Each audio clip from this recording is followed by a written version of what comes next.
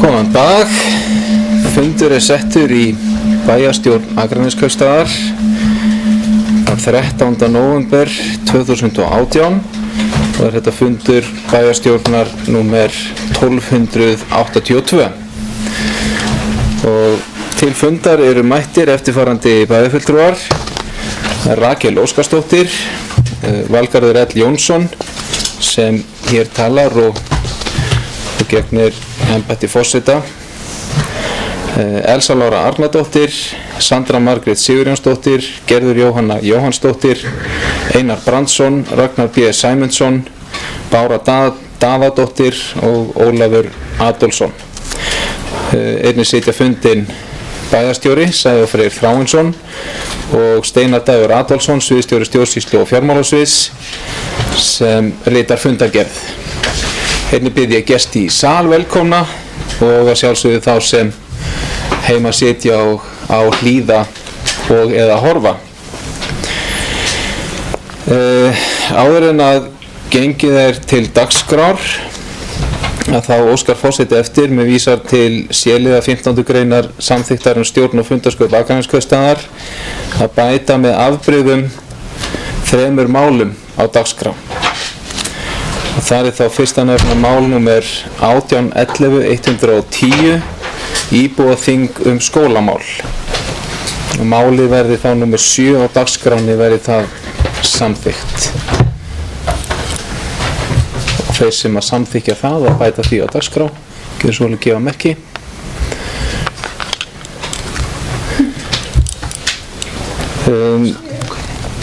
Það er samþykkt 9-0.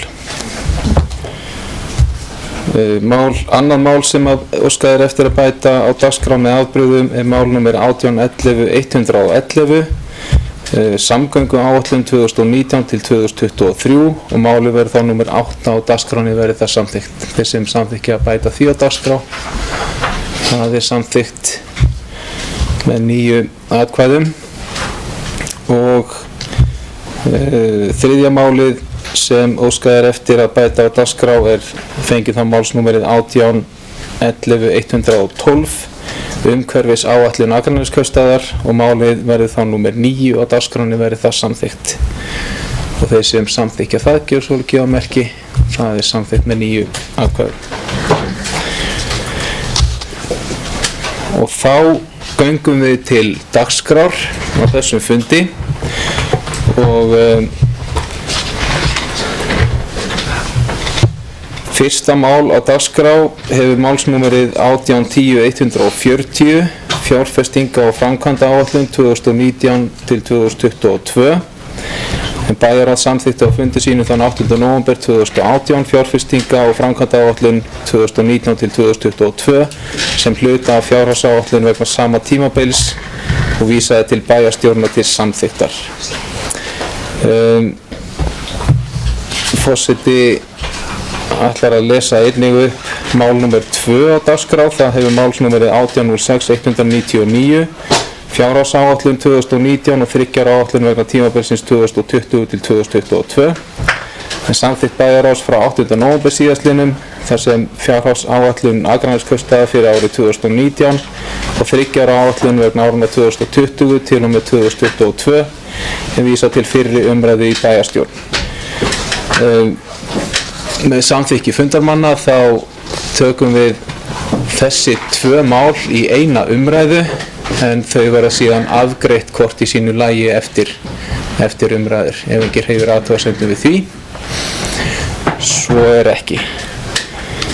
Þannig að þá eru það mál nr. 1 og 2, fjárfesting og framkvæmdaáætlun og fjárhagsáætlun og 3 ára áætlun sem að hér eru tekið til umræðu og það er bæjarstjóri Sævar Freyr Þráinsson sem hefur þá umræðu. Gjör svo vel, Sævar.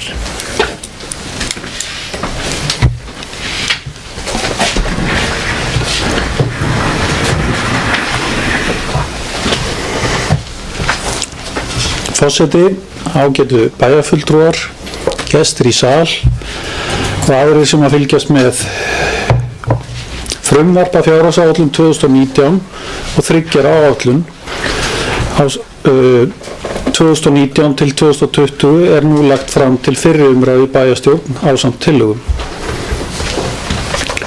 Meginatriði í fjárhagsáætlun 2019 felst í rauninni í því að viðhalda góðum rekstrarárangri sem hefur verið síðastliðin ár og þær áskoranir sem við stöndum frammi fyrir hvað það snertir. Fyrst ber að nefna að rekstrarafkoma árið 2018 stefnir í að verða góð og það er mikilvægt að viðhalda þeim árangri sem hefur verið að nást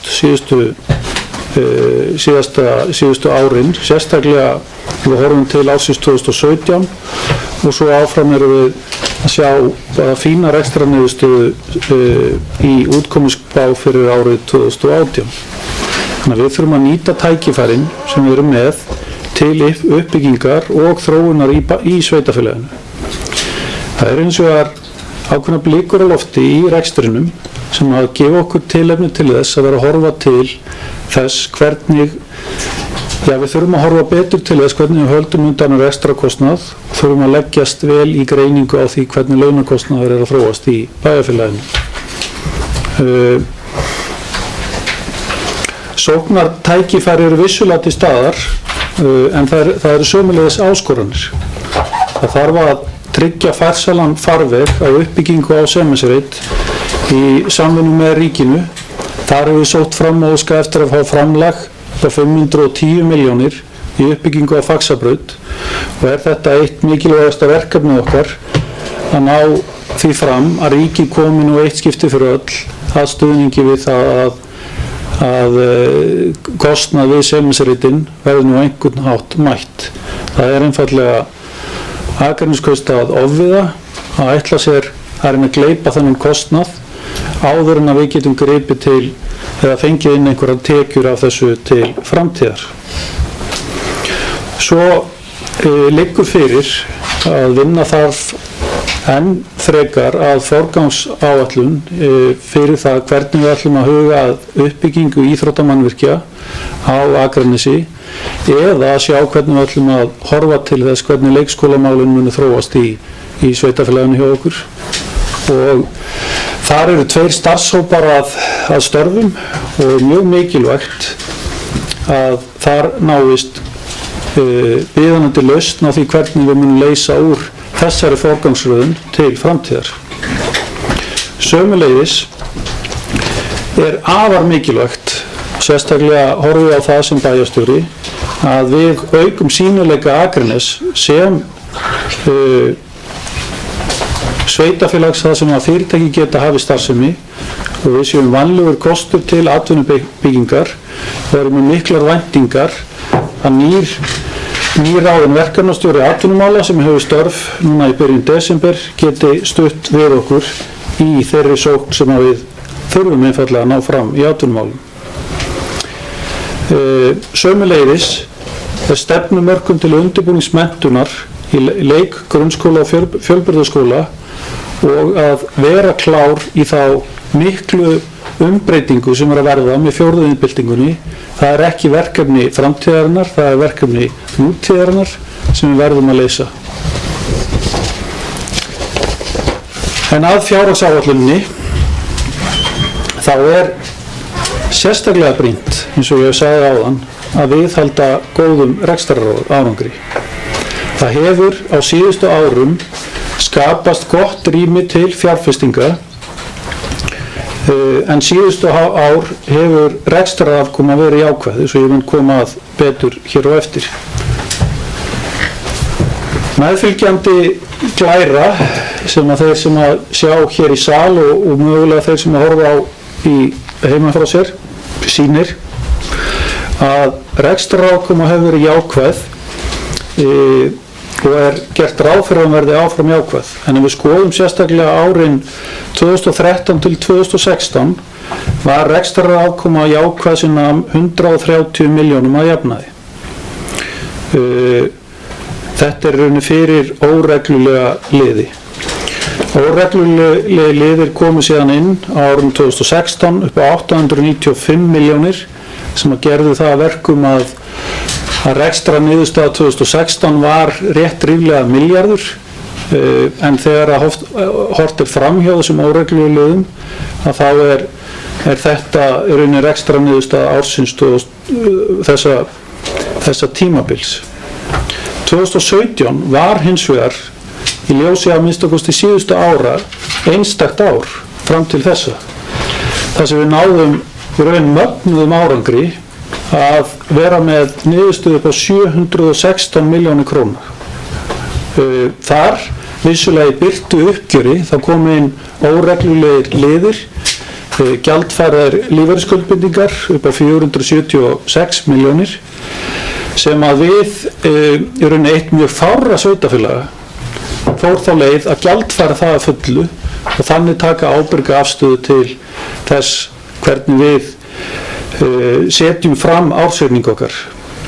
Á næstu árum er gert ráð fyrir betri afkomu en verið hefur ef að 2017 er ekki tekið inn í myndina. 2017 er vissulega árangur sem við erum að ná og árangur sem við erum að viðhalda.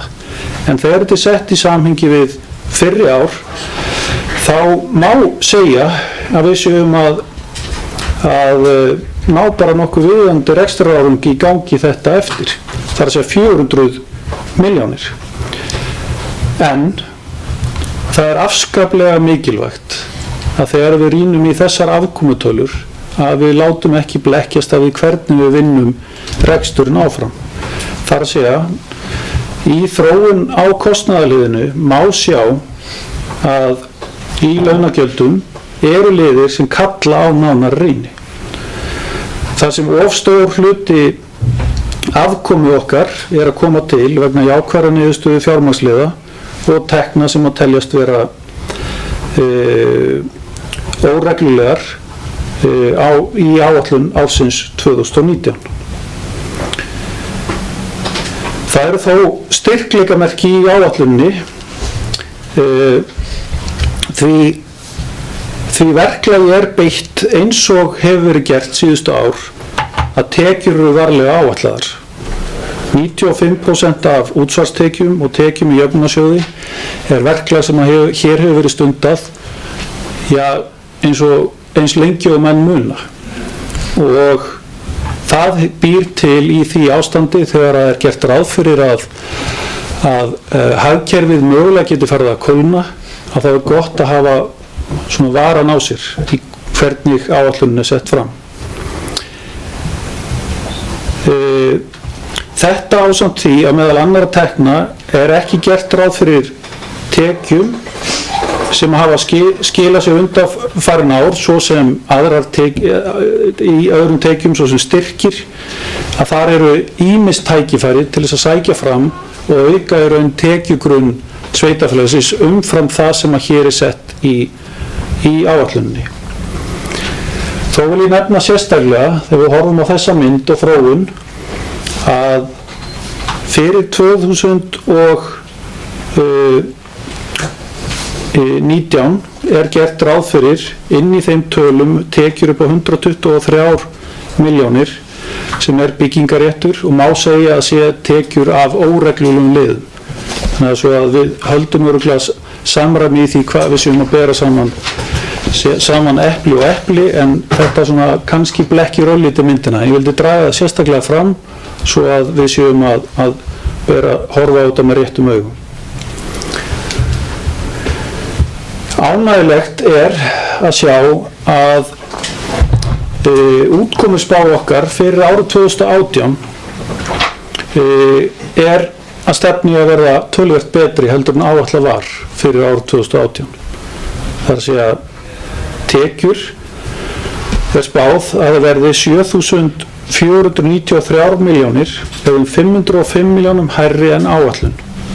Það skiptist með þeim hætti að útsvarstekjur eru 176 milljónir hærri, fasteignaskattar 33 milljónum hærri, blóðalega er hins vegar 15 milljónum undir því sem við gerum ráð fyrir Jöfnunarsjóður gerir ráð fyrir nú að fá 40 milljónir meira úr jöfnunarsjóði og aðra tekjur að skila okkur 272 milljónum og má segja að það verklag sem ég fór yfir áðan, þar sem við erum ekki að áætla ákveðna liði, hafa verið að skila sér hér þá inn að fullu á þessu ári. Rekstrargjöld á sama tímabili að meðtöldum áskriftum eru áætlaðar að verði núna 7.195 milljónum sem eru 337 milljónum hærri en áætlun. Þaraf eru launagjöld 131 milljón hærri, lífeyrisskuldbindingin, þar að segja gjaldfær lífeyrisskuldbinding er 82 milljónum hærri og annar rekstrakostnaður 122 milljónir króna hærri og afskriftir því 2 milljónir yfir því sem áætlað er.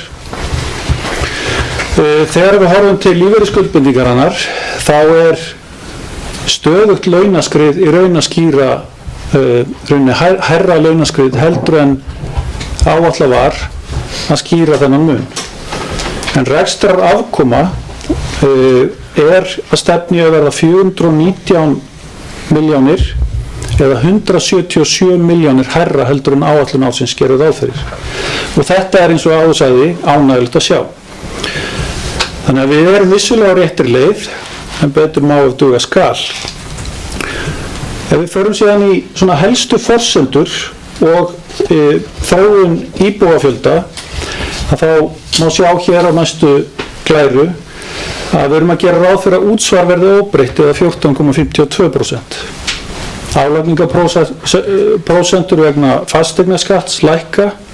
Við gerum ráð fyrir 7,581% lækkun á álagningarprósentu íbúðarhúsnæðis sem að fer þá úr 0,31% í 0,2865% og við gerum ráð fyrir 2,444% lækkun á álagningarprósentu húsnæðis fyrirtækja, þar að segja úr 1,62% í 1,5804%.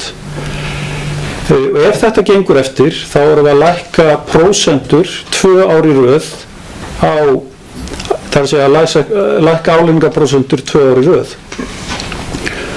Sorpgjöld fyrir hverja íbúðir með 2 sorptunnur.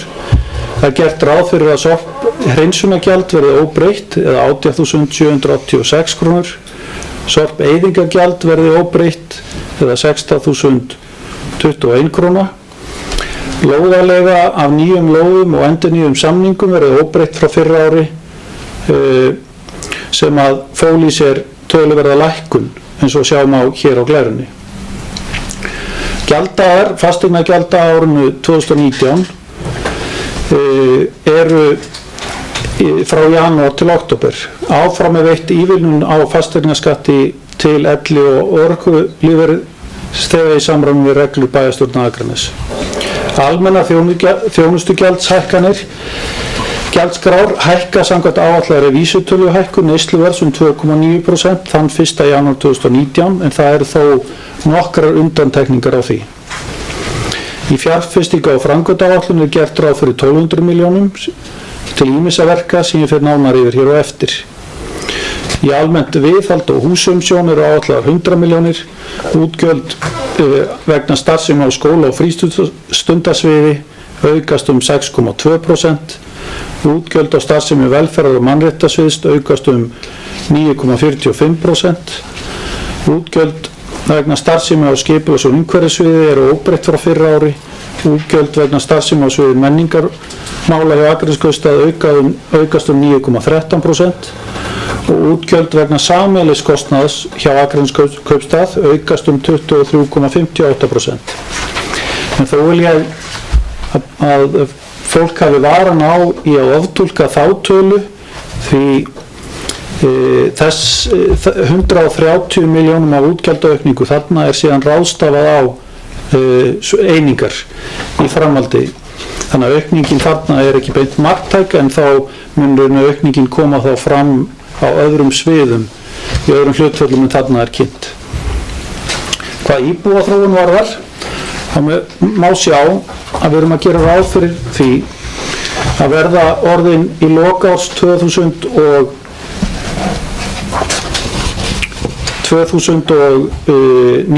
orðið 7.419 talsins, sem er 2,2% aukning frá árinu 2018. Við erum áfram að gera ráð fyrir því að það verði 0,75% vöxtur í íbúafjölda í áætlun ársins 2019 og raunni í þeim árum sem að eftir koma sömuleiðis. Já, þarna sé ég að við höfum vist að vitlausa mynd, þannig að þið eru ekki að sjá til 2022, þannig að við höfum byrstu velveringar af því, en svo glæra var að klára hérna rétt fyrir fund. En hún lýsir raunni þeirri þróun sem að ég var að fara yfir hér í hérna töluðu máli. Þegar við förum nánar ofan í útgjöld eftir málaflokkum,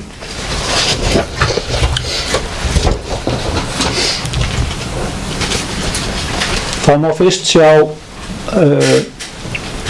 að atvinnu- og ferðamál, þau eru að taka 0,55% af heildar útgjöldum, menningar- og safnamál ríflega 4%, skipulags- og umhverfismál ríflega 9%, stjórnsýslu- og fjármálasvið rétt 15,5%, velferðar- og mannréttindasvið 17,3% og skóla- og frístundasvið er með 53% ríflega.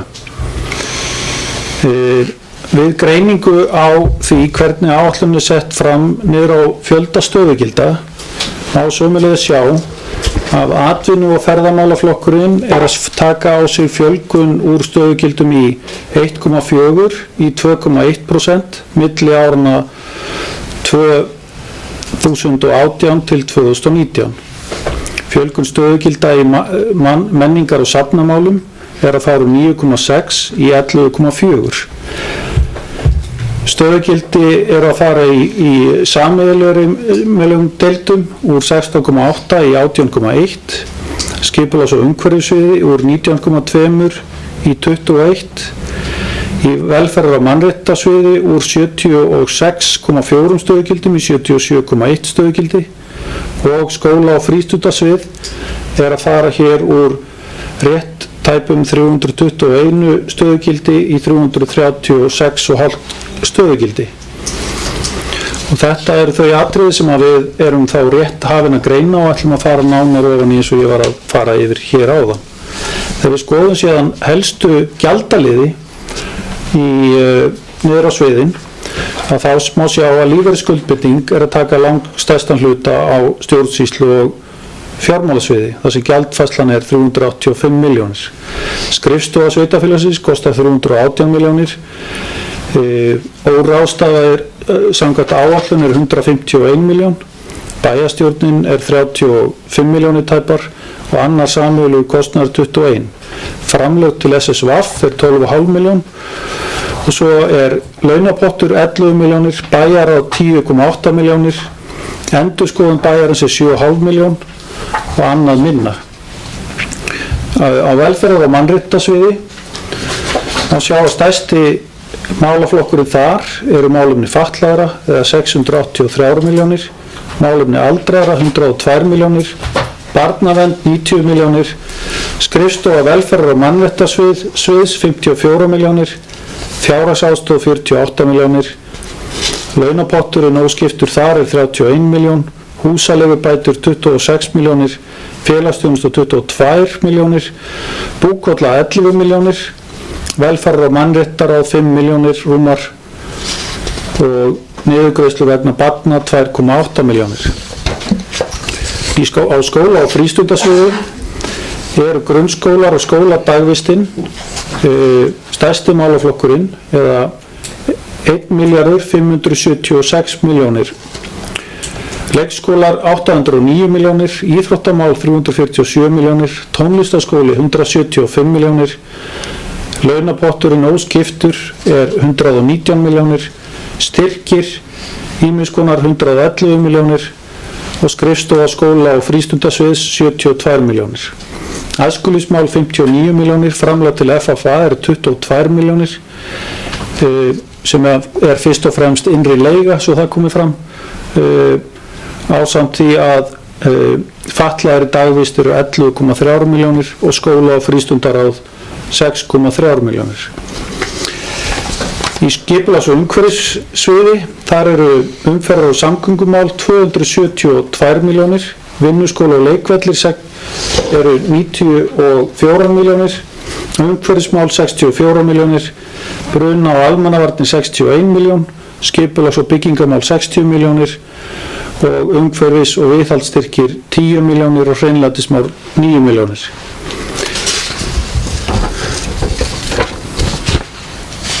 Í menningar- og safnamálum eru helstu liðir framlag til byggðasafns 82 milljónir, bókasafn 80 milljónir rúmar, héraðsskjalasafn 27 milljónir, framlag til bíóhallar 22 milljónir tæpar og hátíðarhöld og viðburðir 18 milljónir rúmar. Það er sömuleiðis innri leiga í bíóhöllinni, var verið að benda mér hér á, bara svo það komi sérstaklega fram. Og svo er framlag til menningaráðs Vesturlands 5,6 milljónir og framlega styrkir aðrir 4,5 miljón. Í atvinnu- og ferðamálum er stærsti málaflokkurinn ferðamál með rétt tæpar 30 milljónir. Fablabsmiðar miljón og annað minna. Ef við förum nú í helstu tölur fjárhagsáætlunar, að þá er best að byrja strax í samstæðureikningnum og þar eru þetta fyrst að nefna tekjuhliðina.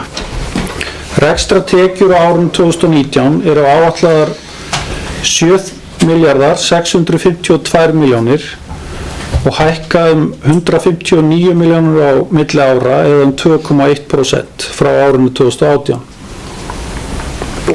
Hér er vissulega, eins og ég hef bent á, tækifæri til að gera betur en áætlun. Ef við skoðum hlutfall rekstratekna, þá má sjá að útsvar fær stærri hlutdeild í tekjum næsta árs en aðrar tekjur minna. Þegar við kíkjum á rekstrargjöldin sem að nema er áætlað á árinu 2019 muni verða 7.541 miljón en það er aukning 347 milljónir eða 4,8%. Þar munar mest aukningu launa sem eru áætlað 290 milljónir eða 83,8% af áætlaðri heildarhækkun rekstrargjalda. Það er gert ráð fyrir að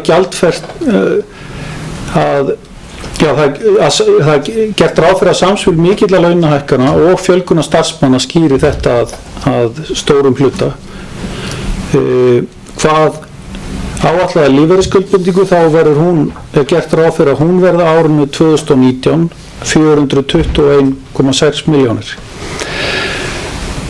Gert er ráð fyrir að gjaldfærð lífeyrisskuldbinding lækki á árinu 2020 til 2022. Í þessu felst að það eru forsendur sem að gera ráð fyrir því að launaþróunin verði að jafnaði 4% hækkun launa á milli ára eftir árið 2019 og það er þá verið að búast við því að það skapist ákveðið jafnvægi í launaþróuninni sem að vissulega hefur ekki verið til staðar síðustu árin og þar með erum við ekki að sjá jafn mikla gjaldfærslu á lífeyrisskuldbindingum eins og hefur verið síðustu ár og forsendur rauninni tryggingastarfræðinga hefur verið að þessi launaþróun sé 3,5% síðustu árin en við höfum svo sem verið að sjá aðra þróun ár eftir ár nú undanfarið en það er eftir að koma ljós hvernig staðan verður eða hvernig þróunin verður síðan á endanum. Kíkjum á næstu, ég ætlum bara að fara yfir þessa glæru, svona segir ekki neitt mikið en rekstrarniðurstaða fyrir fjármagnsliði er þá að koma út þannig að rekstrarafkoman er áætluð 111,3 milljónir á árinu 2019 og rekstrar afkoma, þar að segja hagnaður, áætlaður 379 milljónir króna. EBITDA ársins 2019 áætluð 330 milljónir og EBITDA framleiðin því 4,3%. EBITDA ársins 2019 mun því lækka 181 miljón frá árinu 2018 gangi útkomu spáin eftir. En hækka á ný árinu 2020 233 miljónir frá árinu 2019 og verða því 557 miljónir króna á tímabilinu 2020 til 2022. Og ef við skoðum svo nánar rekstrarafkomuna á næstu glæru, þá má sjá að rekstrarafkoman árum 2019 áætluð 380 milljónir eða 5% sem hlutfall af rekstrartekjum, sem mun lækka 40 milljónir milli áruna 2018 og 2019. Samanlögð rekstrarafkoma spátímabilsins 2019 til 2022 nemur 1.768 milljónir og því að meðaltali 442 milljónir á ári.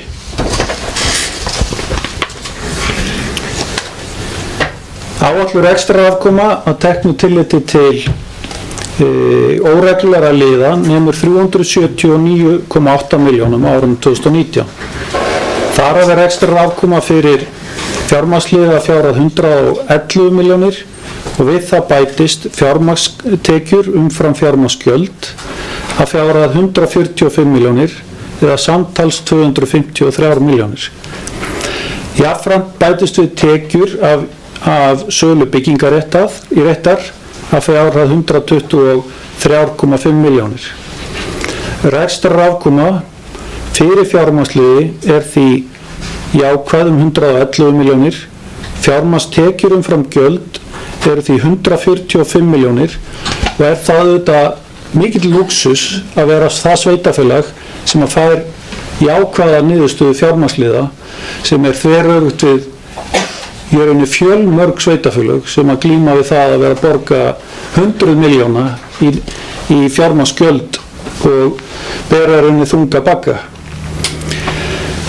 Rekstrarafkoma fyrir óregluliði því 256 milljónir, tekjur af sölu byggingaréttar skilar hins vegar 123 milljónum og rekstrarafkoman því 179,8 milljónir. Þannig að rekstrarniðurstaða samstæðunar að án þess að tekið sér til sölu byggingaréttar nemur 256 milljónum króna. Og rekstrarniðurstaðan á árinu 2017 var lituð af gjaldfærslu og uppgjöri á lífeyrisskuldbindingu eins og áður sagði 476 milljónir og á árinu 2016 vorum við að horfa 897,8 milljónir sem hafði umtalsverð áhrif þegar við skoðum samanburðinn þarna. Ef við kíkjum svo aðeins nánar á þróun efnahagsreikningsins þá eigið fjárhlutfall áætlað 51% í árslok 2018 og gerir fjárhagsáætlun ráð fyrir því að eigið fjárhlutfall muni styrkjast á spátímabilinu og enda í 58% í árslok 2022. Þannig að styrkleikamerkin má finna víða í reikningnum hjá okkur og í áætlunni. Fjárhagsáætlunin gerir ráð fyrir því að það verði áframhaldi lækkun skulda. Skuldir við lánastofnunum lækka rúmar 538 milljónir til ársins 2022 og heildarskuldir og skuldbindingar, þar að segja lífeyrisskuldbindingar, muni lækka 563 milljónir. Þannig við sjáum í raun að það aðalega lækkun sem vegna lækkun á skuldum en ekki vegna lífeyrisskuldbindinga. Það gert ráð fyrir að þær haldist nokkurn veginn óbreyttar. Og það einmitt það sem langaði að fara nánar yfir á næstu glæru. Það sem að eigin fjárhlutfallið nam 45% í árslok 2015 en eigin fjárhlutfallið hefur styrkt markvisst og hefur í árslok 2018 komið í 51%. En þegar við horfum á lífeyrisskuldbindingar og þá þróun sem er sýnt hér á þessari góðu glæru, þá má sjá að lífeyrisskuldbindingar stóðu árið 2015 í 3.859 milljónum. Svo náum við þessum frábæra árangri sem að fólst í því að semja lífeyrisskuldbindingar höfða og lífeyrisskuldbindingarna lækkuðu í 3.438 milljónir ásamt því að það var áfram launaskrið sem að hækkaði töluna, þannig að árangurinn sást ekki kirfilega í efnahagsreikningnum og árið 2017 voru lífeyrisskuldbindingarna komnar í 3.671 milljón meðal annars vegna uppgjörs á brú. 2018 eru við því að horfa á lífeyrisskuldbindingar nú í 3.957 milljónir eins og áætlað í útkomusspá að efnahagsreikningurinn endi. Þessi þróun heldur áfram að hækka inn í áætlun ársins 2019 og verður 4.168 milljónir króna. Og má sjá á þessari upptalningu að raunin sá árangur sem að náðist sem betur fer með endursamningum og lífeyrisskuldbindingar höfða upp á milljarð, hann raunin búin að gufa upp í efnahagsreikningum vegna þeirra hækkuna sem hafa orðið síðustu ár. En þó gert ráð fyrir að frá árunum 2019 til 2022 mun lífeyrisskuldbindingar lækka tæpar 250 milljónir og endi í 3.907 milljónum. Þannig að þetta auðvitað til umhugsunar svona heildarskuldsetningu og skuldbindingar sem við berum í efnahagsreikningi okkar. Ef við kíkjum á sjóðstreymið, þá handbært fé frá rekstri á árinu 2019 áætlað 1.008 milljónir króna og lækkar því 94 milljónir á milli ára, munar þar mestum lægri rekstrarafkomu milli ára eða 40 milljónir og lækkun á skammtímaskuldum 38 milljónir. Fjárfestingarhreyfingar ársins eru áætlað 1220 milljónir og eru því að aukast 404 milljónir og þar eru þetta fjárfestingi í varanlegum rekstrarfjármunum stærst. Fjármögnunarhreyfingar ársins eru áætlað 306 milljónir og þar eru nema afborganir langtímalána 235 milljónir og því verður handbært fé í árslok 1433 milljónir og lækkar 518 á milli ára. Fjárfestingaráætlun gerir ráð fyrir því að handbært fé lækki 324 milljónir á tímabilinu frá 2018 til ársloka 2022. Það er að segja úr 1950 milljónum í 1632 milljónir. Þannig að gangi þetta áfram eftir, þá verður handbært fé áfram einn helsti styrkur Akraneskaupstaðar. Í samstæðureikningnum okkur skylt sömuleiðis að tryggja ákveðin fjárhagsleg viðmið sveitarfélaga og ég ætla að hoppa yfir þessa glæru og fara yfir á næstu, en segir aðeins meira að má sjá að þróun rekstrarjafnaðar frá 2012 hefur tekið stakkaskiptum. Frá því að vera neikvæður árið 2012 og 2013 yfir í það að vera jákvæður 1675 milljónir árið 2018 með við það útkomusspá sem við horfum á hér. Og hér verið að vísa í það að skyldu bæjarstjórnar að tryggja það að rekstur sveitarfélagsins sé jákvæður yfir 3 ára tímabil. Skuldaviðmið sem þá hitt viðmið sem að okkur ber að fylgja eftir, það er að segja heildarskuldir og skuldbindingar A og B hluta sem hlutfall af reglulegum tekjum og það hefur tekið töluverðum breytingum á árinu 2012, þar að segja að þau farið úr 109% niður í 72% og mun nema 56% í árslok 2022. Þetta hlutfall þarf að vera eins og allir þekkja 150%, þannig að þarna Akraneskaupstaður á góðum stað og stefnir í að verða á enn betri stað þegar að þessu spátímabili lýkur. Ágætt að hafa í huga í þessari yfirferð, það árinu 2018 erum við að taka lán upp á 372 milljónir og lífeyrisskuldbindingin aftur að hækka 408 milljónir.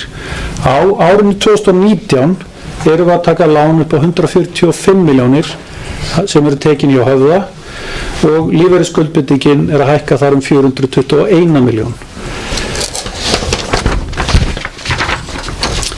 Hvað aðrar lykiltölur varðar, þá vil ég draga sérstaklega fram veltufjárhlutfallið. En það er mjög sterkt í árslok 2018 eða 2,2, en það mun lækka í samræmi við aukna fjárfestingu eða verður þó sterkt á tímabilinu og verður á bilinu 1,7 til 1,8 út spátímabilið. Þannig að við verðum áfram öll samstæðan vel stakk búin til að mæta nauðsynlegum greiðslum til næstu 12 mánaða á hverjum tímamóti. En þetta hlutfall telst í rauninni vera í mjög góðu lagi ef við verum yfir einum þarna. Hvað aðrar lykiltölur, þá má sjá að skuldahlutfall, þar að segja sem hlutfall af rekstrartekjum hefur farið markvisst lækkandi úr 91% og ef áætlun gengur eftir þá verður það komið niður í 71%. Og svo þegar við kíkjum á EBITDA-framlegð, þannig að þá er meðaltal EBITDA-framlegð á árinu 2012 til 2018 5,8% og verður áfram sterkt á komandi árum og raun lítilega sterkara gangi þessar áætlanir eftir. Við hoppum yfir næstu glæru og förum og færum okkur þá úr samstæðunni og nánar ofan í A-hlutan. Þá ætla ég að hlaupa aðeins hraðar yfir sögu þegar mikið af því sem við erum búin að dekka kemur aftur fram í A-hlutanum, en þó ætla ég að tryggja að allir sjáu svona helstu breytingar sem eru í A-hlutanum. Fjárhagsáætlunin gerir ráð fyrir að rekstrartekjur muni hækka 1.500 milljónir á spátímabilinu frá ársloka 2018 til ársloka 2022 eða sem nemur að meðaltölum 5,4%. Og rekstrargjöld mun á sama tíma hækka 1.502 milljónir eða meðaltölum 5,6%. Þannig að þarna er gert ráð fyrir jafnvægi í hækkunum á tekjum og gjöldum. Sé þetta haft í huga í samhengi við það hversu stór hluti af rekstrarafkomu okkar kemur úr fjármagnsliðum, að þá tel ég mér skylt sem bæjarstjóri að benda á að við þurfum að gera betur í gjaldahliðinni. Svo ef við færum okkur í næstu mynd, þá má sjá að fjárhagsáætlun gerir ráð fyrir að útsvar muni hækka 905 milljónir eða 6,2% að meðaltali. Fasteignaskattar eru áætlaðir að muni hækka 186 milljónir eða meðaltali 8,4%. Framlag jöfnunarsjóðs er áætlað að muni hækka 161 miljón eða meðaltali 1% af spátímabilinu. Aðrar rekstrartekjur eru áætlaðar muni hækka 242 milljónir og áætlaðar eins og áður sagði að rekstrartekjur alls muni hækka 1.500 milljónir eða 5,2%. Rekstrargjöldin muni hækka 1.502 og þaraf eru launagjöld 896 milljónir. Og svo ef við skoðum rekstrarafkomuna, að í A-hlutanum þá er gert ráð fyrir að hún verði fyrir óreglulega liði 275 milljónir á árinu 2019.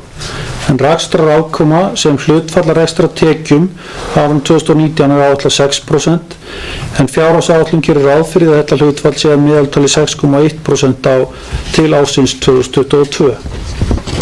EBITDA A-hlutans er á árinu 2019 áætlað 309 milljónir eða sem nemur 4,6% EBITDA framleiða hlutfalli. Eigið fjárhlutfall er áætlað 53%. Í árslok 2019 og gerir fjárhagsáætlun ráð fyrir að fjárhlutfalli muni styrkjast á spátímabilinu og endi í 59% í lok tímabilsins 2022. Handbært fé frá rekstri verður á árinu 2019 997 milljónir króna og lækkar því 90 milljónir á milli ára. Þarna má sjá áfram ákveðin styrk í rekstrarreikningnum hjá okkur, en þó þarf að hafa í huga að fjárfestingarhreyfingar eru áætlaðar 1.096 milljónir og eru að aukast 303 milljónir milli ára. Fjármögnunarhreyfingar eru áætlaðar 431,5 milljónir og þar að vera afborganir af langtímalánum 218.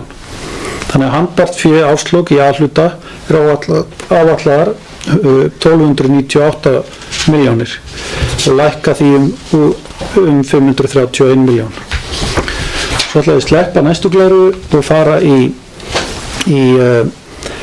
þróun launakostnaðar í A-hlutanum, en launagjöld hafa frá árinu 2013 hækkað 61,8% á þessu tímabili, en lífeyrisskuldbinding hækkaði 164% á sama tíma.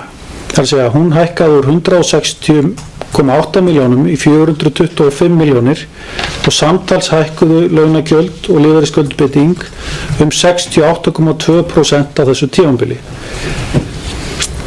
Og þarna má sjá sömuleiðis í myndrænni framsetningu hvernig er gert ráð fyrir að jafnvægi muni nást í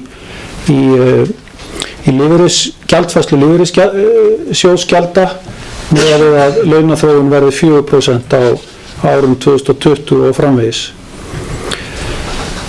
Þegar við skoðum nánar þróun launakostnaðar þá má sjá að launagjöld A-hluta sem hlutfallar rekstratekjum samtals hafa hækkað úr tæpum 55% í tæp 61% meðan við útkomuspá 2018.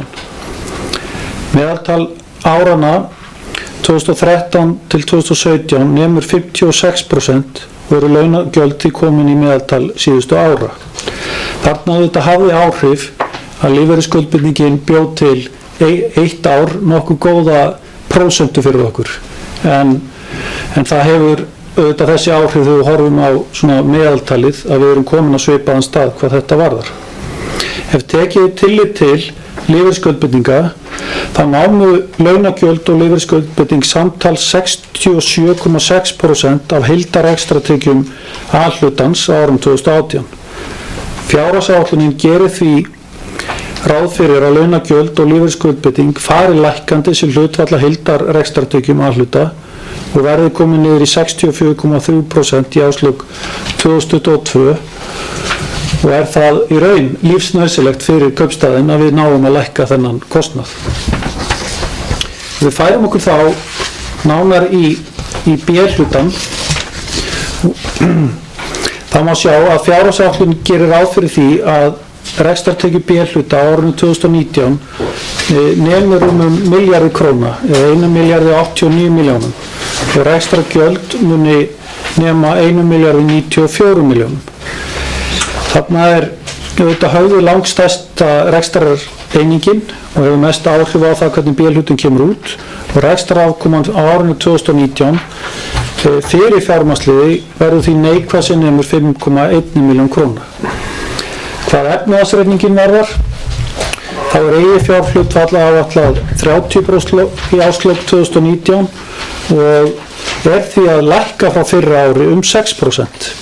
Helsta ástæða lækkunar eigið fjárhlutfalls er svo að fasteignir og lóðir munu aukast tæpar 80 milljónir króna en skuldir við lánastofnunum hækka eins og áður sagði með nýteknu þegar láni sem er áætlað að taka á árinu 2019 135 milljónir. Þá er ég búinn að ljúka yfirferð á B-hlutanum en langar rétt aðeins að fara í nánari greiningu inn í A-hlutanum á aðalsjóði. Rekstrarafkoma aðalsjóðs fyrir fjármagnsliði er neikvæð samtals 576 milljónir á tímabilinu 2009 til ársloka 2017. Fjármagnstekjur aðalsjóðs eins og er umfram fjármagnsgjöld á sama tíma nema samtals 2.248 milljónir. Þannig að rekstrarafkoma aðalsjóðs er þar af leiðandi jákvæð sem nemur 671 milljón á tímabilinu. Rekstrarafkoma aðalsjóðs að teknu tilliti fjármagnstekna á árinu 2017 nemur 636 milljónir og nemur 10,4% sem hlutfall af heildarrekstrartekjum. Ef við skoðum sama tímabil hjá eignasjóði, þá má sjá að eignasjóður er jákvæður sem nemur 1568 milljónum frá 2009 til 2017. Heildartekjur eignasjóðs er aðalega innri leiga sem eru 90% af heildartekjum og fjármagnsgjöld eru neikvæð sem nemur 1102 milljónum á tímabili. Þannig að rekstrarafkoma samtals er jákvæð að fjárhæð 465 milljónir. Og ef við setjum saman, þá horfum á þá mynd að aðalsjóður og eignasjóður, hvernig þeir líta út, þá má sjá að rekstrarafkoma aðalsjóðs fyrir fjármagnslið á tímabilinu 209 milljónir, á tímabilinu 2009 til 2017 er neikvæð sem nemur 577 milljónum. Rekstrarafkoma eignasjóðs á sama tíma er jákvæð sem nemur 1568 milljónum og rekstrarafkoma netto er því 991 milljón króna.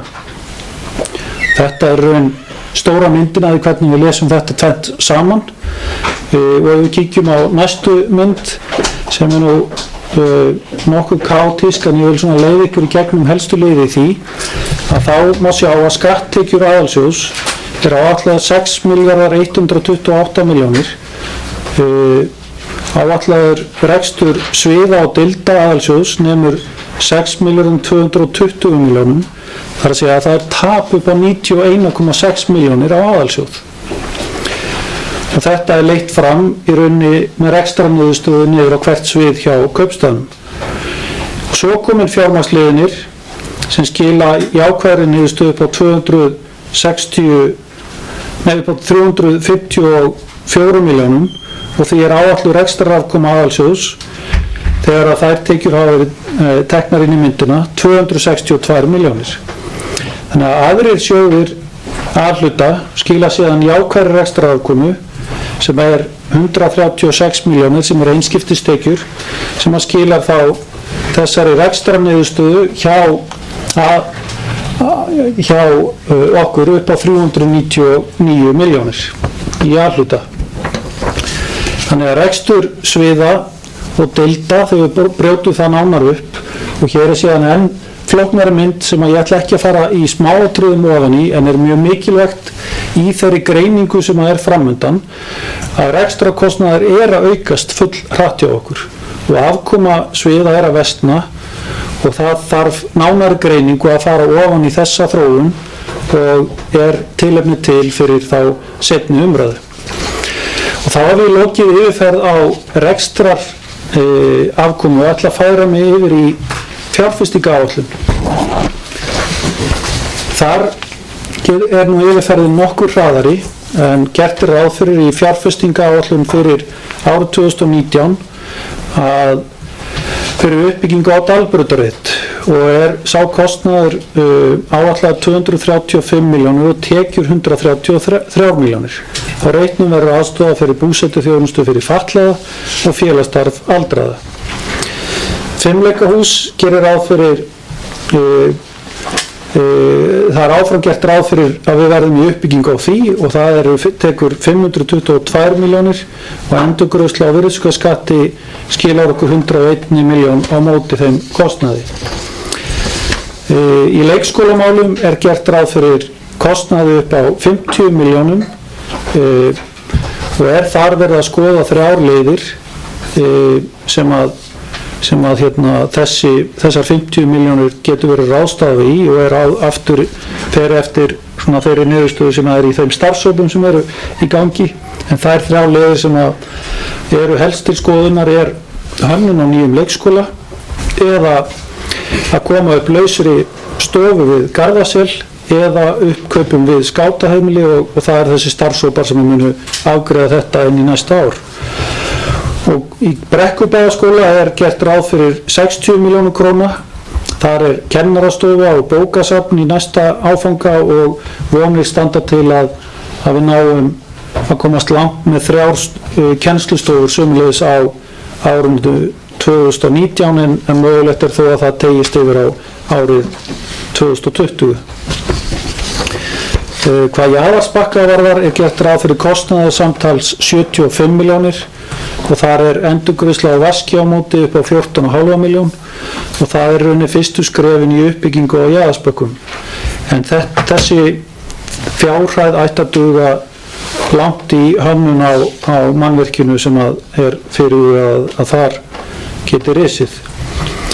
Og svo í frístundamiðstöðu Golfvöllin gert ráð fyrir kostnaði á árinu 2019 upp á 130 milljónir og endurgreiðslu virðisaukaskatts upp á 25 milljónir. Og í gatnaframkvæmdum eru 230 milljónir í fjárfestinga áætlun og sem skiptist 230 milljónir í gatnaframkvæmdir og þar af 100 milljónir í nýframkvæmdir. Á árinu verður farið í gatnaframkvæmd við Esjubraut frá Hringtorgi að Þjóðbraut, hluta að Garðagrund ásamt Suðurgötu.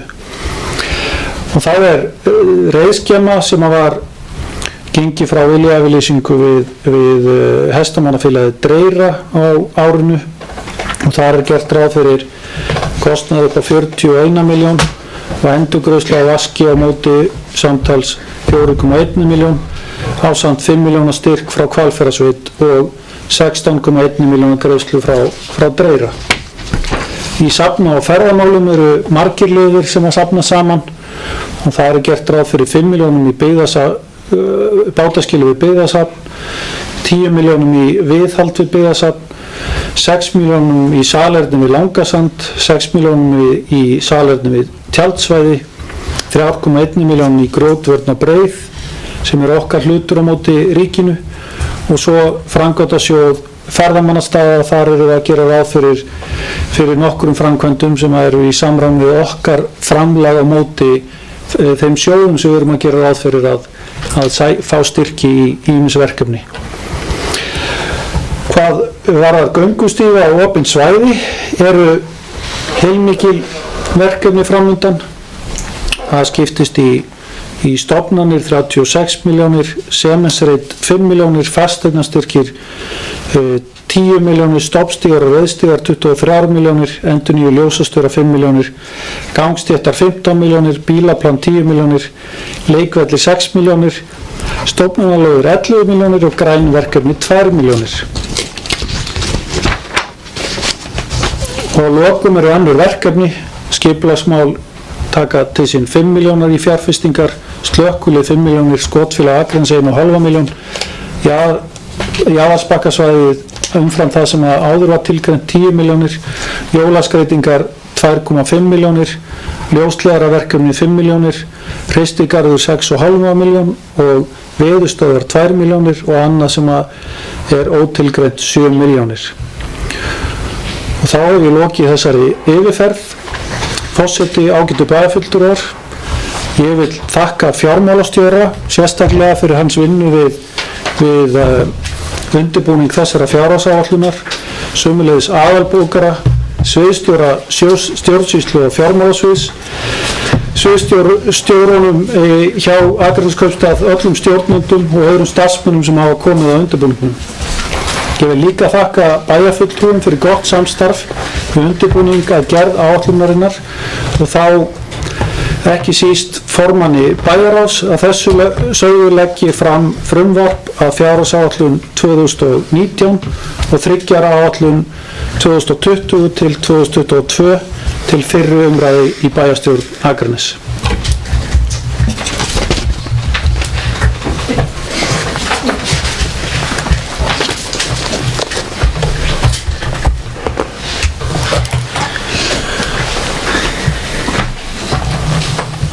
Kærar þakkir fyrir þessa yfirferð, bæjarstjóri Sævar Freyr Þráinsson, og þá opnum við á umræður fjárfestinga og framkvæmdaáætlun 2019-2022 og fjárhagsáætlun 2019 og 3 ára áætlun vegna tímabilsins 2020-2022.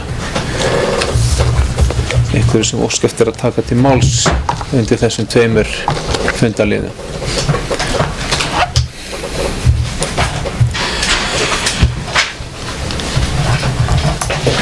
Það er bæjarfulltrúi Sandra Margrét Sigurjónsdóttir.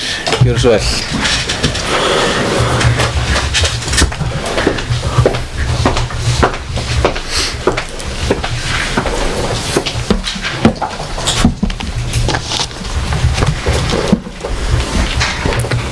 Háttvirtur forseti, ágætu bæjarfulltrúar og gestir í sal og þeir sem heima sitið. Ég vil byrja á því að þakka bæjarstjóra fyrir góða yfirferð og ítarlega á rekstraráætluninni og jafnframt þekki ég það af eigin raun að það er mikil vinna sem liggur á bakvið allar þessar tölur sem verið er að fara yfir hérna.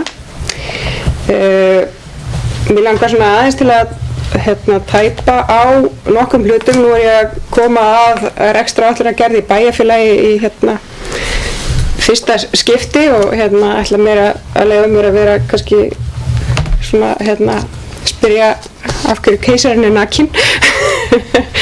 Ef ég hef ekki vitað einhver svör við einhverjum spurningum og þið taki bara viljan fyrir verki í því. Mér finnst aðeins þegar ég er búin að vera svona blaða mig í gegnum þetta allt saman og það komur svo sem einhverjar forsendur fram í ágætri yfirferð bæjarstjóra en svona við minn undirbúning fannst mér aðeins vanta svona grunnforsendur fyrir því hvernig tölurnar verða til.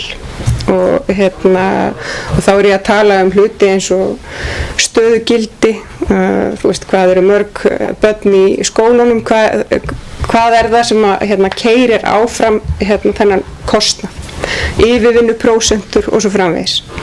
Þannig að maður skilji í rauninni hvaða grunnforsendur að breytast milli ára. Og til dæmis kom fram 95% tekjuregla í ávarpi Sævars Freys sem ég held að sé bara góð gild. Það er gott að fara varlega í að áætla tekjurnar en það svo sem ég vissi það ekki allavega.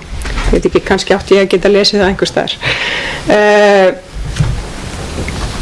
Síðan kannski bara ef við snúum okkur að stóru myndinni og svona því ef við horfum á þetta 5 ára tímabil og hvernig það er að þróast í rekstrarreikningi A-hluta að þá er það svona ákveðin ósjálfbærni í því í mínum huga þegar að tekjurnar vaksa 29% en gjöldin 38% fyrir utan afskriftir og við hljótum að þurfa að velta í fyrir okkur hvernig við ætlum að láta það ganga upp til lengri tíma og bæjarstjóri fór jafnframt vel yfir varðandi launakostnað og ég staldra svolítið við í rauninni launakostnaðarhækkun milli áranna 2017 og 2018 í rekstrarspá í rauninni 2018 frá rauntölum 2017 sem er það bil 15% í A-hlutanum og ég hefði gjarnan viljað sjá sem að ég heyri að verið er að vinna í greining á því hvernig þetta skiptist niður á í rauninni breytingar í stöðugildum, yfirvinnu, hvaða áhrif hefur breyting á lífeyrisskuldbindingu, orlofsskuldbindingu og þú veist eru einhver önnur réttindi sem að við þurfum að skoða sem að fólk er að nýta sér eins og launuleyfi og svo framvegis. Bara hvað er að keyra þennan kostnað svona upp af því að eins og bæjarstjórinn Sævar Þráinsson fór svo vel yfir að þá er þetta eitthvað sem við getum ekki við unað til lengri tíma litið og þurfum að skilja hvað er að gerast hjá okkur. Nú varðandi styrkleikana eins og Sævar bæjarstjóri fór yfir að þá eru þetta efnahagsreikningurinn sterkur og út áætlunartímabilið, góð sjóðstaða, lækkun skulda og hækkandi eiginfjárhlutfall, þetta eru allt góðir mælikvarðar og ekkert nema gott um það að segja og ég held að að við þurfum líka að halda því þannig, en ef við ætlum að halda því þannig þá þurfum við líka að vera svolítið svona hófsum í útgjöldum og Sævar brýndi okkur til verka þar. Það í rauninni, auðvitað gengur ekki upp að við séum í rauninni að reka svið og deildir með halla. Það auðvitað eitthvað sem við hljótum að þurfa að skoða. Nú varðandi kannski svona tekjustofnana og að þá tel ég að sé mjög ánægjulegt að fasteignaprósentan sé að lækka milli ára í ljósi þess hversu gríðarlegar hækkanir hafa verið á fasteignamati. Ég velti hins vegar fyrir mér forsendunni fyrir hækkun fasteignamats milli áranna 19 og 20 sem líka í rauninni 15% hækkun milli ára í tekjustofninum og ég veit ekki hvort að menn að gera ráð fyrir því að fasteignaverð haldi áfram að hækka eða hvort að það er svona mikið magn af nýjum fasteignum eða hvað það er sem að keyrir það upp og að vera ágætt að fá skýringar á því. Nú, mér skilst eins og varandi styrki sem að væntanlega eru undir öðrum tekjum sem að lækka mikið milli áranna 2018 og 2019 að þeir séu ekki settir inn í rekstraráætlunina, en ég geri það ráð fyrir að við gerum heldur ekki ráð fyrir útgjöldum sem að við ætlum að nýta þessi styrki. Mér finnst ekki rétt að hafa útgjöld ef við erum ekki búin að fá styrkina, að þá í rauninni ættum við bara að taka það inn í rekstraráætlun eða viðauka með rekstraráætlun þegar að liggur fyrir að við fáum styrk. Þannig að við séum ekki að þenja útgjaldahliðina út eða það er svona mín skoðun. Svo geta aðrir haft aðra skoðun á því. Síðan var það varðandi aðrar tekjur milli ára 20 og 21 að þá var það að hækka 31% í A-hluta og ég skildi það ekki alveg heldur hvaða forsendur lægi þar að baki og var ágætt að fá skýringar á því líka.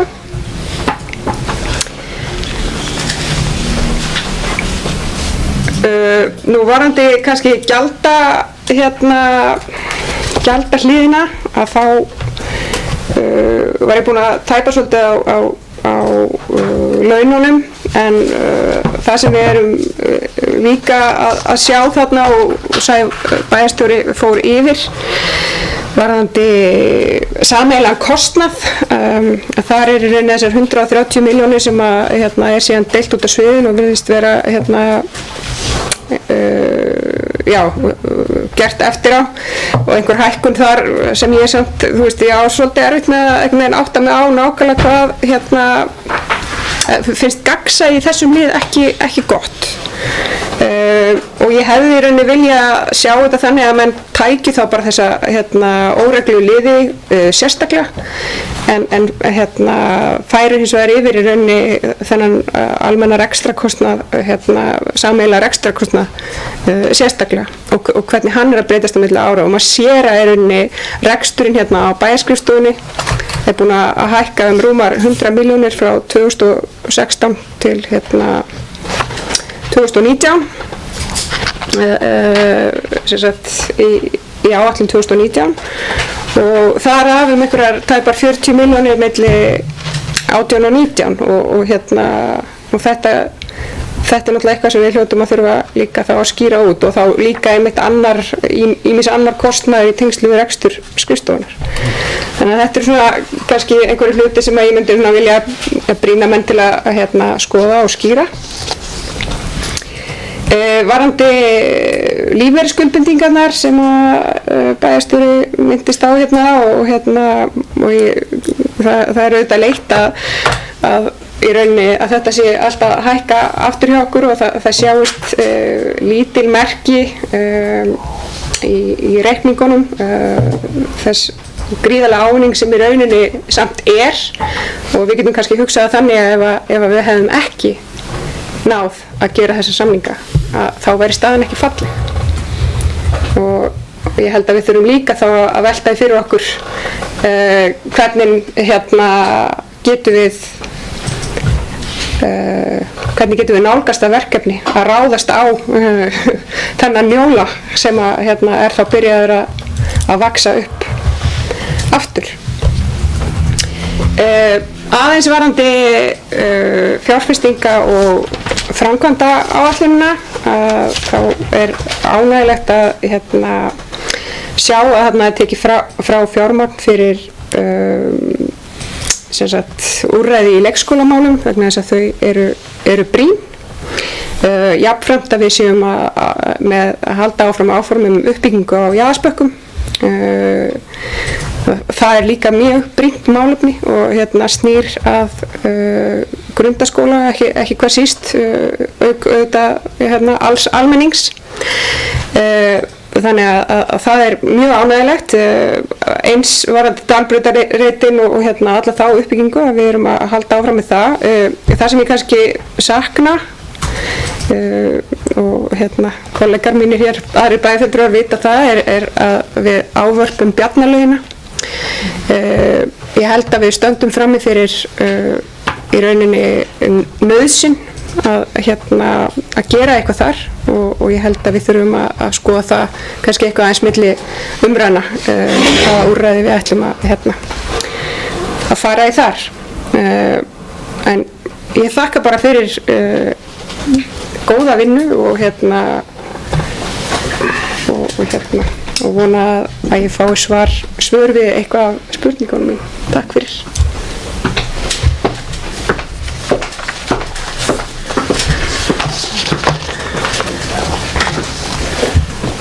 Takk fyrir þetta, bæjarfulltrúi Sandra Margrét Sigurjónsdóttir.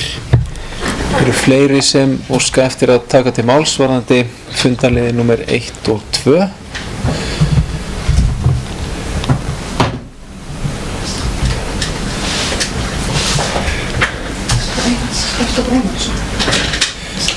Það er bæjarfulltrúi Rakel Óskarsdóttir. Gjörðu svo vel.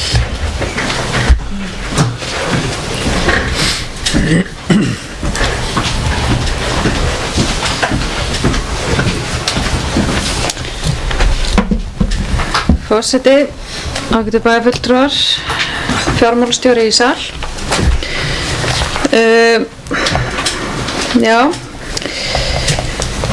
Hér erum við að ræða framkvæmda og fjárfestinga áætlun og fjárhagsáætlun næsta árs og svo safnaáætlun eftir það til næstu ára.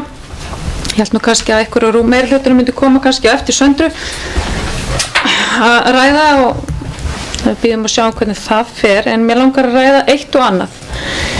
Það er kannski svolítið vítt og breytt yfir eins og bæjarfulltrúi Sandra Margrét Sigurjónsdóttir gerði hér áðan. Við byrjum bara á framkvæmda og fjárfestingaráætluninni fyrir næsta ár. Af því þó að við séum að gera langtíma áætlun þá náttúrulega vissulega getur það breyst.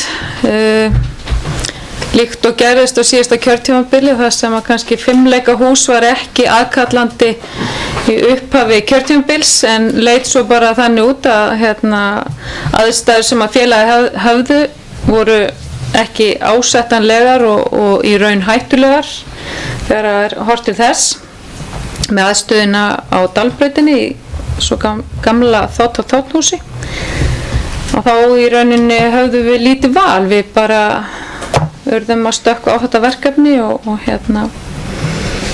sem að er gott og gilt og maður horfði líka þegar við tókum þessa ákvörðun á sín tíma að fjöldi iðkenda í fimleikafélaginu er orðinn jafn hár og fjöldi iðkenda í knattspyrnu. Þannig að það áttu kannski ekki allir von á því. En ég er svo sem mjög ánægð með fjárfestingar og framkvæmda áætlunina. Hún fylgir eftir því góða starfi sem var lagt af stað með á síðasta kjörtímabili og Sævar Freyr Þráinsson bæjarstjóri fór vel yfir þau. Þetta eru verkefni sem eru að fara yfir 2 og jafnvel 3 ár ef við tökum síðasta ár með. Við erum að klára fimleikahúsið, við erum að klára frístundamiðstöð við Garðavöll, við erum að fara að láta fjármuni í reiðskemu og við erum að fara langt með Dalbrautarreitin. Ég ætla bara að leyfa mér að fagna því að nýr meirihluti hafi ekki tekið einhverja uppeyju í því að fylgja þessu verkefnum ekki eftir og þakka þá samvinnu sem við áttum í þessari vinnu. Ég held að sé rétt að staldra við og horfa til þessari verkefni sem ég nefndi hér að framan, að þetta eru gríðarlega fjárfrek verkefni. Við erum að framkvæma þetta án lántöku, en við erum líka samhliða því að greiða niður skuldir í sveitarfélaginu og þetta er ekkert hverju sveitarfélagi gefið. En ef við horfum aftur til skólamála, bæjarfulltrúi Sandra Margrét Sigurjónsdóttir fór aðeins yfir það og við höfum rætt það svo sem hér áður í þessum ræðustól, að við skulum staldra við skulum meta stöðuna, við skulum hlusta á starfshópinn sem er að störfum og skulum ekki falla í þá gryfju sem önnur sveitarfélög hafa dottið í með því að fjárfesta gríðarlegum fjármunum í uppbyggingu mannvirkja. 6 deilda leikskóli er eitthvað þar í kringum 800 milljónir að mér skilst. Þetta er ekki svona fjármunir sem við tökum beint upp úr hægri vasanum með vinstri. Þetta er annað fimleikahús eða slíkt. Þannig að við eigum ýmsar leiðir. Við höfum rætt það, við hafa farin að vinna að staði á síðustu kjörtímabili að skoða möguleikana á því að nýta skátaheimilið. Lausar kennslustofur, þær hafa reynst okkur mjög vel, til dæmis í grundaskóla. En það er líka fjárfesting sem við getum þó meira kannski selt síðar. Þannig ég vildi nú bara brýna okkur í dáða að skoða vel og við erum eftir að ræða hér síðar á fundinum ákveðið mál sem við Sjálfstæðisflokkurinn ætlum að leggja aðeins upp með og sem lítur kannski að framtíðar horfum eða greiningu varðar skólamálin. En ég vil kannski líka undir þessum lið þakka sviðsstjóra skipulags- og umhverfissviðs fyrir frábæra vinnu í þessari áætlanagerð og skipulags- og umhverfisráðinu. En að nokkrum þáttum snúa að fjárhagsáætluninni. Við erum kannski í fyrsta skipti núna síðan 2014 að horfast í augu það að við þurfum að fara að skera niður. Áætlunin líta bara þannig út.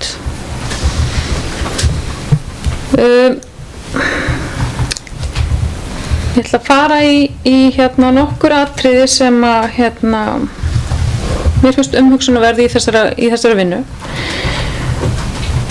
og í leiðinni taka undir allt það sem að kollegi minn, bæjarfulltrúi Sandra Margrét Sigurjónsdóttir sagði hér áðan og þær vangaveltur sem hún kom hér upp með.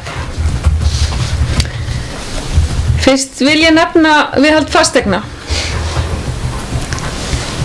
Við Akraneskaupstaður eigum fasteignir víða bæinn, skulum segja þannig. Og margar hverjar eru komnar á gríðarlegt viðhald og það var rosalegt aðhald hér í fjármálakreppunni og við erum kannski bara svolítið að hrúpa seiða því núna og höfum kannski ekki náð þessum dampi sem við höfum þurft og kannski náðum við ekki, ég veit það ekki af því að við erum að áætla ykkur 100 milljónir og það er bara dropi í hafið. Er þá ekki tækifæri núna að staldra við og skoða þessar eignir bæjarins. Þurfum við að eiga þetta allt? Og þá er ég ekki að tala um skólana. Auðvitað verðum við að eiga þá. En hér er kannski tækifæri eftir fjármála áætlana vinnuna að setjast reynilega niður og skoða þetta. Við getum nefnt bara eignir eins og gamla Landsbókahúsi, kirkjuhvol, bíóhöllina, við getum nefnt þetta allt. Við þurfum bara alveg að skoða þetta af því viðhaldsþörfin er orðin gríðarlega brýn. Annars ég vildi nefna undir þessu lið er enn og aftur hvort við ættum ekki að horfa til þess að stofna til svokallar uppkaupasjós. Myndum leggja til ákveðna fjármuni til þess að hreinsa til. Það eru eignir hér bæinn sem eru jafnvel ekki í notkun. Reyna jafnvel að eignast einhverja þær byggingar og við getum þá bara fjarlægt þær og úthluta lóðum aftur. Þá erum við komin inn í verkefni sem að kallast þétting byggðar. Ég ætla að horfum á svona lausnir.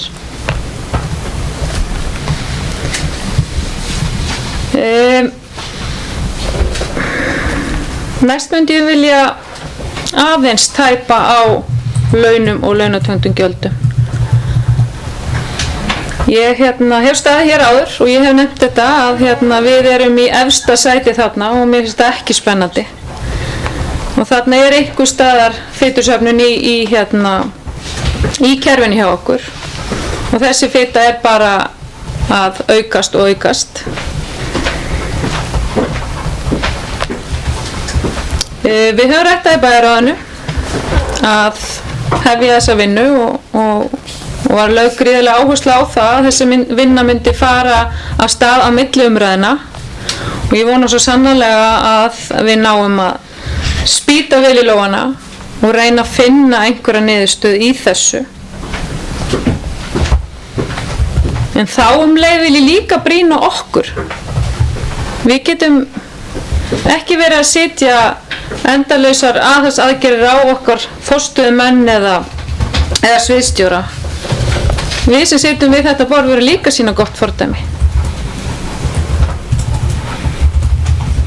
Það er búið að stofna til ákveðna útgjalda aukninga á sviði launamála hjá nýjum meirihluta og ég hef alveg gagnrýnt það hér. Vissulega er sumt eins og persónuverndarfulltrúi sem við sýnum kannski bara gott fordæmi og erum búin að leysa það mál. Önnur sveitarfélög eru jafnvel ekki farin af stað. En þá erum við bara fyrir búin að þessari vinnu. Það er tímabundin ráðning. Verkefnastjóri atvinnumála er annað. Það átti að vera framtíðarstarf en var fallist á það að það yrði tímabundið 2 ára ráðning. Svo skal sitja og eftir þann tíma og sjá hvort að það hefði gefið eitthvað eða hvað það hefur gefið. Menn hafa rætt hér að stofna til atvinnumálanefndar sem við í minnihlutanum algjörlega ósammála. Annað dæmi sem ég vildi nefna er stytting vinnuvikunnar verkefni sem er búið að samþykkja að skoða og taka frá fjármuni. Það eru fjármunir upp á 12,5 milljón. Það er launaliður.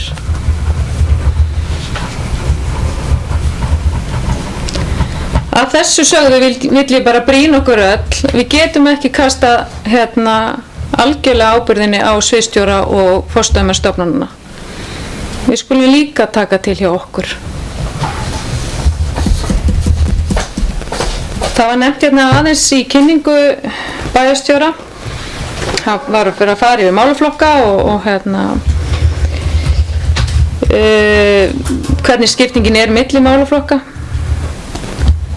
Málefni fatlaðra er okkur þung. Ég veit það að formaður bæjarráðs og bæjarstjóri fóru á fund með félags- og jafnréttismálaráðherra Ég hvatti þau eindregið til þess að nefna þetta við hann. Ég svo sem ekki fengið neina fregnir af því hvort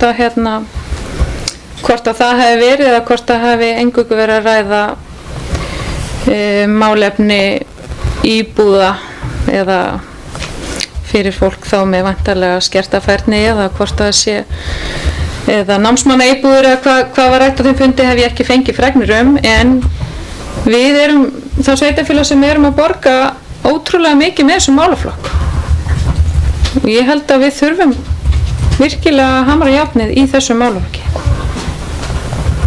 og endurskoða og þetta kannski flokkast undir þessa tiltekt sem við nefndum hér að framan. Að lokum þá langar mig að ræða málefni Höfða. Hér eru margir nýir bæjarfulltrúar og til þess að kannski fara aðeins yfir þessa sögu. Þegar við tókum við hér 2014 þá þurftum við bara að gera ráð fyrir því að eiga 100 til 150 milljónir í rekstrarafgangi A-hluta til þess að eiga fyrir þessu lífeyrisskuldbindingum. Það er ekki staðan núna og samhliða þessu vann fráfarandi stjórn Höfða gríðarlegt afrek í það að raun og breyta rekstrarafkomu Höfða. Þarna var farið í alla hluti, auðvitað breyttist á leiðinni, við vorum að horfa á stóran hluta dvalar og hjúkrunarheimili. Í dag er þetta bara hjúkrunarheimili, þó að við fáum ekki greitt með öllum herbyggjum þar, þannig. En þá er rekstrargrundvöllurinn á Höfða breyttur og forsendurnar breyttar.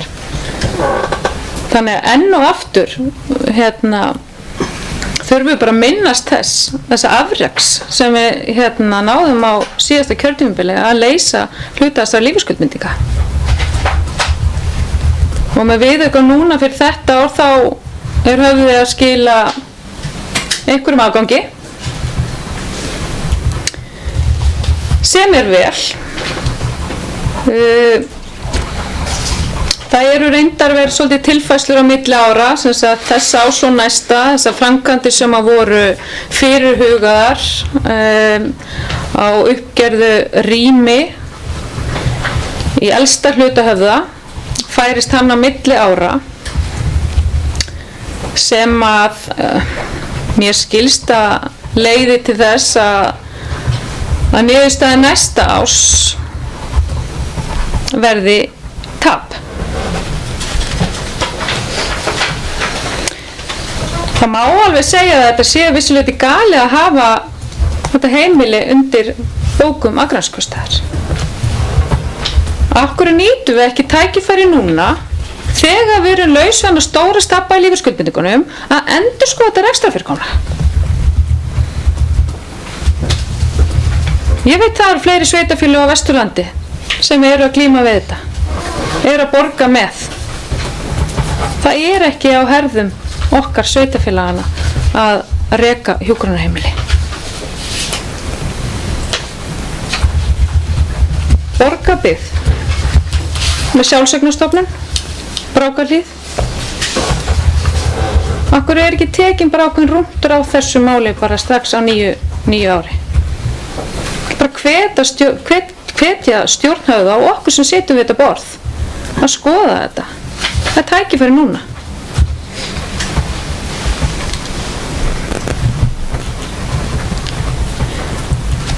En að þessu sögðu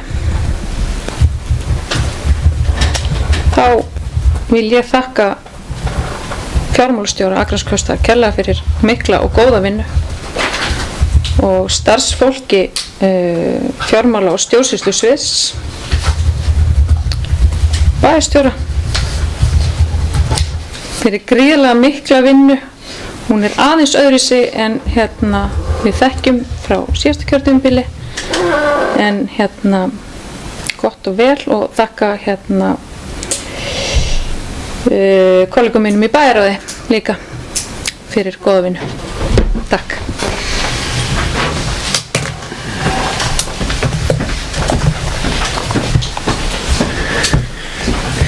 Kærar þakkir, bæjarfulltrúi Rakel Óskarsdóttir og næsta mælendaskrá bæjarfulltrúi Elsa Lára Arnardóttir.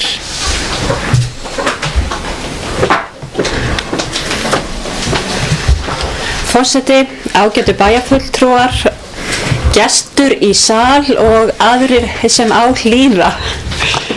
Í áður en ég hef mál hér svona efnislega atriði þá vil ég byrja á að þakka fjármálastjóra og stjórnsýslusviði Akraneskaupstaðar og fjármálasviði fyrir gríðarlega mikla vinnu og mikið álag undanfarið þar sem ég veit að starfsmenn bæjarins hafa unnið dag og nótt við það að koma þessu mikilvæga plaggi saman svo við gætum komið með það hér inn á þennan fund hér í dag. Ég vil jafnframt þakka bæjarstjóranum okkar, honum Sævari Frey Þráinssyni, fyrir gríðarlega mikla vinnu í þessu bæjaráði sem hefur fundað stíft málið undanfarnar vikur og auðvitað allri bæjarstjórn, sviðsstjórum og starfsfólki Akraneskaupstaðar. Þannig að ég fari aðeins hérna í álagningu gjaldana þó að sé búið að ræða þetta að þá og var það vilji okkar að koma móts við og leggja það fram hér í fyrstu umræðu að koma móts við íbúa Akraness með það að hér hefur orðið gríðarleg hækkun á fasteignamati milli ára og við erum hér að leggja það til að við erum að lækka álagningarstofn íbúðarhúsa þannig að fasteignamatið eða hækkunin verði hluti af landsmeðaltali. Þannig að við erum hér að leggja það til að Akraneskaupstaður taki hluta hækkunarinnar á sig og það er einstaklega mikilvægt í ljósi þess að við viljum standa okkur vel í þessum efnum og þegar vel gengur að íbúar okkar njóti þess og jafnframt það að nú uppi eru ýmsar hreyfingar í efnahagsmálum og við erum að horfa til allra þessa þátta saman. Hvað varðar atvinnuhúsnæði og þannig þar erum við jafnframt að lækka og það er í takt við þær fyrirætlanir sem við höfum núna að sækja fram í atvinnumálum og skýr merki það eru jafnframt svo ákvörðun að ráða atvinnufulltrúa til starfa eða verkefnastjóra í atvinnumálum til starfa hér á Akranesi og hún hefur störfu núna 1. desember næstkomandi ef ég man rétt og það verður mjög mikill fengur að fá hana hér til starfa hjá okkur. Þetta er rauninni stóra myndin að álagt útsvar eru 14,52%, þetta hefur reyndar allt komið fram áður en þetta vildi aðeins draga fram í umræðuna. Núna fyrir hér í fyrstu umræðu þá er gert ráð fyrir 2,9% hækkunum á þjónustugjaldskrá sem er í samkvæmt forsendum hækkun á vísitölu neysluverðs og þetta eru tölur sem komu núna síðsumars eða með haustinu en breytingar hafa orðið nú þegar á vísitölu neysluverðs sem er orðin hærri en við förum allavega með þessa tölu hér í gegn í þessari umræðu. Síðan ætla ég hér örlítið og gera mitt besta í því að fara aðeins í hluti sem hafa verið reifaðir og segja það hér og nú að auðvitað hefði maður gjarnan vilja vera komin lengra í að vera búin að greina í rauninni þær tölur sem við höfum fyrir framan okkur launaþróun og rekstrarkostnað, en hér erum við stödd og við eigum eftir að fara í talsverða vinnu á milli fyrstu og annarar umræðu til að átta okkur á því hvernig landið liggur, og höfum átt góða fundi í að í að skoða í rauninni þær beiðnir og annað sem hefur borist til kaupstaðarins í tengslu við þessa vinnu, og það er bara mjög mikið af þeim þáttum sem þurfa að bíða og þurfum að sjá hvernig hlutirnir líta út. Þarna við erum að sjá það að launakostnaður hjá Akraneskaupstað er að hækka gríðarlega og launakostnaður og launatengd gjöld er að hækka gríðarlega á undanförnum árum, og við sjáum að það er gríðarleg breyting á milli 2017 og 2018 sem er meginþorri þessarar breytingar sem við erum að sjá í þessum tölum, þó við eigum eftir að greina það betur og átt okkur á því hvað veldur,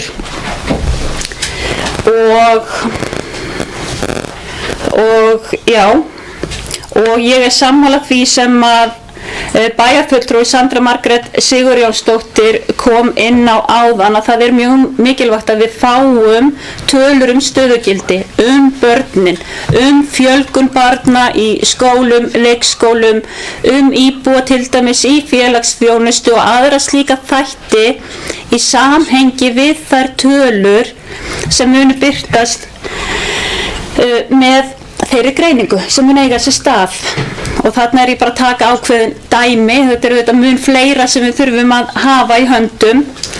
Hvað varðar varfærnina þá með 95% reglu kaupstaðarins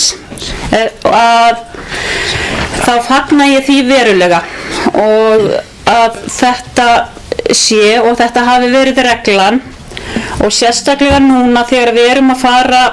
Það er harður vetur framundan að öllum líkindum. Við sjáum teikni á lofti í samfélaginu okkar, og því er mjög mikilvægt að við förum varlega. Þannig að það sé nú eingöngu tekið sem dæmi. Auk annara verkefna sem að okkar bíða og berast reglulega inn á okkar borð á ári þeirra fjárhagsáætlunar sem samþykkt er hverju sinni.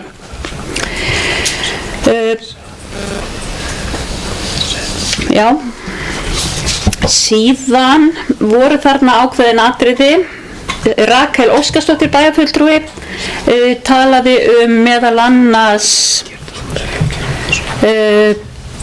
viðhald fasteigna, og ég verð bara að segja það hér að ég er mjög sammála því að það er tækifæri og mikilvægt fyrir okkur að skoða bara án allra skuldbindinga hvernig eignasafn okkar lítur út, hver er viðhaldsþörfin, og við bara setjumst yfir þetta, og nú þegar er búið að kalla eftir mati á nokkrum eignum hvað varðar viðhaldsþörf innan bæjarins, og þarna þarf bara að velta við öllum steinum án skuldbindinga og sjá í rauninni hver niðurstaðan verður.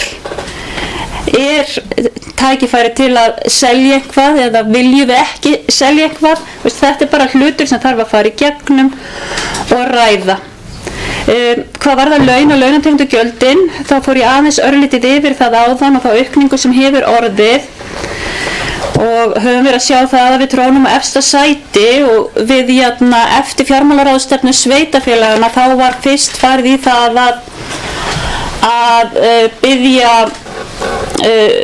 starfsmenn bæjarins, bæjarstjóra var falið að byrja að greina í rauninni hvað orsakaði þær tölur sem við sáum þar að hvað varðaði okkur, en nú í vinnu við fjárhagsáætlun sjáum við að greiningin þarf að verða dýpri heldur en sú vinna, og ég veit að verður allt kapplagt á það að klára það á milli fyrstu og annarar umræðu.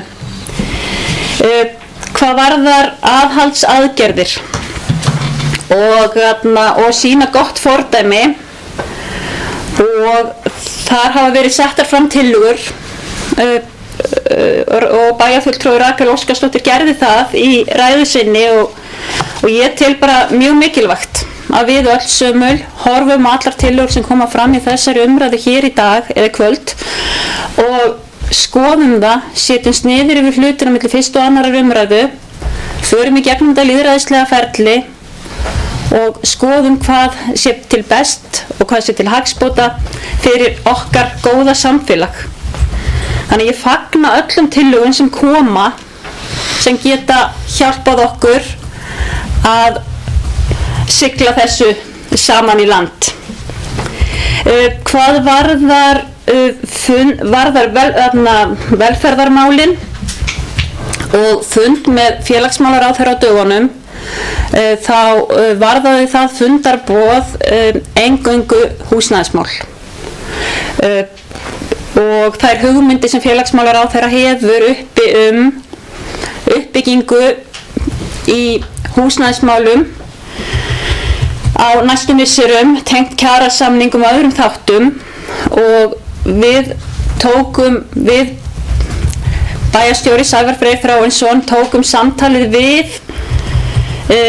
félagsmálaráðherra að við varum tilbúin til að tala saman og hvað varðar það og það mikilvægi þess að ná samtali við félagsmálaráðherra önnur atriði snúa hans embætti, það varðar þjónustu við fólk með fötlun, áhrif nýrrar löggjafar og reglugerða og þeirra reglugerða sem hann var að skrifa undir í síðustu viku og áhrif þess á okkur sem bæjarfélag og áhrif þess auðvitað í þá þjónustu sem að ný lög eiga að veita, þá hefur ráðherrann boðað komu sína hingað á Akranes á næstu vikum og við þurfum bara að fara að fá dagsetningu hvenær það verður. En hann hefur í hyggju að heimsækja okkur hingað á Akranes, taka starfsmenn með sér og við eigum fundin saman hér heima.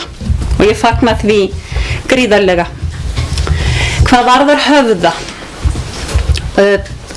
Og það sem bæjarfulltrúi Rakel Óskarsdóttir fór yfir, þá erum við að sjá það núna í ár að áætlunin er 18,3 milljónir í mínus en það tekið tillit til gjaldfærslu vegna endurbóta en það stjórnarfundur í Höfða næstkomandi mánudag þar sem við munum auðvitað sjálfsögðu fara yfir fjárhagsáætlunina á milli umræðuna og skoða ýmsa liði og það verður svo sannarlega gert. Hvað varðar aðrar hugmyndir sem komið þar fram, þá held ég sem bara þakka ég góðar ábendingar það og þetta er eitthvað sem við þurfum bara að skoða hvort við séum sammála að gera og verður tekið með sem veganesti inn á milli umræðuna.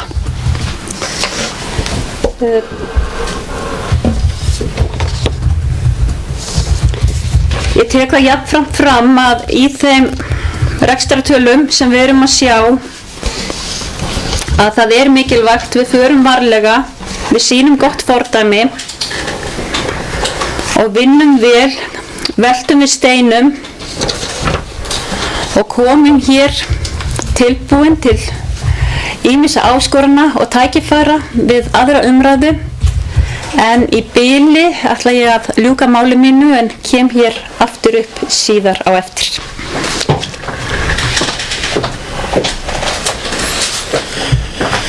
Takk fyrir, bæjarfulltrúi Elsa Lára Arnardóttir og næstur á mælendaskrá er bæjarstjóri Sævar Freyr Þráinsson. Gjörðu svo vel. Forseti, ágætu bæjarfulltrúar og gestir í sal og aðrir sem fylgjast með. Ég ætla nú ekki að grípa neina bolta sem að snerta stefnumarkandi vinnu bara sem að bæjarfulltrúar eru með hér sín á milli en það voru nokkri punktar sem að snúa að framsetningu rekstrar áætlunar eða gagnsæi og svo framvegis sem að ég tel rétt að ég svona gefi aðeins dýpri mynd á. Við langar að byrja á þessum grunnforsendum sem að bæjarfulltrúi Sandra Margrét Sigurjónsdóttir kom með, að þar taldi hún upp nokkur atriði: yfirvinna, stöðugildi, orlofsskuldbindingu, launaleyfi, lífeyrisgjöldin og hvernig þau eru að þróast og sömuleiðis hvernig átt að tryggja svona gagnsæi nánar í sameiginlegum kostnaði. Þetta er raun allt saman partur af þessari greiningarvinnu sem ég kynnti hér áðan, en svona í ljósi góðrar stjórnsýslu að þá bara heiti ég því að ég ætla að leggja mig fram við að tryggja að þú hafir allar þessar upplýsingar og gott gagnsæi. Bæjarfulltrúi Sandra Margrét Sigurjónsdóttir. Það kom líka ágætis ábending hvað varðar aðrar tekjur og hækkun þeirra yfir tímabilið. Það er bara eitthvað sem ég ætla að fá að koma tilbaka til þín sérstaklega með og við skoðum þá sérstaklega fyrir seinni umræðu, þannig að það sé full yfirsýn yfir þann lið.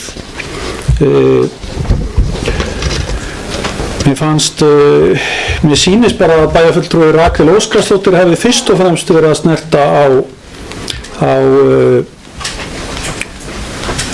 stefnumarkandi þáttum sem að ég vísa þá til annarra að svara, en fyrir utan það sem að kom fram hjá báðum bæjarfulltrúum hér rétt áðan, sem að ég var sjálfur búinn að árétta í minni yfirferð áðan, sem snýr að því að ná utan reksturinn og launakostnað. Fyrir.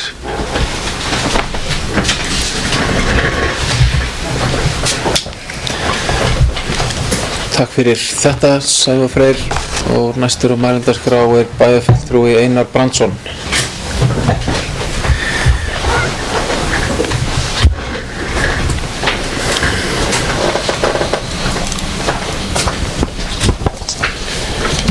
Já, forseti, ágætu bæjarfulltrúar. Ég ætla nú að byrja því að, eins og hefði fyrir, að þakka öllum þeim sem hafa komið að þessari vinnu kærlega fyrir þá vinnu, og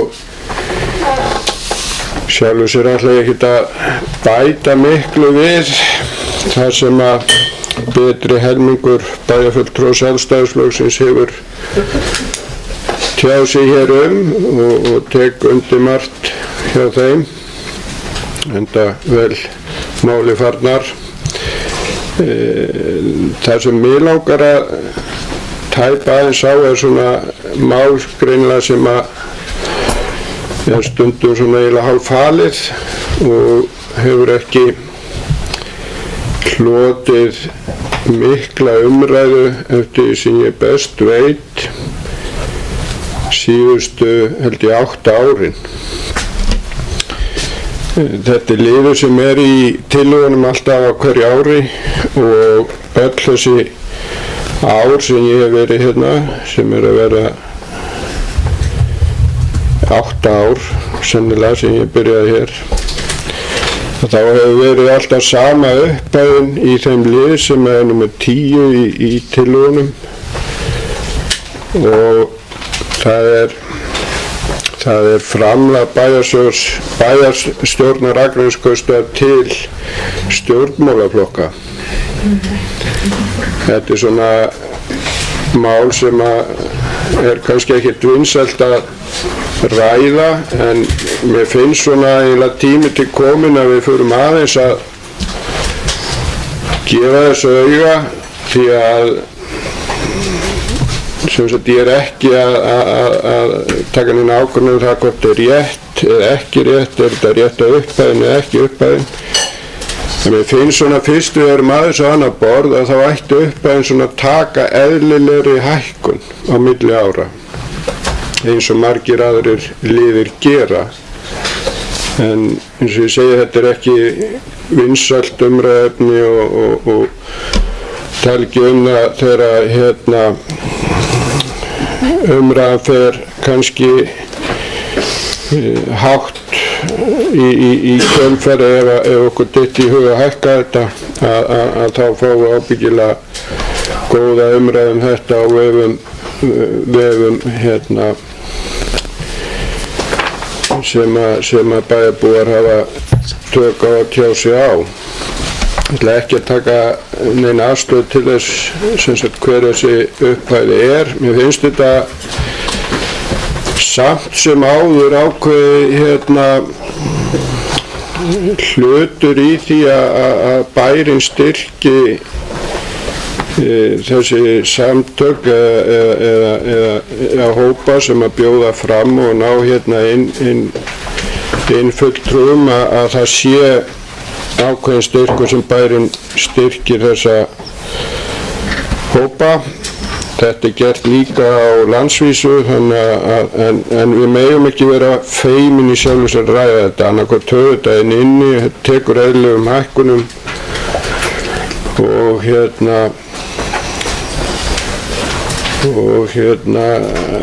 sé ekki svona hálffalið. Nú fyrst ég komin upp á þennan borð þá ætla ég að taka undir sérstaklega það sem að bæjarfulltrúi Rakel Óskarsdóttir kom inn á í sambandi við uppkaupasjóð. Til að sé alveg komið tími á það að við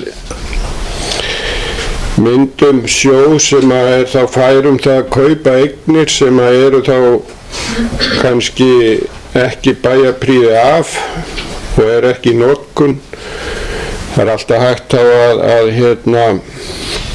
fyrir bæinn þá að fjarlæga þær eignir eða rífa þau húsnæði ef þau eru í þannig ástandi og koma þá lóðinni aftur í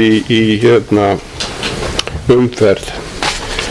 Ég held að það sé og eins líka að þurfum við að huga að því og ég hef svona stundum komið inn á í okkar hópi að ef það eitthvað svæði eða eitthvað sem við viljum horfa til framtíðar að yrði kannski einhver önnur nýting af því svæði í kannski langt eða svona eitthvað fram í tíman að þegar að þær eignir kannski koma sem eru á þeim lóðum þegar þær eignir koma til sölu að þá leitist bærinn eftir því kannski að kaupa þær eignir. Það getur þá leigt þær í þann tíma sem að engar breytingar verða á reitnum og ég hef oft hort til þess að í neðri skánu vantar okkur þokkalega lóð, annaðhvort þá lóðir í kringum Teigasel sem að væri þá kannski fengur í að eignast og getum þá kannski stækkað þann leikskóla eða þá að við fyndum eða kemum okkur saman eitthvað ákveðið svæði þar sem að við getum hugsað okkur að hafa leikskóla eða einhver aðra stofnun og þá myndum við kaupa upp þær eignir sem að væri á því svæði þegar þær kæmu þá í sölu og getum þá nýtt lóðirnar í það sem við viljum á þeim tímapunkti sem við viljum. Þannig að ég held að það sé gott að við hugum líka að því hvaða eignir það eru sem við getum verið án og getum alveg selt. Og þá hugsanlega að það andurinn sem við fengjum í því að það geti verið grunnurinn að svona uppkaupa sjóði kannski. Hitt sem ég ætla líka að taka undir sem að bæjarfulltrúi Rakel Óskarsdóttir kom inn á það rekstrarform Höfða. Ég held að það sé og alveg orðið tímabært að við skoðum það mál í róleitum og finnum það rekstrarform sem að hentar best. Ég hef verið á þeirri skoðun að það form sem við erum með í dag sé ekki æskilegt fyrir Akraneskausta sem slíkan. Þannig að ég tek undir það. Takk fyrir.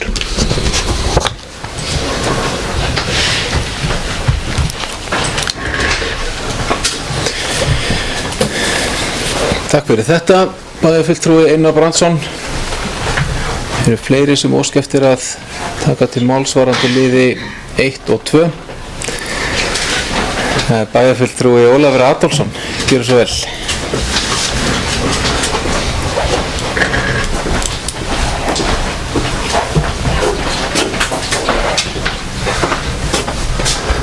Herra forseti, ágætu bæjarfulltrúar, það er afskaplega notald að vera núna í minnihluta og sitja henni rólegheitunum og fylgjast með. En ég ætla að beða kannski forseti að minna mig á það áður en ég fer úr pontu að ég ætla að hrekja hann aðeins í lokin á mínu máli. Það er alltaf skemmtilegt þegar að fjárhagsáætlunin liggur fyrir á hverju ári og þetta er auðvitað mikilvægasta plagg hverjar bæjarstjórnar. Og alltaf þegar maður fær þetta í hendunar þá áttar maður sig á því hvað við eigum nú góða starfsmenn og öfluga fjármáludeild hér því að það liggja 100 klukkutíma í svona plaggi og ef ekki væri svona erfiðar glærur hjá bæjarstjóra þá gæti ég lítið út fyrir að megna að bæjarfulltrúar skildu það sem að framfæri í fjárhagsáætluninni. En þegar maður byrjaði sem nýr bæjarfulltrúi þá er greiðilega áskorun að taka þátt í fyrstu fjárhagsáætlunargerðinni og það er engin skömm að því að vita ekki allt sem framfæri í fjárhagsáætluninni en það er mikilvægt að spurja það sem maður veit ekki og fá skýringar af því sem maður vill fá skýringar af. Ég ætlum ekki lengi umræðina mikið en mér langar samt til að velta hérna einu möguleika af því að ég sé að vera ánægður með að við höfum ákveðið að lækka fasteignaskattsprósentuna annað árið í röð og ég held að sé mikilvægt. Ég held að sé líka mikilvægt í innlegg gagnvart komandi kjarasamningsviðræðum að við reynum að gæta hófs í gjaldtöku eins og nokkur kostur er og þess vegna vil ég benda það að lóðarleigan á Akranesi eða lóðamatið er líka að hækka og hækka rausnarlega þannig að það er alveg innistæði fyrir okkur að skoða það eins að milli umræðna að lækka þar prósentuna líka. Ég vil líka kannski brýna það fyrir okkur að þessar upplýsingar sem við höfum fengið hér í hendur og eftir seinni umræðina þær verði settar á vefinn fyrir íbúana og við gerum svolítið skurki því að kynna fyrir íbúum í hvað peningarnir er að fara. Það voru afskaplega áhugaverð myndbönd sem að bæjarstjóri stóð fyrir að eru gerð hér rétt fyrir kosningar eða kosningar og hafa verið birtar á vefnum á internetinu og ég held að sé skynsamlegt að vera með einhverjar slíkar kynningar því þær eru góðar og þær eru lýsandi. Svo ætla ég að brýna okkur í bæjarstjórnum til þess að klára nú mál sem ég náði ekki að klára á síðasta kjörtímabili sem var það að finna skýringar á því af hverju við erum með svona lágar skatttekjur per einstakling. Útsvarið er auðvitað stærsti punkturinn við því. Mér finnst einhvern veginn þegar ég horfa á þessa mynd að við eigum ekki að vera á þessum stað. Við erum í 10. neðsta sæti og ég held að við eigum að gera gangskóri því núna að finna út einhverja leið til að koma að staði af hverju við erum á þessum stað. Og að ég lofa nú ekki að forseta þá ætla ég að biðja forseta að svara eins og hann bað mig við mína fyrstu fjárhagsáætlana gerð. Það var að segja mér nú frá því hvar hann sér fingrafur nýs meirihluta á núverandi fjárhagsáætlun. Þetta er sama spurning og ég fékk fyrir 4 árum síðan.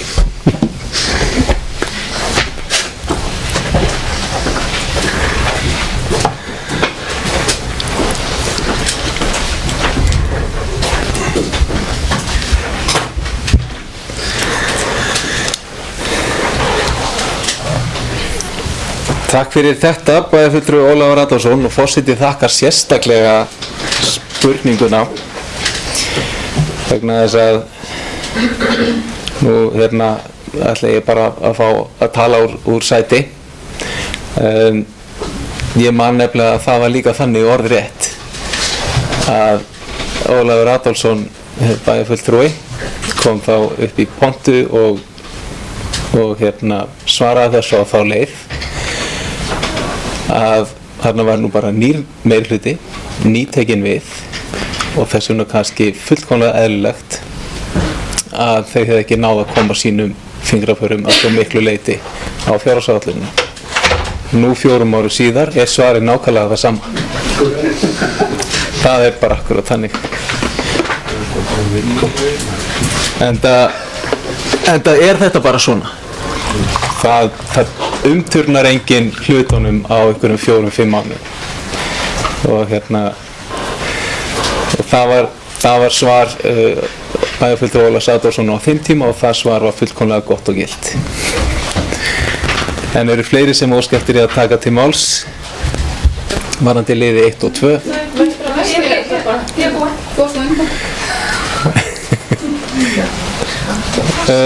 Korrektar bæjarfulltrúi Gerður Jóhanna Jóhannsdóttir, gjör svo vel.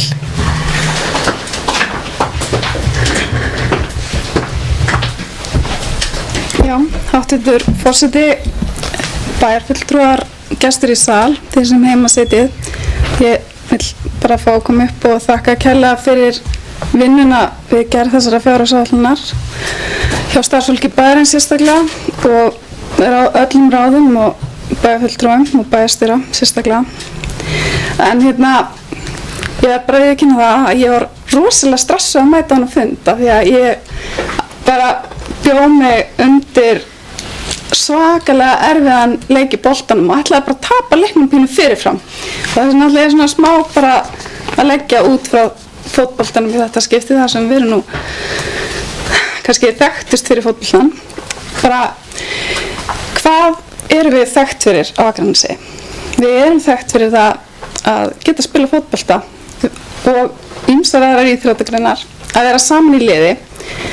En hérna get ég séð allavega núna að í dag eru við ólíkir einstaklingar að ná að sameinast sameiginlegt markmið. Núna eru við bæjarstjórnin, leikmennirnir, reksturinn, boltinn og markið er sem vænstur hagur Akraneskaupastaðar og íbúa hans. Við gefum boltan hérna hvort á annað núna með það markmið að koma honum í mark. Við höfum fengið marga góðar ábendingar hérna í dag og ég ætla bara að þakka það sérstaklega frá háttvirtum bæjarfulltrúum Söndru Margréti og Rakel Óskarsdóttur og eins Einari og Ólafi Adolfssyni og já, full nöfn og ég segja bæjarfulltrúi hvert einasta skipti. En allavega að koma boltanum margt getur að vera erfitt og andstæðingar okkar eru ýmsir og þeir leynast víða bara þjóðfélagið og hvað er í gangi allstaðar heiminum öllum. En ég til okkur nokkuð klóka leikmenn og eftir umræðu dagsins þá held ég bara að náum að stýra þessum bolta í fjærhorni. Takk fyrir.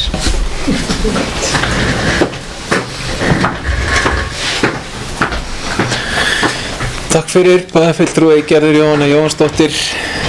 Fleiri sem óska eftir að taka til máls varðandi liði 1 og 2. Bæjarfulltrúi Rakel Óskarsdóttir, gjörðu svo vel.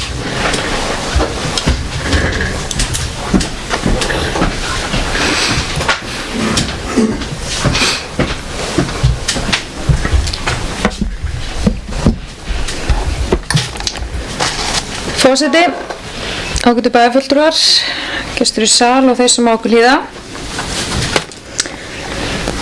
Ég ætla nú bara að byrja að lýsa ánægju minni yfir fólki mínu minnihlutunum. Það hafa allir sett sér vel inn í mál og koma með góðar ábendingar. Ég hefði viljað sjá kannski aðeins dýpri umræðu hjá meirihlutunum en það er allavega ekki enn sem komið er. Mér langar að velta spurningu eins upp og það þarf svo sem ekki svar við henni en við kannski tökum hana með okkur. Við tölum að velta við steinum, við tölum við að vinna mikið á milli umræðna.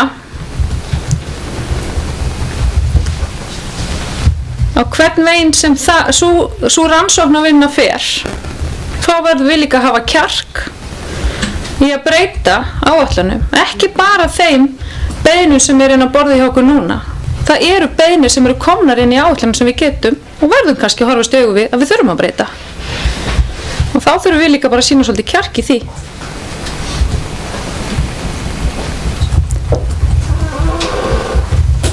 Ég þakka formanni Bæjarráðs fyrir hennar yfirferð og hennar svör og sleppi því ekki að segja að hún á hæg heimatökin að paukast í ráðherra. Það bara leiði mér að segja það, ég varðandi málefni fatlaðra. Það ekkert eðlilegt að við séum að borga svona mikið með þessum málaflokk. Það eru ekki öll sveitarfélög í sömu aðstæðum og við. Og þá bara spurningin, þurfum við að skoða þjónustustigið okkar með okkar fagfólki innan sviðsins. Þetta sársaukafullt að horfast í augu við það að hvernig við getum gert betur á þessu sviði. Því ég alveg viss að við verðum að horfast í augu við það. Formaður Bæjarráðs, Elsa Lára Arnardóttir, nefndi hér líka að hafinn væri að vinna við viðhaldsáætlun. Þetta verkefni sem ætla sé ekki komin allavega 2,5 ár eða 3 ár síðan ég byrjaði að ræða þetta hér og var þá í skipulags- og umhverfisráði og fannst gríðarlega aðkallandi. Maður var að fá alls konar beiðnir, alls konar samtöl frá forstöðumönnum stofnana um viðhald og maður hafði enga hugmynd hversu stór grýlan var. En mér skilst að þessi áætlun sé bara algjörlega á lokametrunum og verði okkur kynnt í bæjarstjórninni mjög fljótlega. En þetta auðvitað vinna sem búin að eiga sér langan aðdraganda og væntanlega búin að taka langan tíma. En ég fagna þessu, þetta gefur okkur gríðarlega yfirsýn yfir þetta stóra verkefni og hjálpar okkur þá kannski í leiðinni að taka ákvörðanir þær eignir sem við viljum eiga.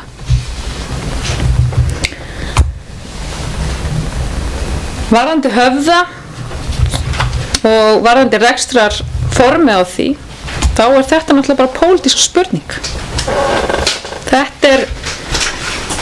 Þetta ekki kannski einhver ákvörðun sem á sér stað innan Höfða.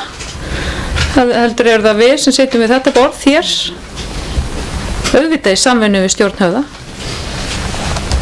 En ég ætla aftur að hvetja okkur til þess að nýta næsta ár, að skoða þetta. Hverjir eru kostirnir við þetta? Hverjir eru gallarnir við þetta? Ef þeir eru ykkur. Ég bara skal ekki segja það hér og nú. En það þarf að fara allavega eitthvað greiningavinna á stað í þessu og hvort að það komi þá formleg tillaga frá okkur í minnihlutunum þetta, þá verður þá bara að koma í ljós ef það verði ekki farið í þetta svona í sjáanlegri framtíð. Óli var með, Óli segi ég náttúrulega bara Óli, bæjarfulltrúi Ólafur Aldursson, fyrrverandi formaður Bæjarráðs, hann nefndi myndböndin hér aðan, sem var gríðarlega flott vinna. En hún kannski kom ekki á heppilegum punkti fram í dagsljósi, þar sem þetta var stoppað, þar sem var stutt í bæjarstjórnarkosningar. En ég ætla að hvetja ykkur samt sem aður að nota þetta. Þetta gott upplýsingatól til bæjarbúa á hvaða tíma sem það er.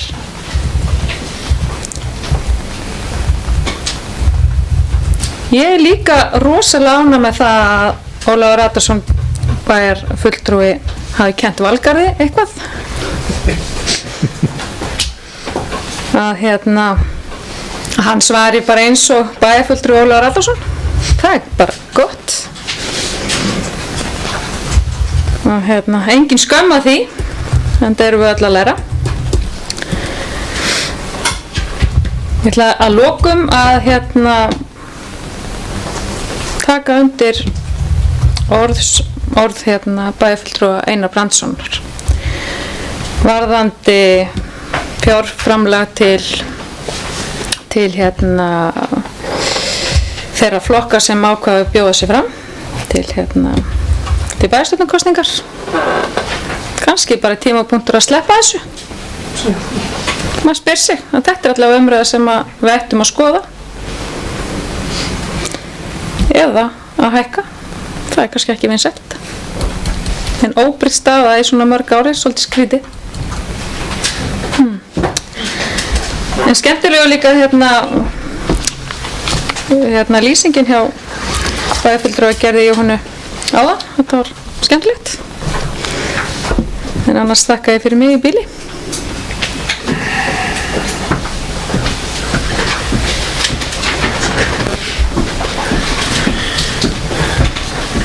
Takk fyrir bæjarfulltrúi Rakel Óskarsdóttir og næstur á mælendaskrá bæjarfulltrúi Ragnar B. Sæmundsson. Gjör svo vel.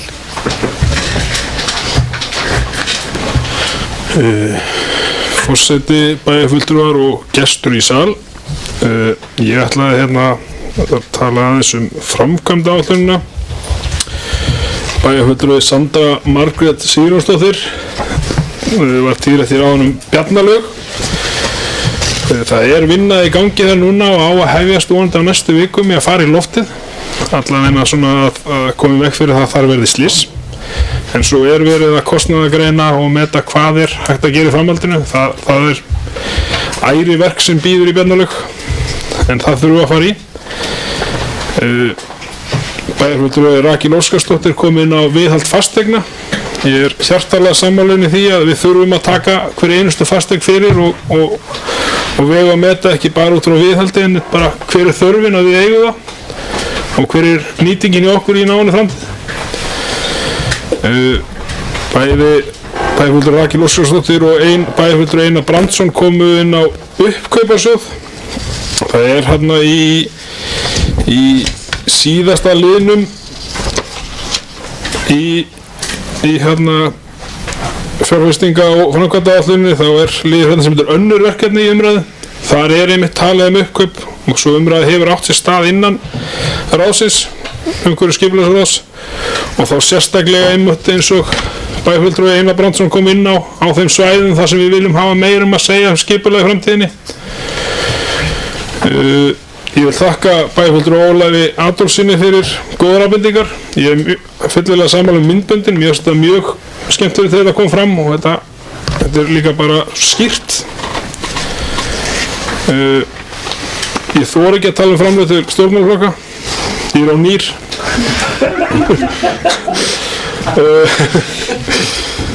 Já, ég held að þetta sé svona allt hjá mér allavega í bili.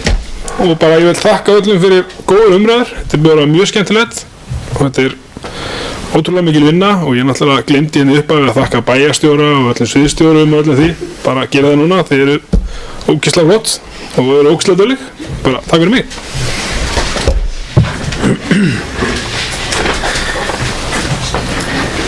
Takk fyrir bæjarfulltrúi Ragnar B. Sæmundsson. Fleiri sem óska eftir að taka til máls, það bæjarfulltrúi Sandra Margrét Sigurjónsdóttir. Gjör svo vel.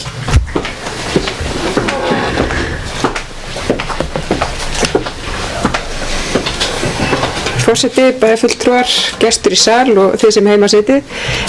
Mér langaði bara að koma upp og nefna aðeins varðandi endurbæturnar á Höfða. Og í rauninni að þær séu að keyra rekstrarreikninginn í mínus. Þetta náttúrulega orðið gamalt hús og ég velti fyrir mér hvort að hugsanlega megi kannski einhverja hluta af þessum endurbótum sem á að fara í, þannig að þetta er bara svona ábending. Takk fyrir.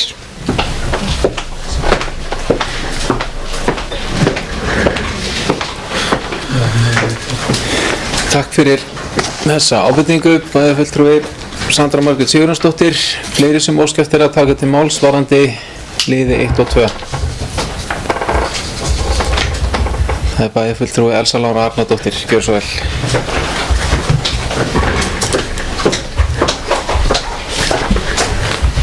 Forseti, ágætu bæjarfulltrúar, gestir í sal og aðrir sem á hlýða.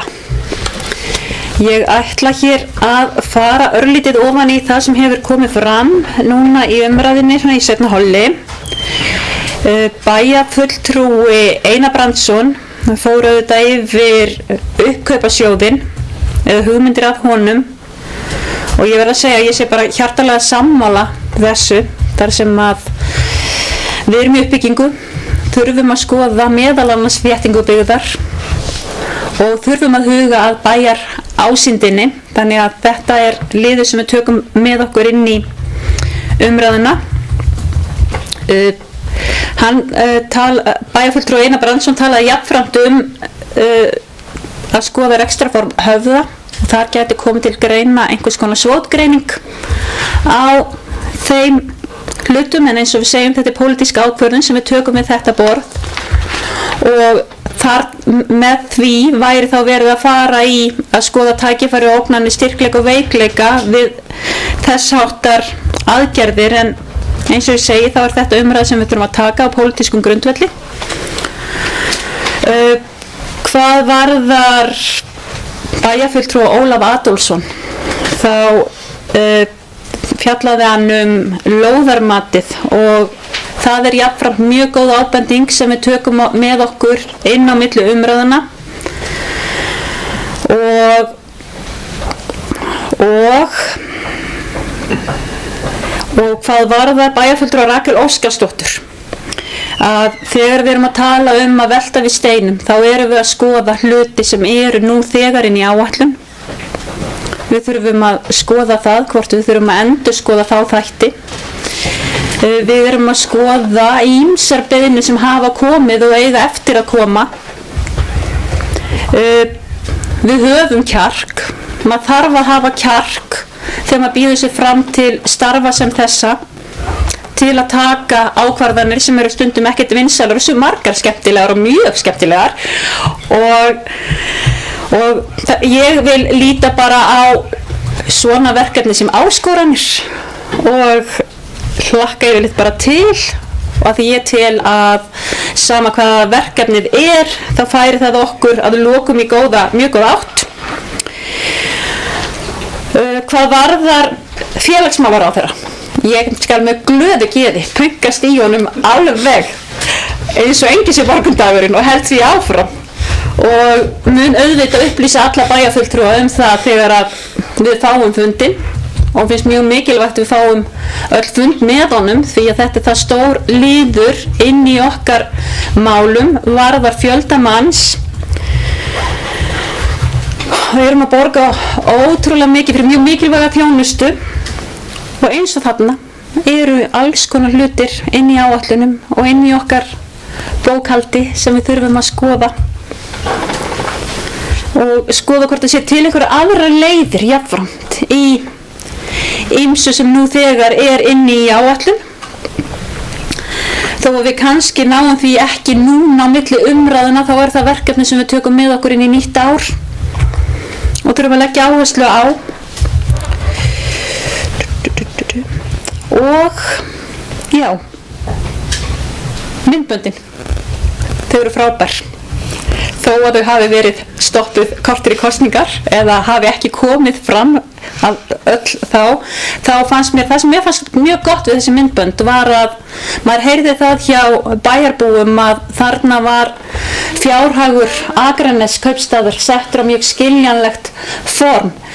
Íbúar kaupstaðarins höfðu mun meiri áhuga á að fylgjast með fjárhagnum í gegnum þessi stuttu myndbönd í stað þess að lesa doðrantana sem að fylgja áætlunum sem þessum. Þetta er einn af þeim þáttum sem var mjög vel gerður á síðasta kjörtímabili og mér finnst mikilvægt að halda því áfram sem vel var gert. Fara ekki í brjálaðar U-beygjur eða taka einhverjar U-beygjur eins og sést að núverandi meirihluti er ekki að fara í varðandi fjárfesting og framkvæmda áætlun. Að þó að við séum töluvert bundin í báða fætur hvað varða fjárfestingar og framkvæmdir nú þá eru þetta góð verkefni sem gaman er að fá að klára í sameiningu. En eins og áður segir, ég hlakka til áframhaldandi vinnu með ykkur ágætu bæjarfulltrúar núna á milli umræðuna og með starfsfólki kaupstaðarins sem að býður einnig talsverð vinna. Og mér langar að segja það, bæjarfulltrúi Gerður Jóhanna Jóhannsdóttir, að þetta var mjög skemmtileg samlíking í fótboltabænum Akranes að koma með þetta svona og leggja þetta svona upp hér í þessari umræðu. En í bili þá lýk ég máli mínu að sinni.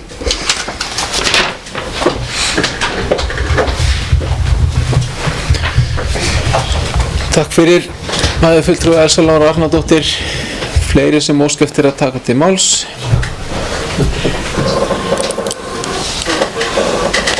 Svo er ekki. Já. Afsakið, hann var bæjarstjórinn aðeins og nálægt mér og ég með gleraugun. En bæjarstjóri sagði Freyr Þráinsson, gjörðu svo vel.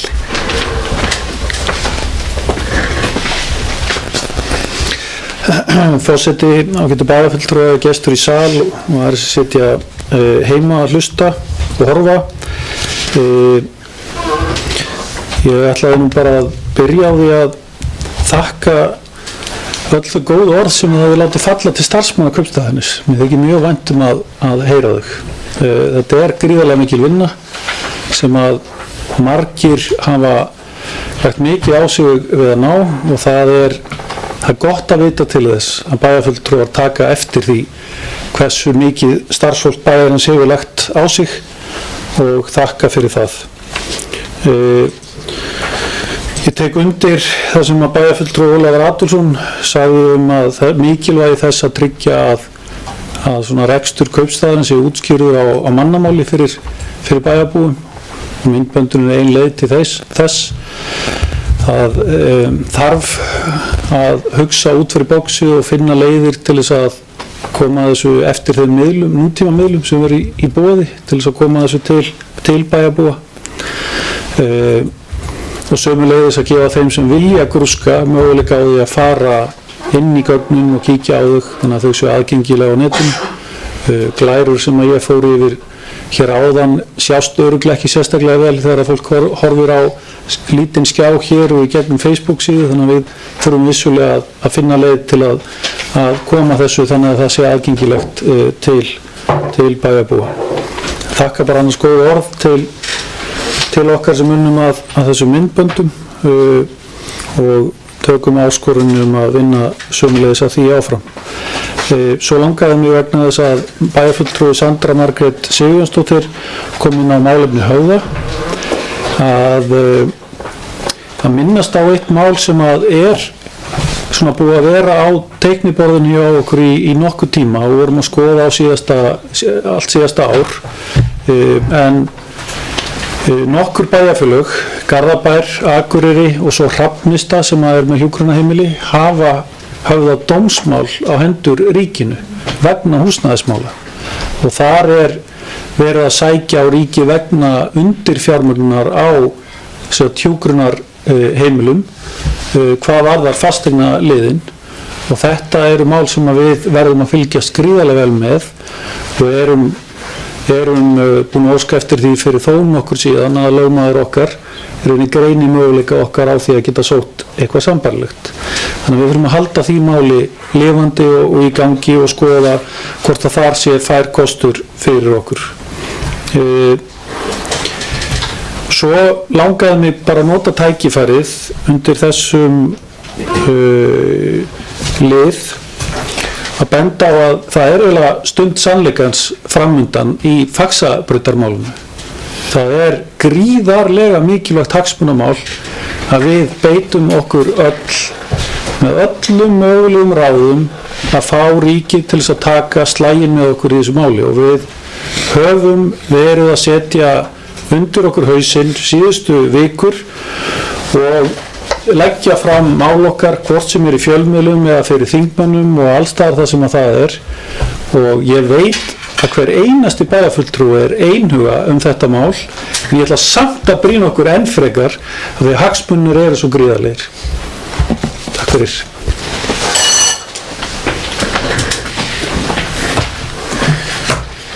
Takk fyrir, bæjarstjóri Svavar Freyr Þráinsson. Fleiri sem óska eftir að taka til máls varðandi fyrstu 2 liði á fundardagskrá. Svo ekki og tökum við þá til afgreiðslu lið númer 1 með málsnúmerið 1810-140 fjárfestinga og framkvæmdaáætlun 2019 til 2022 og forseti les upp eftirfarandi bókun. Bæjarstjórn samþykkir fjárfestinga og framkvæmdaáætlun vegna ársins 2019 og 3 ára áætlun vegna tímabilsins 2020 til og með 2022 sem hluta af fjárhagsáætlun vegna sama tímabils og vísar áætluninni til síðari umræðu í bæjarstjórn sem fer fram 11. desember næstkomandi. Þeir sem eru samþykkir þessari afgreiðslu gjörðu svo að gefa merki. Hún er samþykkt 9-0.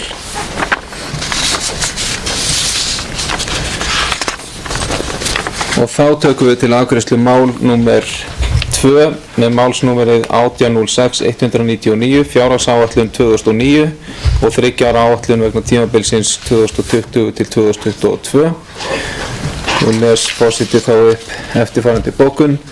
Bæjarstjórn samþykkir að vísa fjárhagsáætlun vegna ársins 2019 og 3 ára áætlun vegna áranna 2020 til og með 2022 sem og tillögum sem með henni fylgja til síðari umræðu í bæjarstjórn sem fer fram 11. desember næstkomandi. Þessi samþykkja þessa afgreiðslu gjörðu svo að gefa merki og hún er samþykkt 9-0.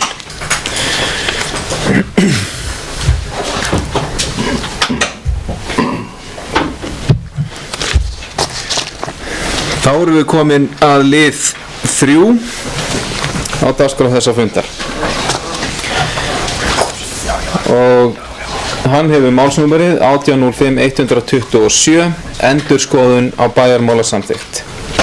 En bæjarráð samþykkti á fundi sínum þann 8. nóvember síðastliðinn drög að breytingum á bæjarmálasamþykkt Akraneskaupstaðar og vísar afgreiðslunni til síðari umræðu í bæjarstjórn. Breytingarnar á bæjarmálasamþykktinni þurfa að hljóta 2 umræður í bæjarstjórn og staðfestingu af samgöngu- og sveitarstjórnarráðuneytinu og geta fyrst tekið gildi eftir birtingu í B-deild stjórnartíðinda. Fyrri umræða breytingar á bæjarmálasamþykkt Akraneskaupstaðar fóru fram þann 9. október síðastliðinn og hefst þá lesturinn því forseti þarf víst að bera upp tillögurnar og við fundarmenn bæjarfulltrúa að hlusta vel og vandlega. Tillaga númer 1 varðar 27. grein samþykktarinnar en gerði breyting varðandi kjörtímabil fastanefnda og það tilgreint 1 ár sem til samræmis við önnur ákvæði samþykktarinnar. Samanber A-lið 43. greinar, 1. málsgrein 44. greinar, 1. málsgrein 51. greinar, 1. málsgrein 58. greinar og 60. grein. Stafabrengl leiðrétti 4. málsgrein greinarinnar.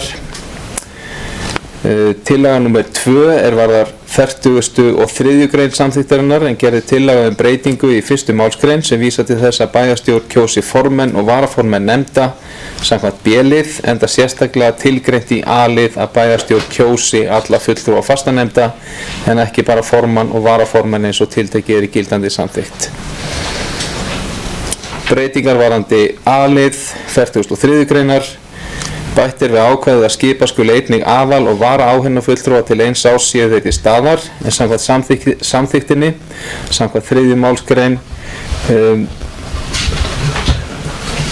44. greinar, það ekki?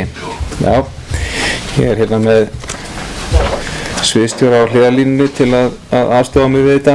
3. málsgrein 51. greinar, 3. málsgrein 58. greinar og 3. málsgrein 65. greinar gert ráð fyrir að framboð sem ekki fá aðalfulltrúa í fastanefndir, bæjarráð, skóla- og frístundaráð, velferðar- og mannréttindaráð og skipulags- og umhverfisráð, skuli fá áheyrnarfulltrúa í viðkomandi nefnd. Breytingin fyrst og fremst gerð til áréttingar þá framkvæmd sem verið hefur árlega skipan áheyrnarfulltrúa með sama hætti og gildir aðalfulltrúa. Breyting varðandi C-lið 43. greinar. gerði tillaga að tilnefning aðalmanns í stjórn Orkuveitu Reykjavíkur samkvæmt 1. tölulið C-liðar 43. greinar og stjórn Faxaflóahafna samkvæmt 2. tölulið C-liðar 43. greinar sé bundin við aðalbæjarfulltrúa. Kjörgengi varamanns í samræmi við skipan í bæjarráð þar sem heimilt að kjósa varamann úr hópi varabæjarfulltrúa. Tillagan gerð með hliðsjón af sérstöðu umræddra félaga fyrir Akraneskaupstað og mikilvægi þess að viðkomandi stjórnarmenn geti beint og milliliðalaust gert grein fyrir málefnum og fundargerðum á bæjarstjórnarfundum. Lagt til í bráðabirgðaákvæði að þessi regla taki gildi á árinu 2019. Í tengslu við aðalfundi viðkomandi félaga kosin verði ný stjórn. Bætt við tilnefningu í öldungar á Akranes samkvæmt samþykkt bæjarstjórnar Akranes frá því í maí 2018 sem byggir á lögum sem samþykkt voru á Alþingi þann 27. apríl síðastliðinn breytingar á lögum félagsþjónustu sveitarfélaga nr. 40 frá árinu 1991. Bætt einnig við tilnefningu í samráðshópum málefni fatlara samanber framangreinda breytingar á lögum félagsþjónustu sveitarfélaga. Enn fremur bætt við tilnefningu aðal- og varamanns í stjórn Þróunarfélags Grundartanga e.h.f. samkvæmt stofnsamþykktum félagsins frá 7. júlí 2016. Felldar út tilnefningar samkvæmt töluliðum 9, 10 og 11 í almannavarnanefnd, 9. töluliður og í samstarfsnefndir Akraneskaupstaðar annars vegar og starfsmannafélags Reykjavíkurborgar, 10. töluliður og verkalýðsfélags Akranes nr. 11. töluliður hins vegar.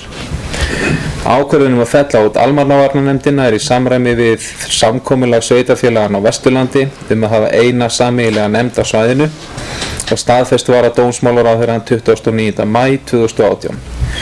Ákvörðun að fella niður samstarfsnefndir í héraði samkvæmt kjarasamningum félagana og sambands íslenskra sveitarfélaga frá árinu 2015 og 2016 en báðir samningarnir gilda til 31. mars 2018. Nefndirnar nú starfrættar miðlægt og ekki gert ráð fyrir tilnefningu fulltrúa einstakra sveitarfélaga. Tillaga nr. 3 varðar 49. grein samþykktarinnar en gerði svo breyting að fella út samstarfsnefnd en eins og gerði grein fyrir við breytingar samkvæmt annarri grein hér að framan voru nefndirnar lagðar niður í kjarasamningum á árinu 2015 og 2016. Tillaga nr. 4 var að 57. grein samþykktarinnar en gerði textabreiting sem felur í sér að tilgreina fullt nafn viðkomandi stofnunar, það Fjölbrautaskóla Vesturlands. Tillaga nr. 5 var að 60. grein samþykktarinnar en gerði leiðrétting vegna misritunar orðinu sviðsstjóri. Tillaga nr. 6 var að 63. grein samþykktarinnar en gerði breyting með hliðsjón af lagabreytingum samkvæmt lögum félagsþjónustu sveitarfélaga nr. 40 frá árinu 1991 samanber lög nr. 37 frá árinu 2018. Tillaga nr. 7 var að helstu verkefni bæjarstjóra en gerði breyting til að skýra hlutverk bæjarstjóra annars vegar og bæjarstjórnar hins vegar í ráðningum í stjórnunarstöður hjá sveitarfélaginu. Bæjarstjóra sem framkvæmdastjóri og æðsti stjórnandi Akraneskaupstaðar ætlað að hafa hlutverk að taka ákvörðun ráðningar forstöðumanna sveitarfélagsins án aðkomu pólitískra fulltrúa og fagráða. Einnig gerð sú breyting varðandi staðgengil bæjarstjóra að bæjarstjórn geti ákveðið að annar en sviðsstjóri stjórnsýslu og fjármálasviðs geti gegnt í hlutverki en í nútíma fyrirtækjarekstri geta þær aðstæður skapast að annað fyrirkomulag þykir hentugra og óheppilegt að binda það fyrirkomulag alfarið við tiltekna stöðu. Tillaga nr. 8 varðar 74. grein samþykktarinnar en gerði svo breyting að bæjarstjórn og fagráð komi eingöngu á ráðningu æðstu embættismanna sveitarfélagsins, það bæjarstjóra, sviðsstjóra og fyrirtækja sveitarfélagsins. Ráðning annarra stjórnenda verði á hendi bæjarstjóra eða eftir atvikum sviðsstjóra. Breytingin í samræmi við fyrirkomulag hjá öðrum sveitarfélögum og að auki hefur það verið almennt viðhorf bæjarfulltrúa sem og fulltrúa í fagráðum að fyrra fyrirkomulag sé óheppilegt enda þessir aðilar ekki í stöðu til að hafa þá aðkomu á málunum sem nauðsynlega til að standa undir þeirri ábyrgð sem ráðningarvaldinu fylgir. Gerð tillaga breytingu á orðalagi lokamálsgreinarinnar sem skiljum á þannig að aðkomu bæjarráðs þurfi að sjálfri ráðningunni. Tillaga nr. 9 ákvæði til bráðabirgða í C-lið 43. greinar. Gerði svo tillaga að fyrirkomulag varðar skipan í stjórn Orkuveitu Reykjavíkur og Faxaflóahafna taki fyrst gildi á árinu 2019 vegna skipuna stjórnanna árið 2019 til 2020. Búið er að skipa í stjórninnar og var það gert á aðalfundi Orkuveitunar þann 28. júní síðastliðinn og aðalfundi Faxaflóahafna þann 27. júní síðastliðinn. Hvoru tveggja samkvæmt tilnefningu bæjarstjórnar Akraness þann 12. júní síðastliðinn. Lagt er til að 88. grein ákvæði til bráðabirgða verði svohljóðandi: A. Tilnefning aðalmanns í stjórn Orkuveitu Reykjavíkur úr hópi aðalbæjarfulltrúa samkvæmt 1. tölulið C-liðar 43. greinar tekur gildi árið 2019 í tengslum við skipan nýrrar stjórnar á aðalfundi félagsins. Og B. Tilnefning aðalmanns í stjórn Faxaflóahafna úr hópi aðalbæjarfulltrúa samkvæmt 2. tölulið C-liðar 43. greinar tekur gildi árið 2019 í tengslum við skipan nýrrar stjórnar á aðalfundi félagsins. Tillaga nr. 10 varðar 88. grein samþykktarinnar. Númerið breytist og verður 89. grein í stað 88. greinar. Nánari útfærsla verður unnin samkvæmt ráðgjöf samgöngu- og sveitarstjórnarráðuneytisins. Þar með er þessi tillaga lögð fram og opin til umræðu. Það er bæjarfulltrúi Elsa Lára Arnardóttir. Gjörðu svo vel.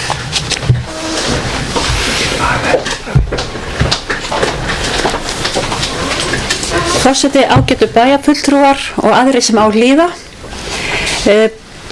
Forseti hefur gert góða grein fyrir þeim breytingum sem að felast í bæjarmálasamþykktinni og hér erum við með hana í annarri umræðu.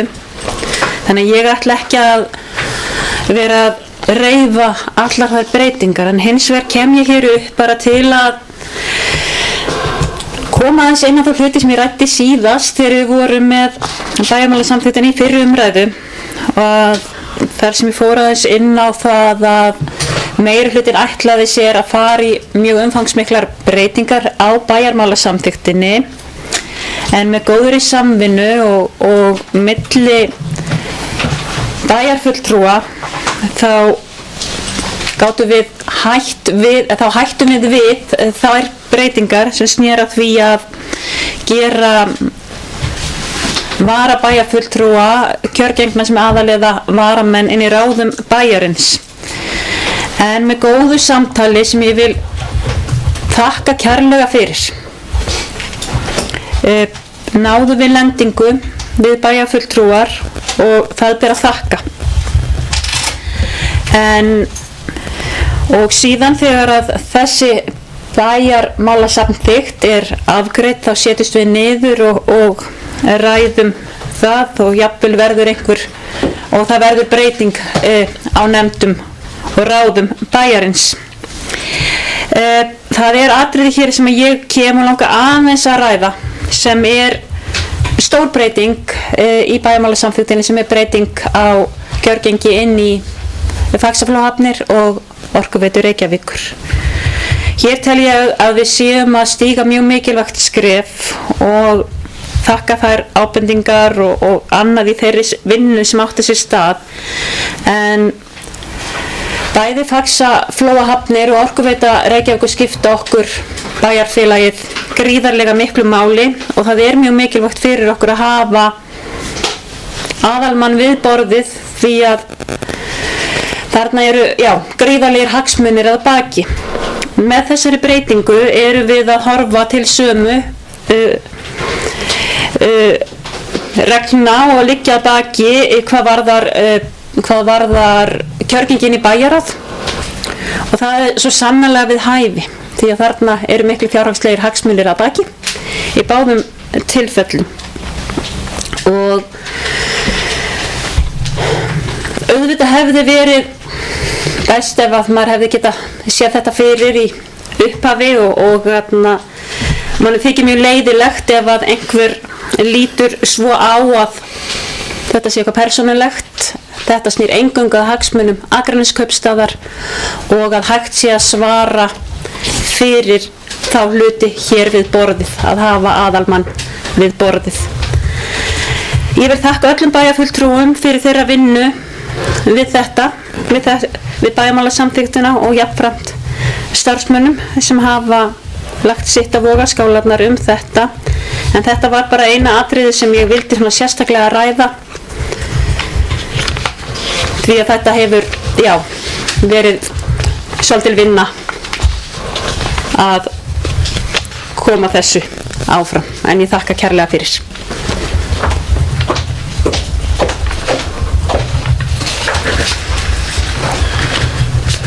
Takk fyrir, það fulltrúi Elsa Lára Arnardóttir.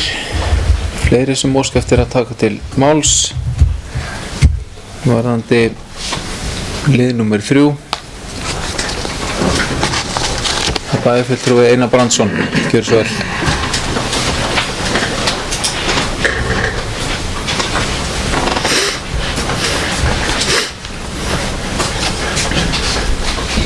Forseti, ágætu bæjarfulltrúar og aðrir sem á hlýða. Við tökum þá fyrir hér í seinni umræðu tillögurnar breytingu á bæjarmálasamþykktinni og ég ætla að þakka fyrir það að okkur tókst að viðhalda í rauninni þeirri hugsun sem að býr að baki ráðunum sem að voru sett hér á stofn fyrir nokkrum árum, að það eru bæjarfulltrúar sem sitja allavega í meirihluta í ráðunum og þá eftir atvikum vara bæjarfulltrúar, en ég held að það hefði verið mikið ógæfu spor ef við hefðum farið að hringla í því frá því sem var. Einnig tel ég það sem að bæjarfulltrúi Elsa Lára Arnardóttir kom hér inn á með stjórn Faxaflóahafna og Orkuveitunar. Ég held að það sé alveg lykilatriði að við höfum þar inni í stjórnunum aðalbæjarfulltrúa, þannig að við fáum beinar upplýsingar hér, og ég tek undir með henni einnig að þetta er ekki í rauninni árás á neina persónur, þetta er bara atriði sem að maður svona hafði eiginlega bara í huga að væri sjálfsagður hlutur að í stjórnunum væri aðalmenn bæjarstjórnar, þannig að það er þá ágætt að við erum búin að koma því inn í bæjarmálasamþykktina, þannig að það þarf ekkert að takast á það í þeim flokkum eða hreyfingum sem að koma að því að skipa í stjórnirnar. Ein svona stærsta breytingin sem að er hér í þessari samþykkt er breytingar ráðningar. Það er nú eiginlega svo stærsta breyting sem við gerum núna, fyrir utan svona tæknilegar breytingar, orðalagsbreytingar og breytingar sem að skapast af öðrum samþykktum. En ég held að það sé líka gæfuspor að við séum í rauninni að aftengja það sem við köllum kannski pólitísk áhrif, hugsanleg á ráðningar. Vísið er náttúrulega bæjarstjórinn áfram ráðinn af bæjarstjórn og þar mun sennilega meiri hluti hvers tíma fara með þá forræði og í því og leiða þá vinnu, og við munum ennþá ráða sviðsstjóra. Ég held að það sé líka gott fyrir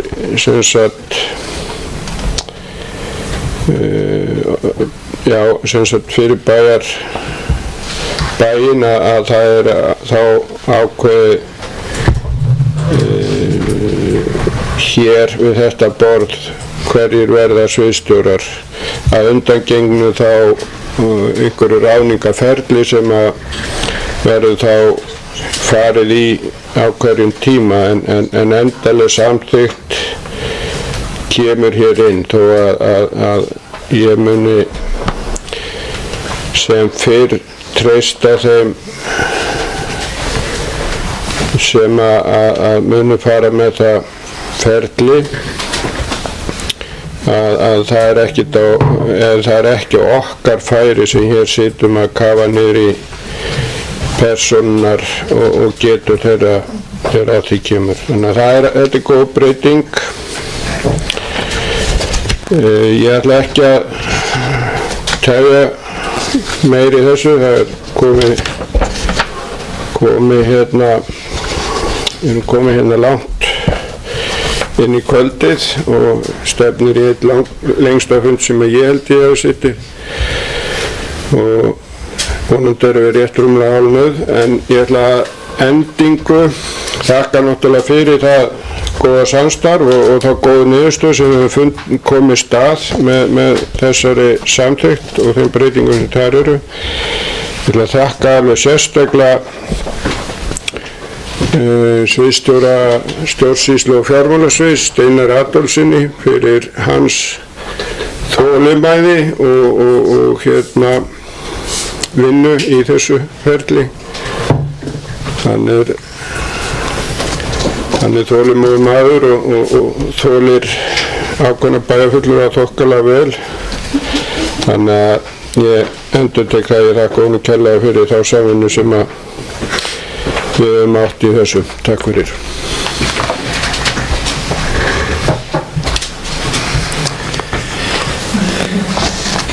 Takk fyrir bæjarfulltrúi Einar Brandsson. Eru fleiri sem óska eftir að taka til máls. Bæjarfulltrúi Rakel Óskarsdóttir, gjörðu svo vel.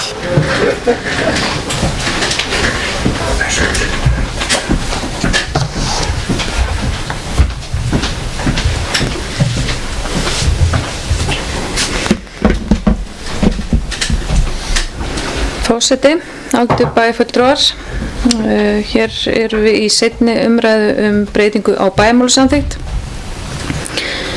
Það er svo sem búið að fara aðeins yfir það og ætla ég ekki að endurtaka það sem við sögðum í fyrri umræðu, en þó stuttlega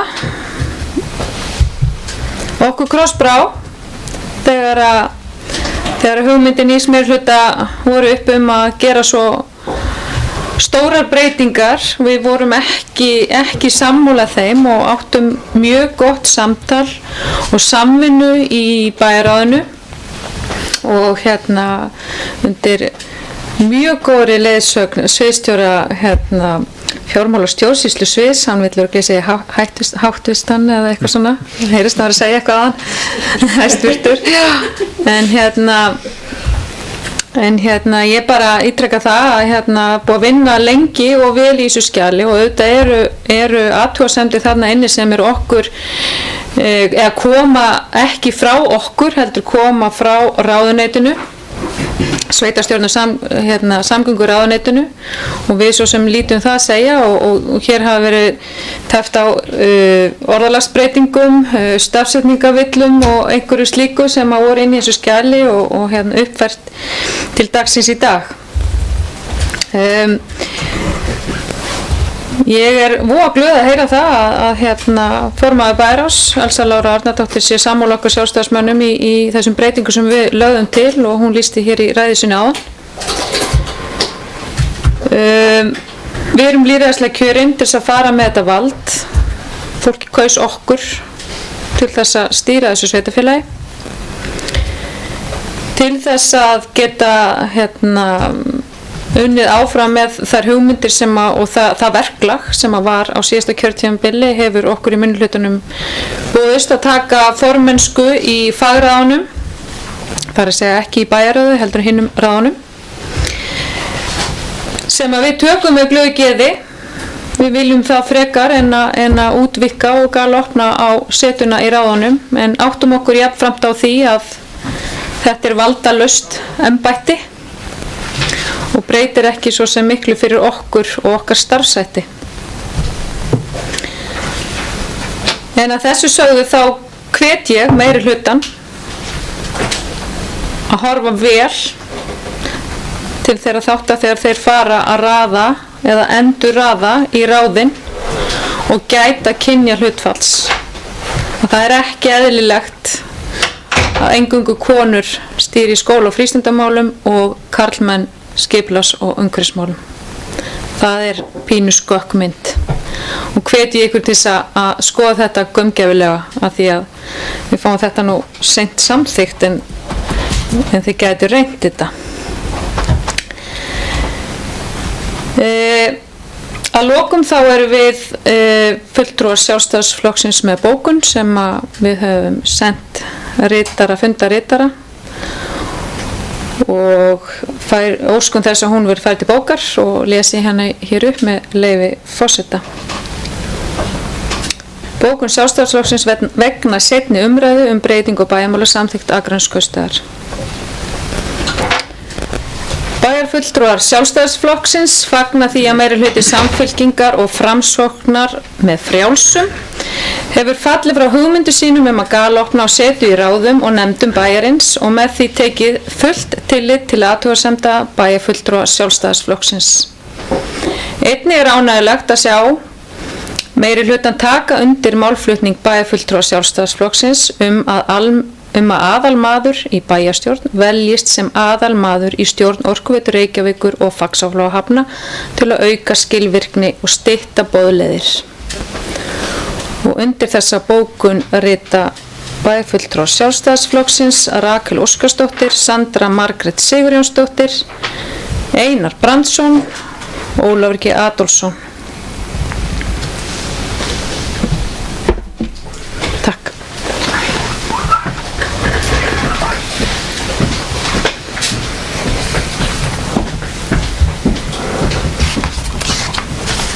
Takk fyrir, bæjarfulltrúi Rakel Óskarsdóttir. Eru fleiri sem óska eftir að taka til máls varðandi þennan lið? Svo ekki,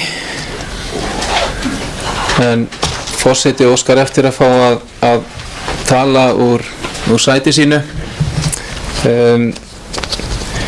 Það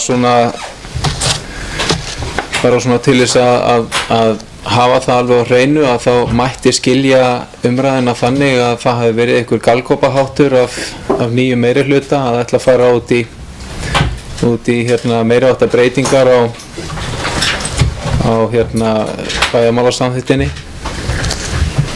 og þær hafi jafnvel verið hálf háskalegar en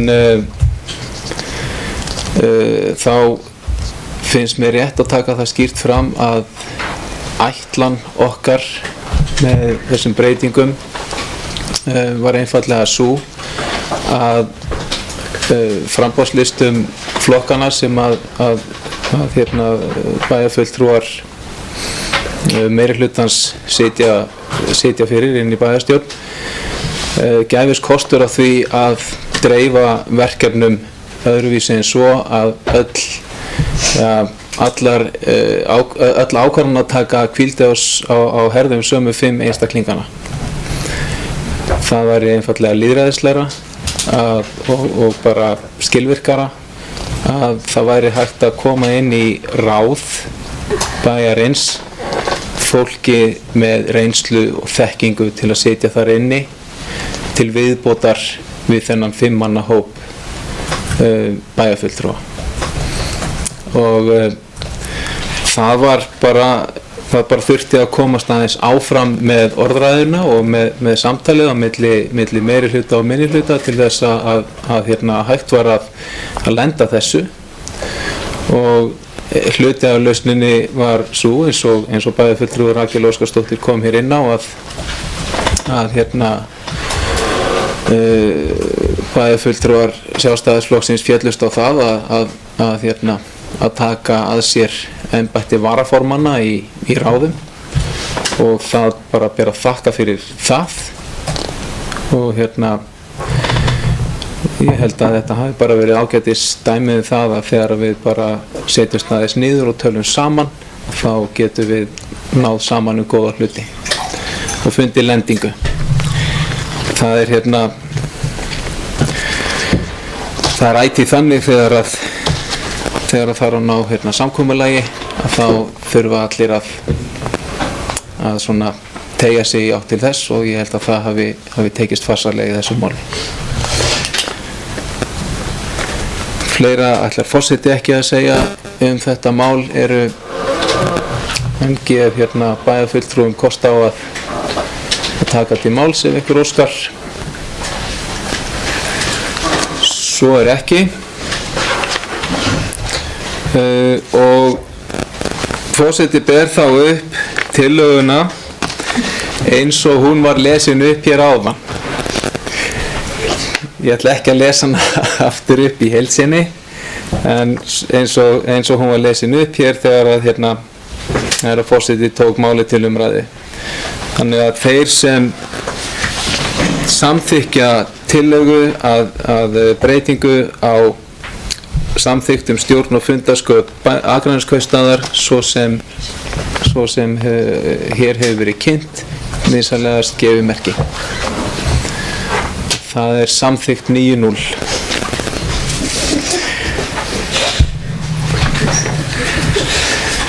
Og áður en að næsta mál er kynnt inn, að þá finnst mér ástæða til að óska sviðsstjóra stjórnsýslu og fjármálasviðs sérstaklega til hamingju með að þessu máli skuli vera lokið. Það var að mál númer 4. Það hefur málsnúmerið 1810-245. Borgar sig, AK 066, forkaupsréttur. En bæjarráð tók fyrir á fundi sínum þann 25. október síðastliðinn beiðni útgerðarfélagsins Upphaf e.h.f. Yfirlýsingu afsal á forkaupsrétti í Borgar sig, AK 066. Bæjarráð samþykkti að falla frá forkaupsrétti sveitarfélagsins samanber 3. málsgrein 12. greinar laga stjórn fiskveiða nr. 116/2006. En núverandi lagaumhverfi tryggir sveitarfélögum einungis forkaupsrétt að fiskiskipum en ekki að þeim aflaheimildum sem kunna að fylgja viðkomandi fiskiskipi. Bæjarráð vísar málinu til bæjarstjórnar til staðfestingar. Einhverjir sem óska eftir að taka til máls? Svo er ekki, og þeir sem samþykkja þessa afgreiðslu bæjarráðs og staðfesta hana hér með, gera svo vel að gefa merki, og það er samþykkt 9-0.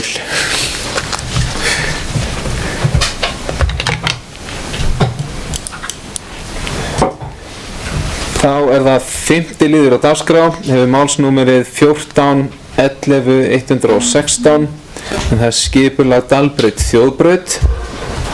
Skipulags- og umhverfisráð leggur til við bæjarstjórn að lagfæring á skipulagsgögnum verði gerð í samræmi við 43. grein, 3. málsgreinar skipulagslaga, nr. 123/2010, vegna lóðar nr. 4 við Dalbraut.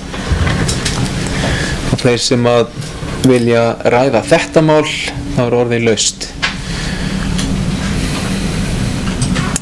Það er enginn sem kveður sér hljóðs og leggur þá forseti til eftirfarandi afgreiðslu. Bæjarstjórn samþykkir lagfæringu á skipulagsgögnum vegna lóðar nr. 4 við Dalbraut sem felst í því að nýtingarhlutfall verði 2,28 í stað 2,22. Breytingin rúmast innan óbreytts byggingarreits og hefur ekki áhrif á aðra hagsmunaaðila og er gerð í samræmi við lagaheimild 3. málsgreinar 43. greinar skipulagslaga nr. 123/2010. Þessi samþykkja þetta gjör svo gefa merki og það er samþykkt 9-0. Þá er það 7. liður á dagskrá, hefur málsnúmerið 18-11-021, aðalskipulag Akranes, breyting miðsvæði Akratorg, Kirkjubraut, Stillholt. Skipulags- og umhverfisráð leggur til við bæjarstjórn að fyrirliggjandi skipulagslýsing á aðalskipulagi Akranes 2005-2017 verði auglýst til kynningar. Breytingin tekur til miðsvæðis M2 Akratorg Kirkjubraut Stillholt og felst í breyttum skipulagsákvæðum bílastæðamál. Engin breyting gerð á skipulagsuppdrætti. Þeir sem að vilja taka til máls og fyrstur á mælendaskrá bæjarfulltrúi Ragnar B. Sæmundsson. Gjörðu svo vel.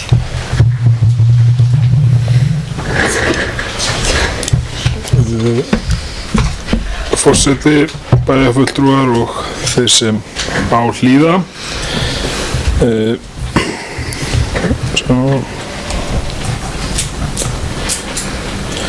Málið snýst í grófum dráttum það að það verið að falla frá, sem sagt, það verið að opna á það að samnýta frekar stæði. Þarna má það verið auka byggingabagnið og samnýta stæði í nágrunnu og jafnframt ef verður farið út í það eins og hefur verið umræðinu að þrengja hann að götu eða eitthvað annað, að þá verður nýtt stæði á því svæði þar sem væntanlegir byggingaverktakar munu greiða fyrir nýtingunarstæðunum þó við megi ekki merkja sér við eða eyðu. Það er raun og snýst málið. Það er verið að rýmka það að það sem erfitt að koma fyrir bílakjallara, að menn séu ekki háðir bílakjallara. Aðstæður eru ekki eins alls staðar. Já, takk.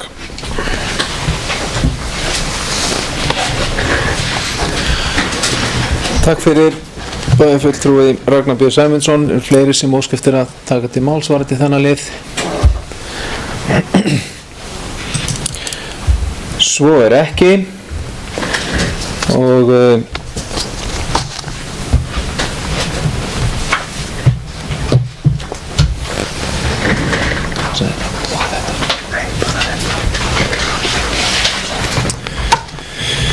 þá les forseti upp eftirfarandi tillögu að bókun. Bæjarstjórn Akraness samþykkir að skipulagslýsing á aðalskipulagi Akraness 2005 til 2017 verði auglýst til kynningar í blöðum og dreifiritum á vef Akranesskaupstaðar og í þjónustu verði Akranesskaupstaðar að Stillholti 16 til 18. Þeir sem samþykkja þetta gjöra svolítið á merki. Þetta er samþykkt 9-0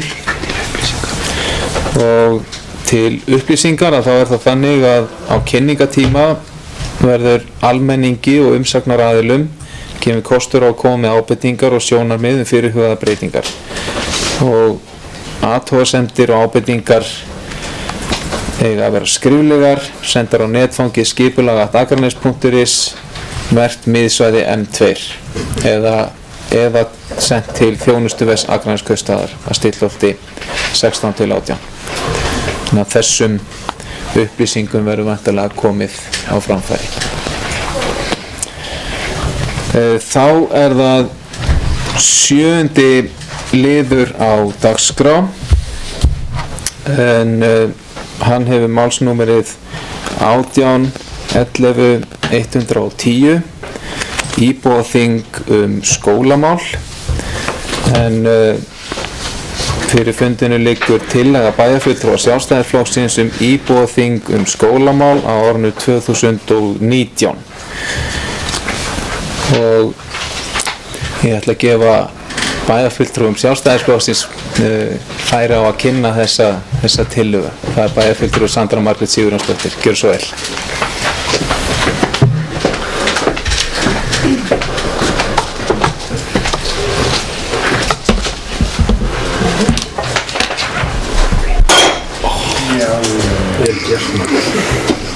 Falli farar heill. Forseti, ágætu bæjarfulltrúar og þið sem heima sitjið. Eins og við þekkjum öll og hefur svo sem farið fram umræðum það hér í ræðustól í haust að þá eru miklar breytingar sem hafa átt sér stað í skólamálum á Íslandi, ekki bara á Akranesi.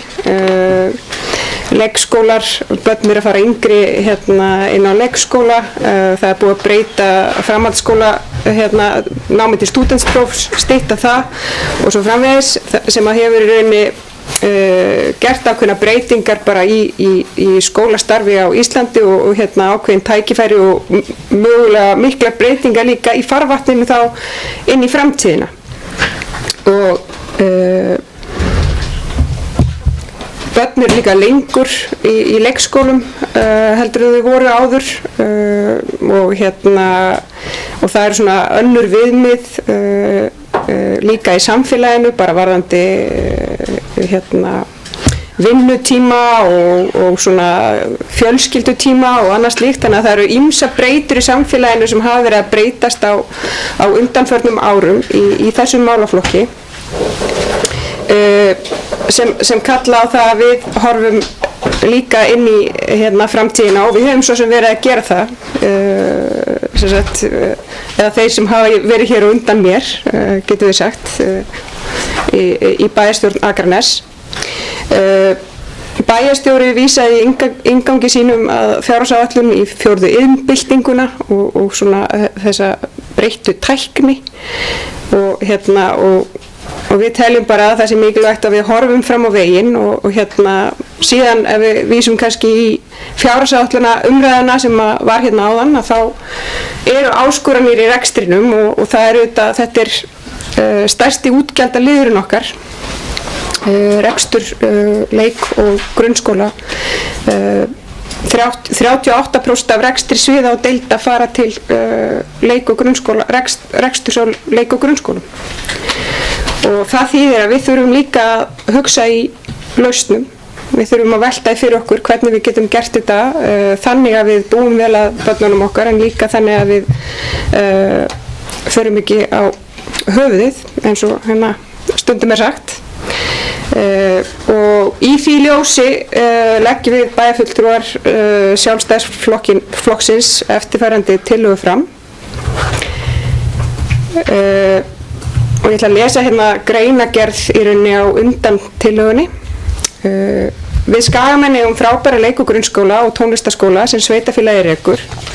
Við búum jafnframt svo vel að vera með framhaldsskóla í bæjarfélaginu, skóla sem sinnir iðnmenntun sem er ekki síður mikilvægt.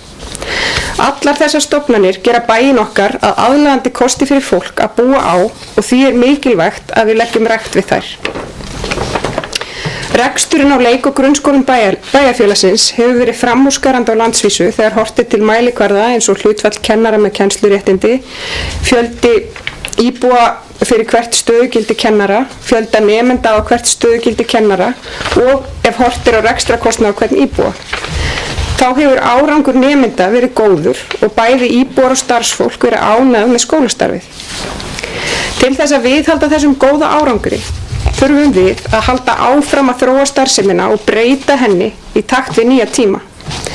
Ef við Skagamenn viljum halda áfram að vera í forystu hvað varðar leik- og grunnskóla, þá þurfum við að vera vakandi fyrir þeim áhrifum sem breytt tækni sem og breytt samfélagsmynstur hafa á skólastarf og væntingar bæði íbúa og þeirra sem starfa í leik- og grunnskólum. Það liggur fyrir vinna starfshópa sem skilað var 2007 og 2013 og jafnframt skýrsla Gunnars Gíslasonar frá 2015 skipulag leik- og grunnskólastarfs á Akranesi. Tillögurnar hafa verið af margvíslegum toga og áhugaverðar. Rekstur leik- og grunnskóla var 38% rekstri deilda á sviða A-hluta kaupstaðarins á árinu 2017 og því er mikilvægt að taka vel ígrundu skref þegar kemur að fjárfestingum í skólahúsnæði og framtíðarskipulagi skólastarfs.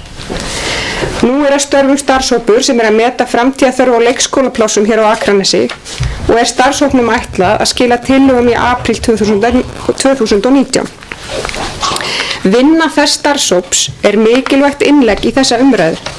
Það er líka mikilvægt að við, kjörnir fulltrúar, eigum samtal og samráð við íbúa bæjarins. Að gott samtal eigi sér stað þær tillögur sem nú þegar liggja fyrir í skýrslum starfshópa og sérfræðinga sem og tillögur sem von er á frá starfshópi framtíðarþörf á leikskólaplássum og að við mótum í samráði við íbúa framtíðarstefnu í þessum mikilvæga málaflokki sem er menntun barnan okkar. Við Sjálfstæðismenn ræddum hugmyndir íbúaþing í kosningabaráttunni í vor og fundum fyrir áhuga íbúa að taka þátt í að móta framtíðina varandi skipulag skólastarfs á Akranesi. Og hér kemur þá tillagan: bæjarfulltrúar Sjálfstæðisflokksins leggja til við bæjarstjórn Akranes að haldið verði íbúaþing skólamál á Akranesi og skóla- og frístundaráði verði falið að útfæra og undirbúa slíkt íbúaþing á næsta ári með það að markmiði að hægt verði að nýta niðurstöðurnar af íbúaþinginu í vinnu við fjárhags- og fjárfestingaáætlun fyrir árið 2020. Og þá lýkur lestrinum og undir þetta rita bæjarfulltrúar Sjálfstæðisflokksins Rakel Óskarsdóttir, Sandra Margrét Sigurjónsdóttir, Einar Brandsson og Ólafur Adolfsson.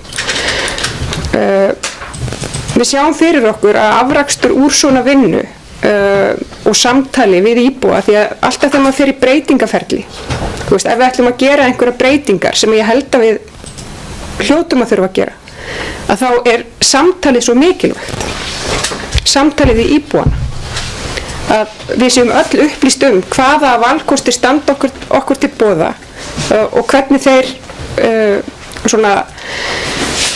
hafa áhrif á hvernig við störfum að þessum málaflokki. Þannig að ég vona bara að meirihlutinn taki vel í þessa tillögu okkar og þakka gott hljóð.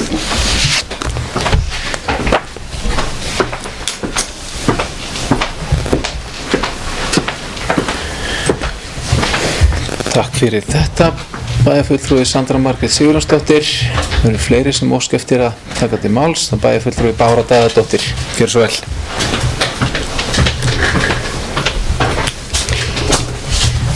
Herra forseti, ágætu bæjarfulltrúar og þeir sem á okkur hlýða. Í málefnasamkomulagi meirihlutans er einmitt samkomulag að halda íbúaþing menntamál.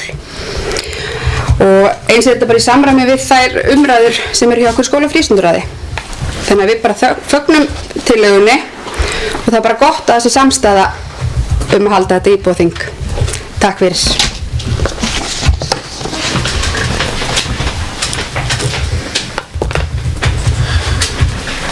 Takk fyrir, bæjarfulltrúi Bára Daðadóttir. Fleiri sem óska eftir að taka til máls. Bæjarfulltrúi Rakel Óskarsdóttir. Gjörðu svo vel.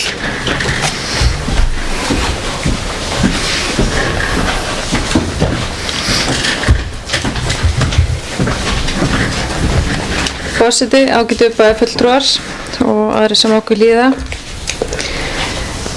Bæjarfulltrúi Sandra Margrét Sigurjónsdóttir fór mjög ítarlega yfir það af hverju við sáum okkur knúin að koma hérna fram með þessa tillögu nú. Það er búið að ræða líka mikið inn í bæjarráðinu varðandi skólastarfið. Vissulega er þetta á málefnasamningi meirihlutans og var í okkar gögnum fyrir kosningar, þannig að það er gott eins og Bára Daðadóttir bæjarfulltrúi vísar í að við séum sammála. Það er eitt að vera sammála og annað að rífa verkefni af stað og þetta er kannski pínu spark í okkur að halda vel á spöðunum og vinna vel að þeim verkefnum sem eru augljóslega fyrir augunum á okkur og eru svo aðkallandi að þetta getur verið á málefnasamningi meirihlutans og farið í framkvæmd 2020, ég veit það ekki. En þetta er allavega gert til þess að við verum samstæði í þessu og spýtum í lófana.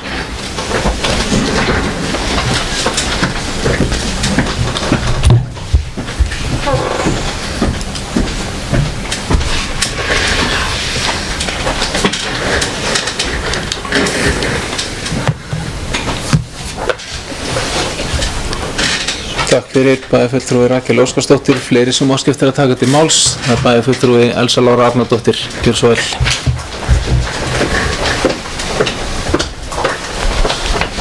Forseti, ágætu bæjarfulltrúar og aðri gestir sem á hlýða. Ég vil þakka þeim bæjarfulltrúum sem hér hafa talað og ég ætla ekki að fara efnislega ofan í efni þessarar ályktunar, en það sem ég vil líka bara koma á framfæri hér. Í fyrstu lagi vil ég segja, ég finnst mjög góð hugmynd og við höfum verið að vinna að því að halda íbúaþing menntamál, en einnig áttum við bæjarstjóri Sævar Freyr Þráinsson fund með menntamálaráðherra fyrir nokkru síðan þar sem við fórum yfir Það er mikilvægu áskoranir sem framundan eru í menntamálum og lögðum til að fá menntamálaráðherra í lið með okkur í þeirri framtíðarsýn hvað varða til dæmis þær áskoranir sem framundan eru eins og til dæmis varðandi 4. iðnbyltinguna. Það innan ráðuneytisins er verið að skoða ýmsa þætti og hvað varðar þau atriði eins og að koma hér að því að í samstarf milli grunnskóla og fjölbrautaskóla og samþættingu skólastiga sem er gríðarlega mikilvægt í ljósi alls, og á næstu vikum er fyrirhugaður fundur að nýju með menntamálaráðherra og ég tel að það samtal verði jafnframt mjög gott innlegg inn í þetta íbúaþing sem við munum halda á næsta ári. Þannig ég vil bara þakka fyrir og vildi upplýsa þetta hér og nú. Takk.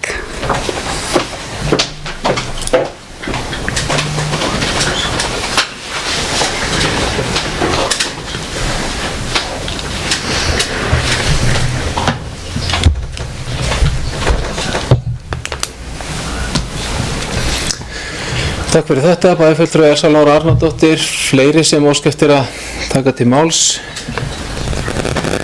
Það er bæjarfulltrúi Rakel Óskarsdóttir, gjörðu svo vel.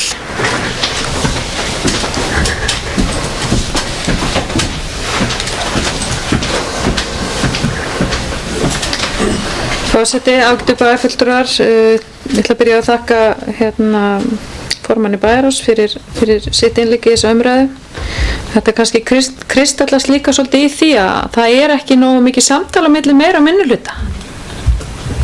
Við erum greinilega ekki mikið upplýst það sem á sér stað fyrir utan, og það er ekki búið að ræða til dæmis þetta málþingin á svo ég veiti til, ekki fundi bæjarráðs eða skólafrístundaráðs, þó að þetta sé í samningi minnihhlutans. Þannig að ég ætla bara að nota þetta tækifæri fyrst ég er komin hérna upp að hvetja meirihlutann að vera í frekari samtali við okkur, þannig að við séum þá upplýstari stöðu mála og hvað á sér stað á fundum með ráðherrum og slíkt, þannig að við séum nú á sömu blaðsíðunni.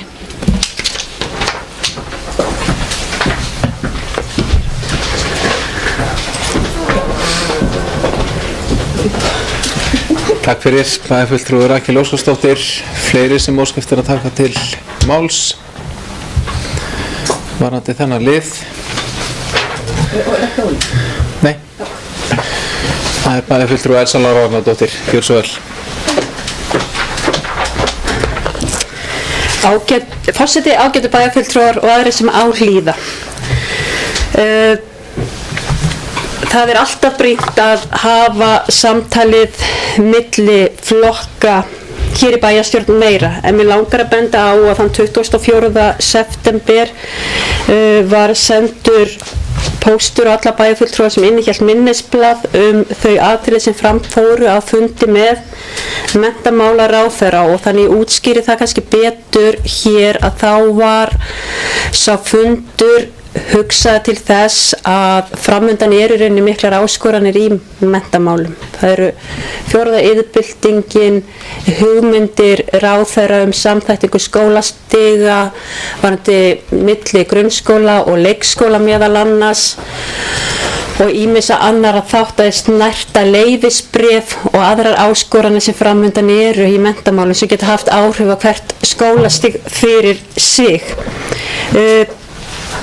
Á þessum fundi var jafnframt rætt það að við yrðum tilrauna sveitafélag, þar hugmyndir, það var ekkert ákveð, heldur var að hefja það samtala, við getum orðið tilrauna sveitafélag í að reka framhaldsskóla eða fjölbrautaskóla, en ég tel að það eitt að ná samtali við til dæmis fjölbrautaskólan og aðra slíka sem mjög mikilvægt innlegg inn í þá umræðu sem mun eiga sér stað til dæmis á íbúaþingi menntamál Því við höfum áskorun til dæmis framöndan ýmsa þætti hvað varðar skólahúsnæði og aðra slíka þætti sem þarf að velta upp þó við séum ekki ákveðin eitt núna. Við munum eiga samtal við íbúa Akraness,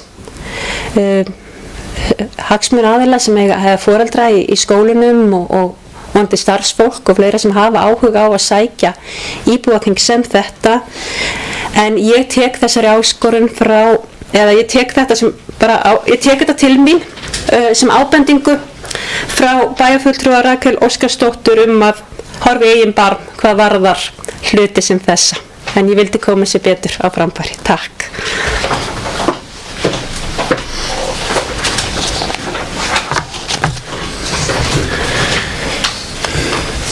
Takk fyrir bæjarfulltrúa Elsa Lára Arnardóttir. Fleiri sem óska eftir að taka til máls.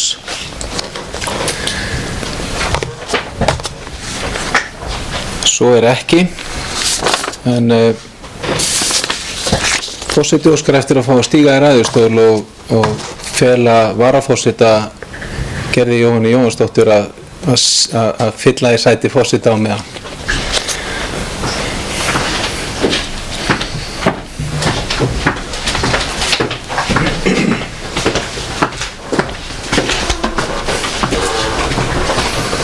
Já, áttuðustu bæjarfulltrúi og Valgarð Örn Ljósson, gjörðu svo vel. Takk fyrir. Frú forseti, ágætu bæjarfulltrúar, ég finn mig knúinn til að koma hennu upp af nokkrum ástæðum. Það er ekkert með efni þessari tillögu að gera. Hún er mjög góð, enda eins og hér hefur komið fram. Þetta er í samræmi við málefnasamning meirihlutans og við höfum svo sannarlega áhuga á að keyra á íbúaþing skólamál og október á næsta ári hafði verið nefndur í okkar hópi. En það er alveg hárrétt sem að fram hefur komið að samtalið var ekki komið lengra en það. Ég ætla hins vegar að taka það aðeins til umræðu að á síðasta kjörtímabili var ég nokkru sinnum snuðbraður fyrir það að koma inn í bæjarstjórn með bókanir og tillögur á síðustu mínútu og mér var sem sagt bent á það að það væri að öllu leyti betra að gögn bærust bæjarfulltrúum með eðlilegum fyrirvara og ég held að ég hafi bara átt þessar ákvörður skilið. Ég tók þær bara til mín og tók þær til greina og tók mig á og tel að ég hafi gert betur eftir það og ég ætla ekki að snupra neitt fyrir þetta en ég ætla bara að benda á það að hér sitja bæjarfulltrúar í dag sem sáu ekki þetta plagg fyrir en þeir voru sestir inn á fundinn og sjálfur sá ég þetta ekki fyrir en að ég sem sagt mætti hingað í hús bara fyrir fund. Þannig að ég veit ekki hvenær þetta barst hingað á skrifstofu bæjarins en sem sagt bæjarfulltrúar sáu þetta fyrst þegar þeir mættu hérna í hús. Þannig að það má gera betur í því. Það er bara ágætisregla að bæjarfulltrúar hafi góðan tíma til þess að kynna sér fundagögn og bókanir og tillögur með góðum fyrirvara. Ég ætla líka að benda á það að svona úr því að við vorum að tala bæjarmálasamþykktina áðan og ráðin og skipulag þeirra og mikilvægi þess að í ráðunum sætu bæjarfulltrúar að þá er hugsunin með því sú að mál geti fengið að eiga sér aðdraganda að þau geti farið í gegnum umræðuferli í fagráðunum áður en þau koma hingað inn. Þannig að mínu mati þá er þetta slíkt mál. Það hefði verið bara einfalt, skýrt og örugglega skilvirkt að fara með þessa umræðu hefja hana inni í skóla- og frístundaráði og óþarfi að koma með tillögu beint hingað inn án umræðu þar. Ég ætla líka að taka það fram að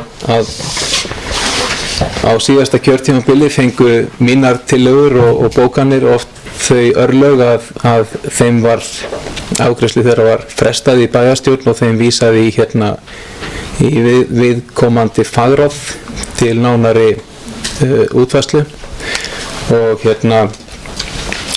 þessi tillaga hún gerir nákvæmlega bara ráð fyrir því að skóla- og frístundaráði verði falið að útfæra og undirbúa slíkt íbúaþing á næsta ári.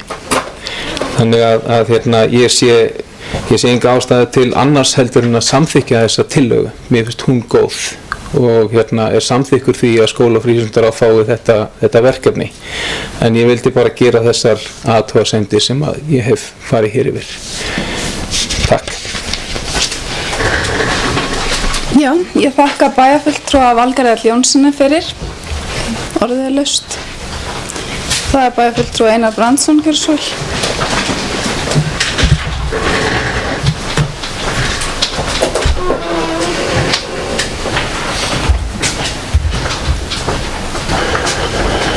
Já, forseti, ágætu bæjarfulltrúar og aðrir sem áhlýða. Mér ber eiginlega skylda til að rísa hér upp vegna orða bæjarfulltrúans Valgarðs Lyngdals Jónssonar. Hann hafði alveg rétt fyrir sér að þannig háttaði til að því að ég man allavega einu sinni að bæjarfulltrúar Samfylkingarinnar á síðasta kjörtímabili komu með tillögu uppkasta tillögu eða sendin tillögu fyrir bæjarstjórnarfund samdægus og bæjarstjórnarfundurinn fór að því að mig minnir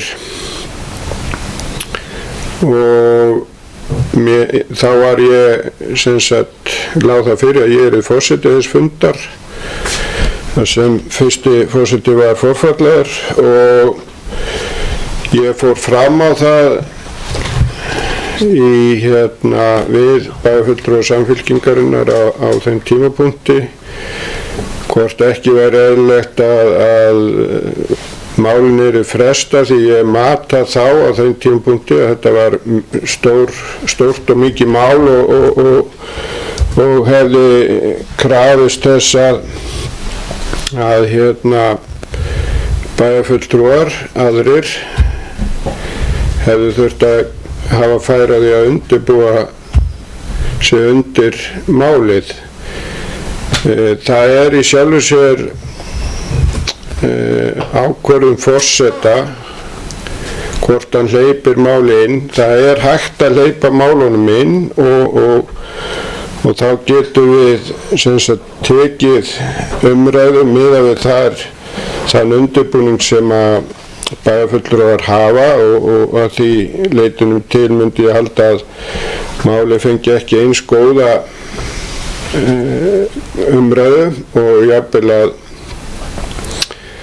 að meiri hluti myndi vísa málinu einhvern veginn þá frá eða til nánari umræðu því að það er ekki gott að koma með stór mál sem að þurfa miklu umræðu. Þetta var mat mitt á þessum tíma og bæjarfulltrúarnir á þeim tímapunkti í Samfylkingarinnar fóru að óskum mínum og máli kom inn svo á næsta bæjarstjórnarfundi þar á eftir.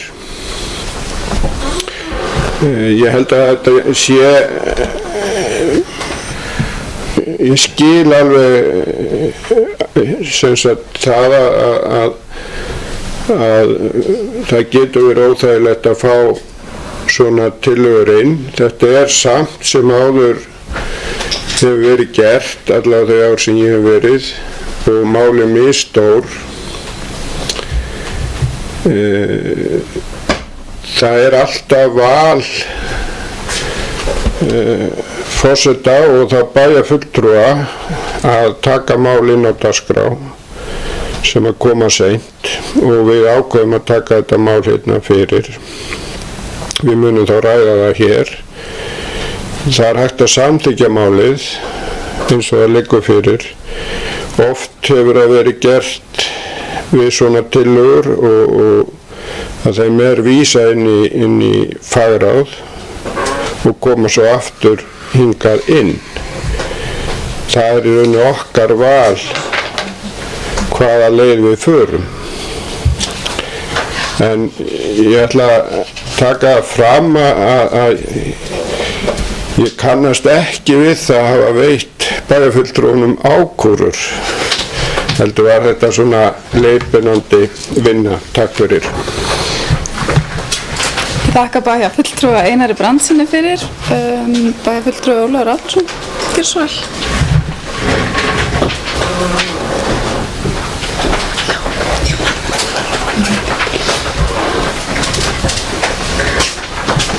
Það langar aðalega að koma frú forseti að því ég svo langt síðan ég sagt frú forseti.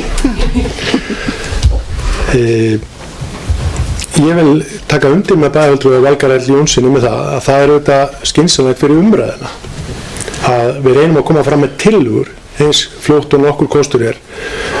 En við skulum eins og vera ekki blekkja okkur af því að stundum gætu við verið í kapphlaupum með mál og þá getur manni jafnvel hlaupið kapp í kinn og menn vilja þá kynna sína tillögur á undan þeim aðeila sem maður gæti mögulega samið samskonar tillögu. En svona heilt yfir held ég að sé skynsamlegt upp á umræðina að tillögur komi í góðan tíma þannig að bæjarfulltrúar hafi tíma til að kynna sér þær. Ég kannast alveg við að hafa snúbrað bæjarfulltrúa Valgarð L. Jónsson á síðasta kjörtímabili, einmitt fyrir það að hafa skilað inn tillögu seint. Ég var ekki forseti, ég var hins vegar formaður bæjarráðs. Það voru hins vegar tillögur sem að kröfðu okkur svör og það er erfitt að setja bæjarfulltrúa í þá stöðu að þurfa að svara akkurat á þeim fundi. Og ég held að Valgarð hafi tekið þessa brýningu mína vel og hann gerði það gættur.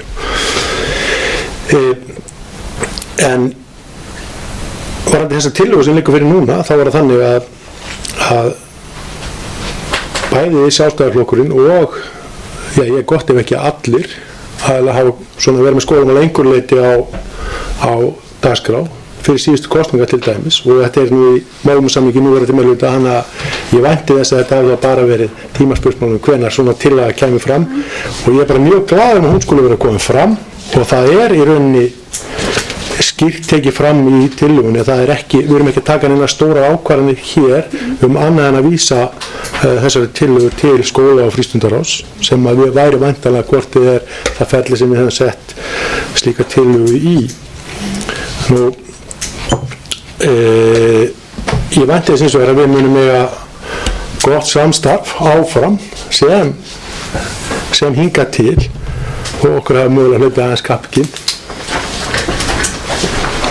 Ég þakka bæjarfulltrúa Ólafi Adolfssyni fyrir. Það eru fleiri sem vilja tjá sig.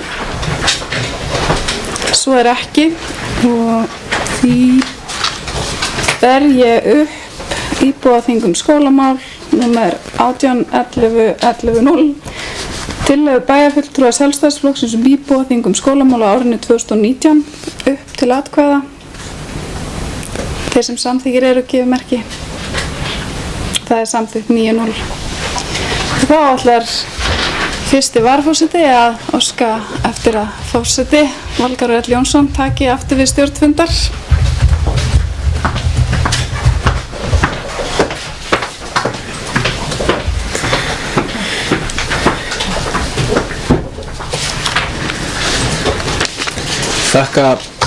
Ég vil sérstaklega þakka fyrsta varaforseta fyrir þessa snörpu innanskiptingu og förum þá í lið númer 8 sem ber málsnúmerið 18 1.11.11. Það er þannig nokkur einn í röð. 18 1.11.11. Þetta er samgönguáætlun 2019 til 2023. Ályktun bæjarstjórnar Akraness samgöngumál. og fyrir fundunum liggur eftirfarandi tillaga að ályktunum samgöngumál sem forseti les nú upp. Bæjarstjórn Akraness fagnar því að Vesturlandsvegur Kjalarnes sé komin á samgönguáætlun fyrir árin 2019 til 2023 og áætlað sé að verja 3,2 milljörðum í verkefni á því tímabili.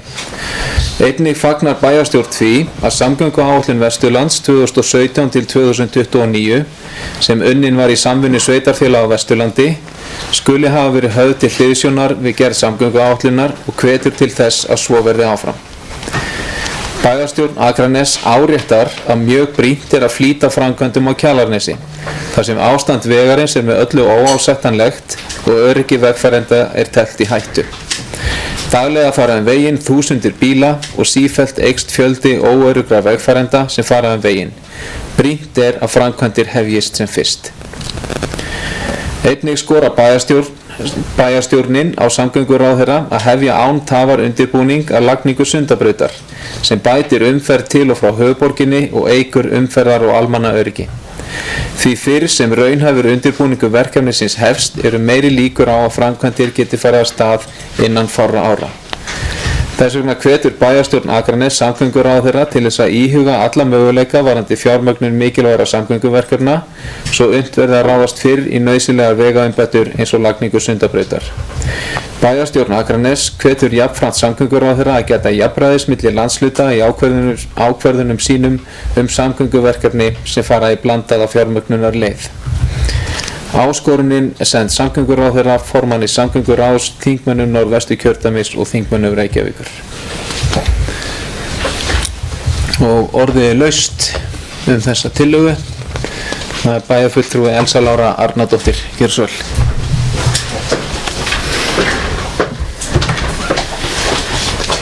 Forseti, ágætu bæjarfulltrúar og aðrir sem á hlýða. Ég tel þetta mjög mikilvæga ályktun hér í bæjarstjórn Akraness því að við höfum í mörg ár beðið eftir því að sjá vegaframkvæmdir Vesturlandsveg Kjalarnes verða að veruleika og það bara mjög brýnt að halda samgönguráðherra við efnið og þrýsta svo engar breytingar verði á málinu. Það mjög brýnt að fara í þessar vegumbætur á Kjalarnesi sem allra fyrst af því að vegurinn óásættanlegur, öryggi vegfarenda teflt í hættu. Vegurinn mjór, óhagstæð veðurskilyrði eins og við þekkjum öll reglulega Kjalarnes. En svo við komum hér að öðrum lið að þá við einnig eða jafnframt að þrýsta á lagningu Sundabrautar og við hvetjum samgönguráðherra til að íhuga alla möguleika varðandi fjármögnun mikilvægra samgönguverkefna og þar með að koma inn á þá orðræðu sem hann og þær tillögur sem hann hefur verið örlítið að viðra í sínum störfum undanfarnar vikur sem varða blandaða fjármögnunarleið. Það mjög mikilvægt að horfa meðal annars til annarra þátta hvað varða fjármögnun vegakerfisins með jafnræði í huga milli aðila meðal annars út af aukningu rafbíla í bílaflotanum svo að það væri nefnt. En það okkur Skagamönnum, íbúum á Vesturlandi og öllum aðilum mjög mikilvægt að sú áætlun sem sett hefur verið fram Kjalarnes eða Vesturlandsveg Kjalarnes nái fram að ganga og ég held ég sé ekki fara með rangt mál en að það sé fundur í umhverfis- og samgöngunefnd Alþingis á fimmtudaginn þar sem að við eigum tíma fyrir nefnd sem var að koma í ljós rétt í þessu þannig að við höfum það á hreinu og þar munum við auðvitað fylgja þessu máli jafnframt eftir, tækifæri til þess, en jafnframt munum við senda áskorun til samgönguráðherra, formann samgönguráðs, þingmenn Norðvesturkjördæmis og þingmennum Reykjavíkur. Duglega minna á okkur og það nauðsynlegu framkvæmdir sem verðum að fara í. Takk.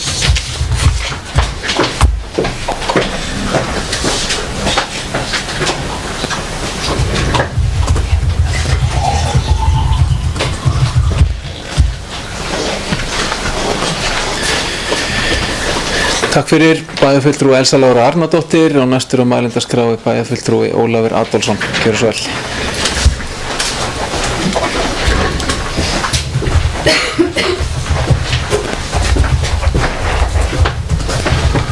Herra forseti, ágætu bæjarfulltrúar, ég ætla að lýsa þér mikil ánægju með þessa tillögu sem liggur hérna fyrir.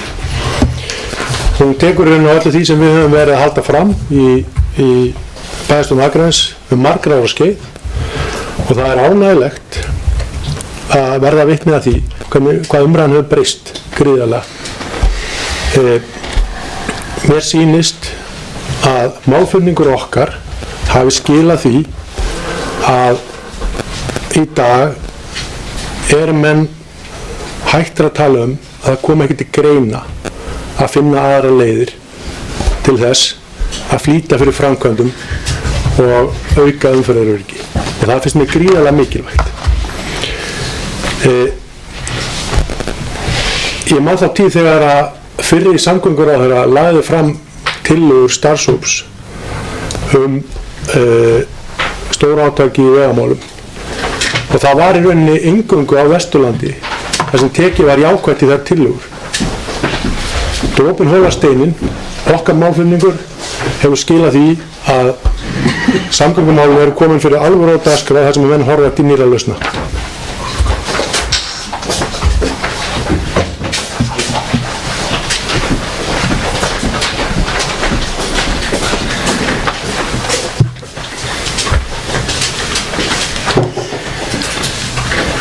Þakka bæjarfulltrúa Ólafi Adolfsssyni fyrir. Fleiri sem vilja taka til máls, það er bæjarfulltrúi Rakel Óskarsdóttir. Gjörðu svo vel.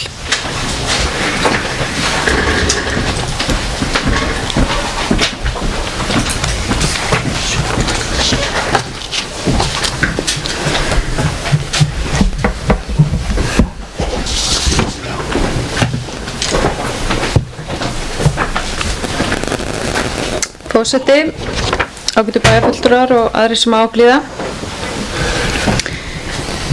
Ég ætla að gera slíkt í sama og kollegi minn bæjarfulltrúi Ólafur Adolfsson gerði og lýsa ánægju minni með þessa bókun. Ég tók þetta mál upp á síðasta bæjarráðsfundi og brýndi mitt fólk til dáða að nýta þetta tækifæri sem er núna. Þetta er mikið í umræðinni og við eigum að láta í okkur heyra, þannig ég fagna þessu. Það er alveg augljóst mál, hvort sem okkur líkar betur eða verr, að það þarf að fara hætta þessari störukeppni og horfast í augu við bleikafílinn í herbygginu. Það þarf að fara að horfast í augu við það að það þarf að fara að fjármagna þetta vegakerfi með öðrum hætti. Það vantar fjármagn. Og við eigum ekki að vera feimið við það. Við höfum svona nánast upp til hópa ekki verið feimið við það að ræða aðra leiðir. Ræða gjaldtöku. Leyfum ferðamönnunum sem að taka þátt í þessu uppbyggingu með okkur og borga fullt gjald. Við erum á einhvers konar afsláttarkjöri eins og við höfum verið og er víða, en auðvitað tekið undir það þarf ákveðið jafnræði að gilda. Það á ekki bara að skattleggja okkur sem búum hér á Vesturlandi eins og hefur verið, en auðvitað fögnuðum við því á sín tíma að væri að fara í svokölluð einkaframkvæmdsverkefni. En svo er ríkið að gera göng annars staðar á landinu sem er fjármagnað á fjárlögum ríkisins. Auðvitað er ekkert sanngirni í því, en ég myndi nú frekar vilja hafa göngin heldur en engin göng í dag. Þá værum við ekki að horfa á Reykjavík sem okkar atvinnusvæði. Skólakrákarnir okkar væri væntanlega að flytja til Reykjavíkur í háskólanámi eða annan menntaskóla eða kýs svo. Þannig við verðum að taka það jákvæða með okkur úr þessar umræðu. Mér langar að vísa stuttlega í opinn fund þar sem þessi hugmynd mín að koma með bókun hér á þessum fundi í dag sem að fyrrverandi ráðherra sveitarstjórnar samgöngumála Jón Gunnarsson kynnir ákveðnar leiðir í uppbyggingu vegakerfisins og kallar þessa fundi sína það til önnur leið og ég ætla nú að sína kurteis og þakka forseta fyrir að hafa mætt á þennan opna fund og hefði vilja sjá fleiri bæjarfulltrúa þar, hvort sem eru vara eða aðal bæjarfulltrúar. Þetta skiptir okkur öll máli og við hefum ekkert að vera feimið við það að sækja og opna fundi ef við getum það. En auðvitað eru alltaf einhverjir forfallar og tekið alveg fullt tillit til þess þegar ég stend hér. Ef við förum aðeins bara yfir mjög stutt. Þegar að hugmyndirnar Hvalfjarðargöngin voru að komast upp á yfirborðið, ef maður segja svo. Þá var bara þorrið þjóðarinnar andvígur göngunum.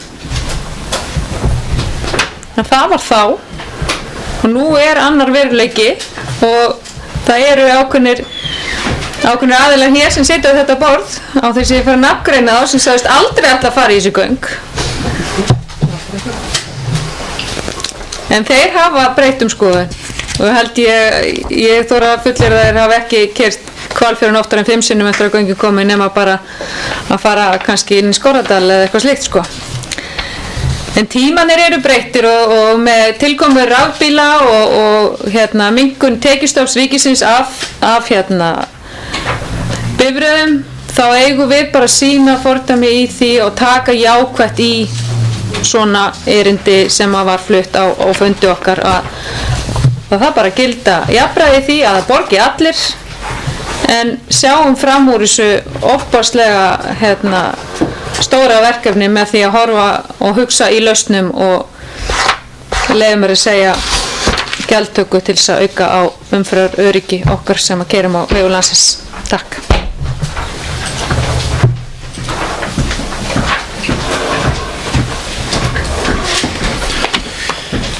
Þakka bæjarfulltrúa Rakel Óskarsdóttur fyrir og forseta það ljúft og skylt að thank you right back at you eins og þeir segja að bara þakka sömuleiðis fyrir boð á þennan fund sem að sjálfstæðismenn héldu og var athyglisverður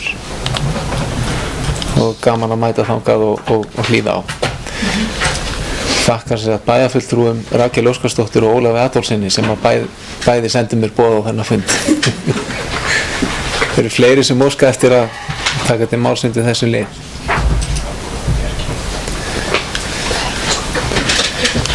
Svo ekki, en forseti vil kannski fá að skjóta því að í restina að það að geta endurskoða hug sinn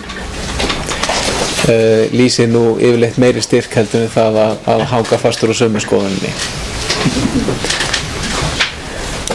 Þannig að fleiri orð ætlar forseti ekki að hafa í þessu máli. Eru fleiri sem óska eftir að taka til máls varðandi lið númer 8? Svo ekki og þá ber ég upp þessa tillögu að ályktun bæjarstjórnar Akraness samgöngumál eins og hún var lesin upp hér áðan, þeir sem samþykkja hana gjöra svolítið gefa merki og hún samþykkt 9-0. Þá það liður númer 9 á dagskrá þessa fundar.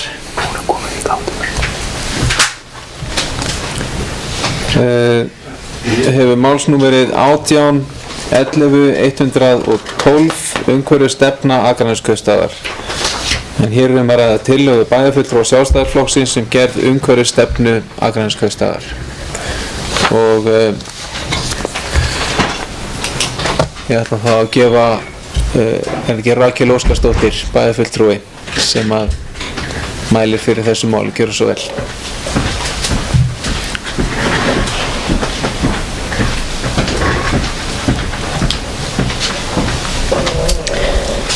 Forseti, okkur til bæjarfulltrúar og aðri sem okkur líða, ég ætla kannski í upphafi að gera grein fyrir því að við sjálfstæðismenn komum fram með þessa tillögu en sendum þessa tillögu af kurteisi til oddvita meirihluta flokkana.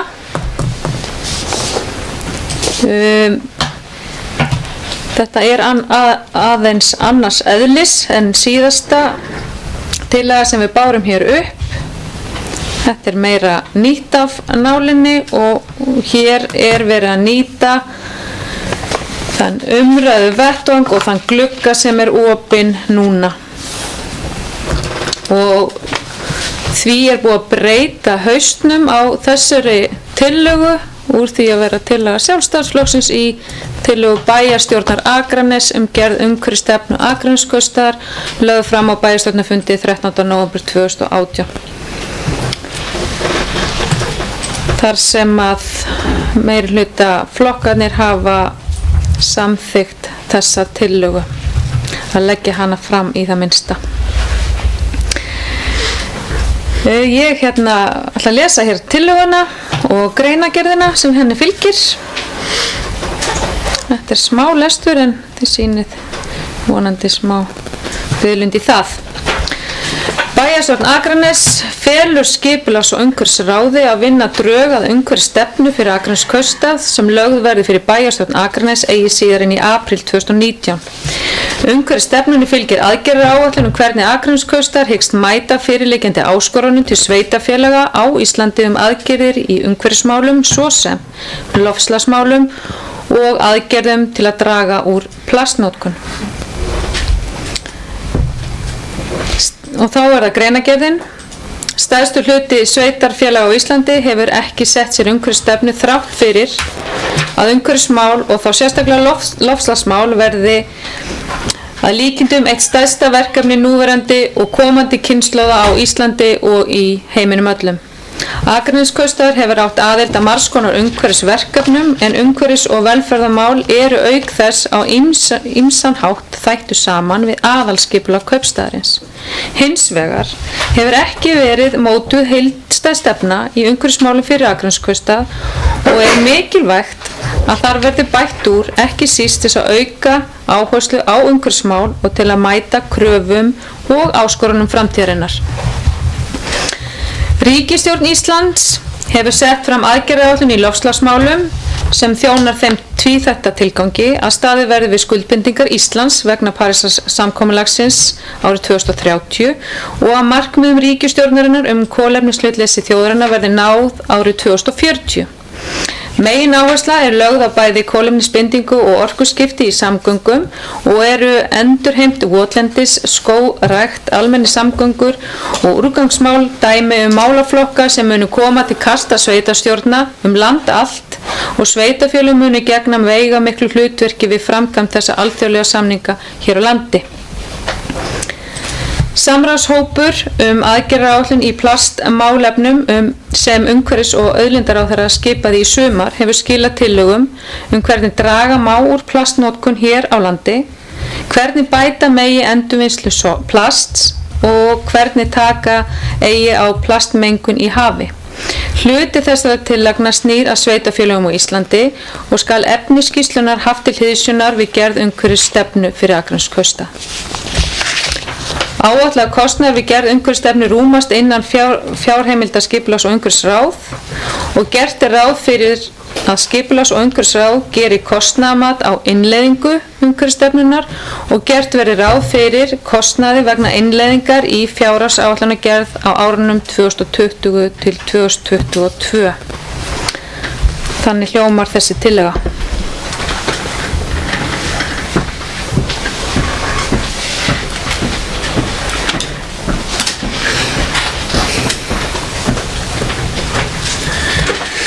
Takk fyrir bæjarfulltrúi Rakel Óskarsdóttir og takk fyrir að leiðrétta forseta vegna þess að það rétt sem að bæjarfulltrúi benti hér á, það var að sjálfsögðu búið að breyta dagskrá fundarins, þannig að hér að ræða tillögu bæjarstjórnar Akraness gerð umhverfisstefnu Akraneskaupstaðar. Fleiri sem óska eftir að taka til máls og það bæjarfulltrúi Ragnar B. Sæmundsson. Gjörðu svo vel.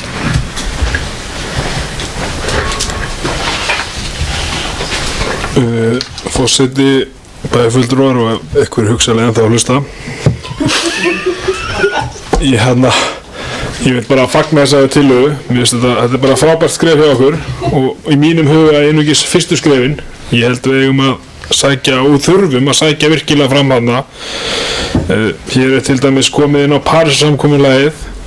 Ef menn kynna sér svo aftur heimsmarkmið Sameinuðu þjóðanna sem komu nú fram ekki löngu eftir Parísarsamkomulagið, þá sjá menn þá þróun sem virðist eiga sér stað í heiminn núna í loftslagsmálum og hún eiginlega bara hræðileg.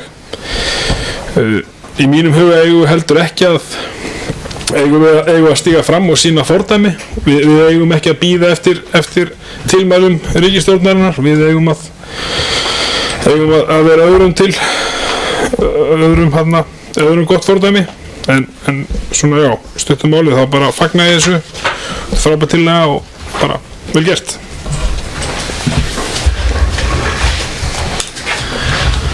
Takk fyrir bæjarfulltrúi Ragnar B. Sæmundsson og það bæjarfulltrúi Gerður Jóhanna Jóhannsdóttir sem næst á mælendaskrá.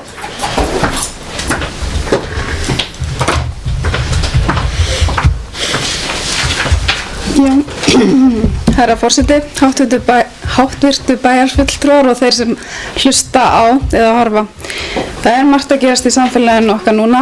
Akraneskaupstaður að taka þátt í samstarfsverkefni með Landbúnaðarháskóla Íslands sem að tekur mark af heimsmarkmiðunum sem að Ragnar nefndi áðan, bæjarfulltrúi, og Parísarsamkomulaginu. Verkefni snýr meðal annars að því að finna vistvænari og sjálfbærari lausnir innan bæjarumhverfisins.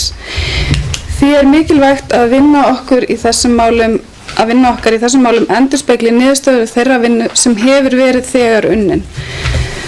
Eins þurfum við að hafa í huga þessar aðgerðaáætlanir ríkisins fyrir 2018 til 2050 sem fjalla orkuskipti í vegasamgöngum og átak í kolefnisbindingu og bættri landnýtingu.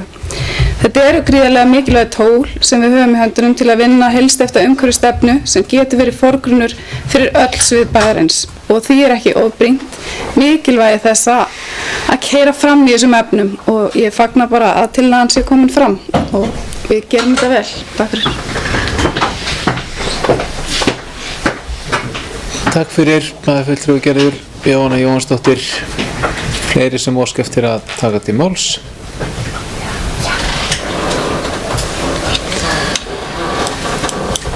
Svo ekki og bæjarfulltrúi Rakel Óskarsdóttir las hér upp tillöguna áðan og hún í fundargögnum, komin í fundargáttina, þannig að það óþarfi fyrir mig að lesa hana upp á nýtt, þannig að ég bara ber þá upp til atkvæða þeir sem að samþykkja þessa tillögu bæjarstjórnar Akraness gerð umhverfisstefnu Akraneskaupstaðar. Gjörðu svo vel að gefa merki og það samþykkt 9-0.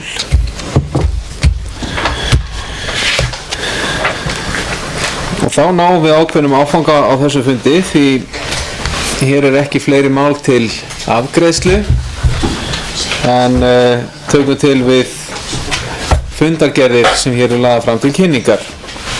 Og 10. liður á dagskrá með málsnúmerið 18-01-005, þetta fundargerðir bæjarráðs á árinu 2018 og hér til kynningar 3 fundargerðir númer 3356 frá 25. október 2018, númer 3357 frá 1. nóvember 2018 og númer 3358 frá 8. nóvember 2018.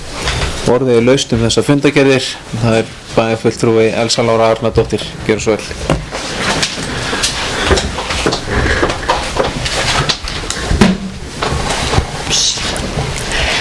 forseti, ágætu bæjarfulltrúar og aðrir sem á hlýða. Þær fundagerðir sem forseti lagði hér fram eru sem sagt fundur nr. 3356 í bæjarráði, haldinn 25. október. Meginefni þeirra fundar eða fjölmörg atriði þeirra fundar vörðuðu undirbúning fjárhagsáætlunar og fjárfestinga og framkvæmda áætlunar. Þannig að ég ætla ekki að fara að endurtaka þá liði hér á þessum fundi og fara örlítið ofan í og bara upplýsa þá sem á hlýða og þá sem eru hér í sal.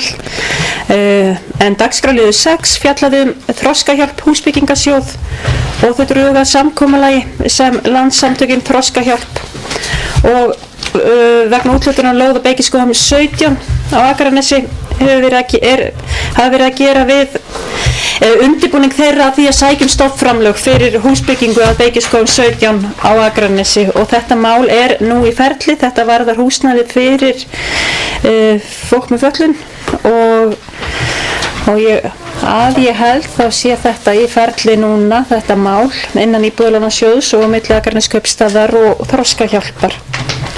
Önnur atriði þarna eru málefni dagskrárliður 7 og 8. Það eru hefðbundin mál umsóknum byggingarlóðir. Dagskrárliður 9 fjallaði erindi Gallup árlega þjónustukönnun. Það sem bæjarráð samþykkti þátttöku þjónustukönnun Gallup líkt undanfarin ár með kostnaðar samtals fjárhæð 1 milljón. Auk þess var dagskrárliður 10 búnaðar beiðnum fjárveitingu tækjakaupasjóði Akraneskaupstaðar, annars vegar frá grundaskóla, hins vegar leikskólanum Vallaseli og bæjarráð samþykkti þær úthlutanir. Dagskrárliður 11 var umsókn styrk frá Körfuknattleiksfélagi Akranes og bæjarráð fól bæjarstjóra frekari úrvinnslu málsins. Og dagskrárliður 12, við höfum komið aðeins inn á hann hér á þessum fundi okkar í dag, er stytting vinnuvikunar og þarna var lögð fram tillaga starfshópsins framkvæmda verkefninu styttingu vinnuvikunar hjá Akraneskaupstað og bæjarráð samþykkti tillögu starfshópsins en fól bæjarstjóra frekari úrvinnslu málsins og þarna er gert ráð fyrir útgjöldum að samtals 12,5 milljón vegna verkefnisins í fjárhagsáætlun 2019. Þetta hefur verið til umræðu hjá okkur hér í dag og við tökum það veganesti með okkur á milli umræðuna. Og dagskrárliður 19 fjallaði Guðlaugu, heitulögina við Langasamt. Þetta var rekstraráætlunin lögð fram og bæjarráð samþykkti fjárveitingu til þessa rekstrar og málinu var vísað til umsagnar hjá skóla og frístundaráði og mál 20, dagskrárliður 20 var hér á dagskrá bæjarstjórnarfundar fyrr á þessum degi sem fjallar forkaupsréttin að Borgarsig AK 066. Eins og ég segi þá fór þessi fundur að mestu leyti í vinnu og undirbúning fjárhagsáætlunar og fjárfestinga og framkvæmdaáætlunar og það sama má segja fund nr. 3357 í bæjarráði og fund 3358. Fundur 3357 var að mestu leyti allur þennan lið fjárfestingu og framkvæmdaáætlun og fjárhagsáætlun en bæjarmálasamþykktin er dagskrárliður nr. 5 sem við ræddum einmitt hér áðan og samþykkt í annarri umræðu. Fundur bæjarráðs nr. 3358 var að langmestu leyti jafnframt undir þessum störfum sem við höfum verið að vinna hér í dag. Dagskrárliður 5 var það kauptilboð í Faxabraut 10 en bæjarráð hafnaði tilboðinu og fól bæjarstjóri frekari úrvinnslu málsins en dagskrárliður 10 fjallaði jöfnunarsjóð og nýja reglugerð sem jöfnunarsjóðu sveitafélag, nýja reglugerð í samráðsgátt til umsagnar og drög að endurskoða reglugerð voru lögð fram og bæjarráð fól bæjarstjóra að vinna umsögn vegna reglugerðarinnar en hún fól í sér breytingar af forsendum útgjaldajöfnunar framlaga, þar sem meðal annars var að vera að taka tillit til stækkandi sveitarfélaga og annara þátta. Takk fyrir.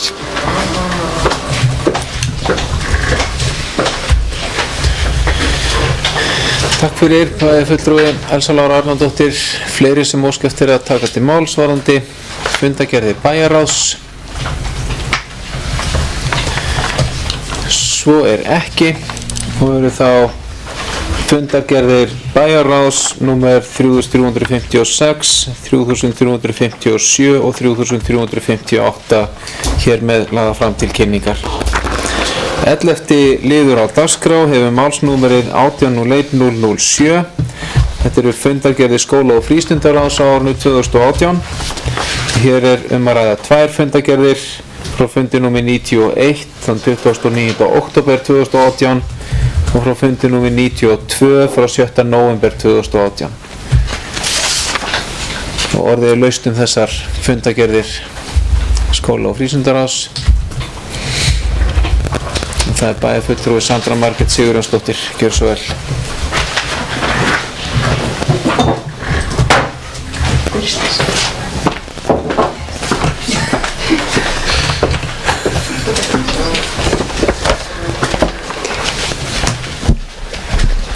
Forseti, ágætu bæjarfulltrúar og þeir sem á okkur hlýða. Ég ætla nú ekki að lengja fundin mjög mikið en mér langaði til að koma aðeins upp varðandi 90. og aðra fundargerð skóla- og frístundaráðs og tæpa þar aðeins á umræðu leikvelli Akranskaupstaðar. Sindri Birgisson umhverfisstjóri kom á fund ráðsins og var með fína yfirferð yfir í rauninni ástand leikvalla og kaupstaðarins, og í rauninni kom þar fram að við erum með 18 leikvelli á Akranesi og við erum að ráðstafa til þeirra 6 milljónum króna á ári í bæði endurnýjun og endurnýjun bæði þá undirlags leiktækja og viðhald. Og í rauninni voru þarna hugmyndir að hvort að það ætti að vera með svona færri og stærri leikvelli sem hefðu þá kannski meira aðdráttarafl sem hann kynnti þarna fyrir okkur, og þetta var mjög áhugavert. Ég held eins og að það sé líka bara mikilvægt fyrir okkur að átta okkur á því og fáum fram bara mjög skýra áætlun hvað það kostar, og þá er ég að tala bara einhvert 10-20 ára plan, og þetta á þetta svo sem ekki bara við þetta mál heldur almennt séð eignir bæjarins. Hvað kostar að eiga leikvelli, endurnýja leiktæki eftir þörfum, hafa leikvellina þannig að þeir uppfylli kröfur öryggi barna og annað slíkt. Og ég einhvern veginn leyfi mér að efast að 6 milljónir á ári fyrir 18 leikvelli, og maður í rauninni sér þess líka bara merki að maður lappar leikvelli bæjarins, og það lítur líka þurfa að velta því bara fyrir sér af hverju þurfum við 18 leikvelli. Þú veist, af hverju er það talan, af hverju er það ekki einhver önnur tala. Og skóla- og frístundaráð í rauninni fól eða vísaði því til skipulags- og umhverfissviðs að skóla- og frístundaráðs fengi aðkomu að stefnumörkun leikvelli bæjarins, og ég bara vildi vekja athygli á þessu. Takk fyrir.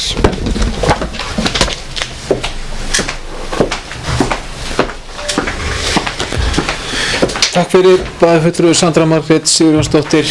Fleiri sem óska eftir að taka til máls varðandi fundargerðir skóla- og frístundaráðs? Svo er ekki. Það eru þá fundargerðir skóla- og frístundaráðs númer 91 og 92 hér með lagðar fram til kynningar. Þá er 12. liður að dagskrá þessa fundar Hefur málsnúmerið 18.01.008 fundargerðir skipulags- og umhverfisráðs á árinu 2018. Hér er að ræða 95. fundargerð skipulags- og umhverfisráðs frá 5. nóvember 2018. Orðið er laust þessa fundargerð. Það er enginn sem óskar eftir að, það er bæjarfulltrúi Rakel Óskarsdóttir. Gjörðu svo vel.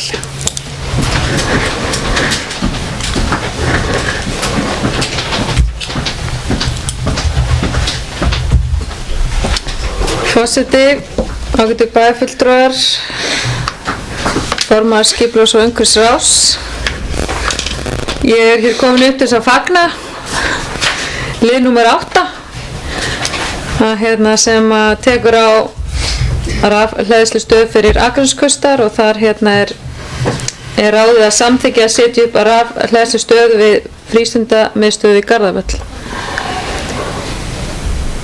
Ég ætlaði bara að koma hér upp og fagna þessu að þetta er búið að vera lengi í fæðingu að reyna að koma upp rafhleðslustöð á Jaðarsbökkum.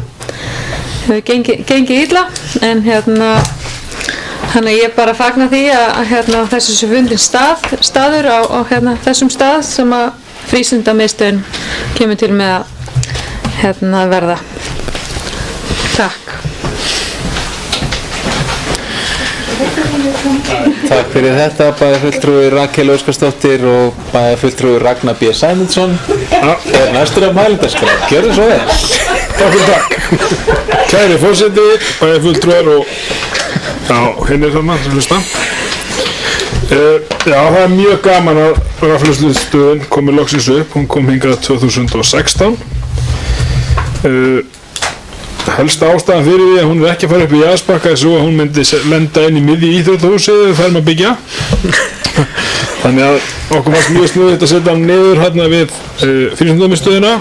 Ég held hins vegar bara í framhaldi að þessari yfirlýsingu sem við gáum áðan umhverfisstefnu að þá ættum við að skoða það virkilega vel að koma upp fleiri svona stöðum. Líkt á þessum, þetta er ekki hraðhleðslustöð, heldur bara hleðslustöð og við ættum að koma upp sambærilegum við fleiri stofnanir bæjarins.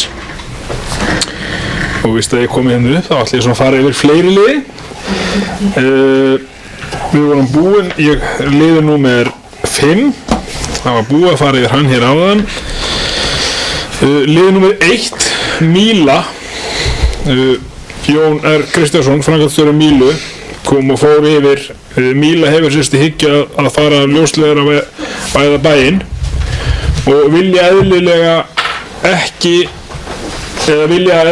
leita allra leiða til þess að komast hjá því að gráða upp allan bæinn sem er náttúrulega líka eitthvað sem við erum ekkert sérstaklega spenntir fyrir.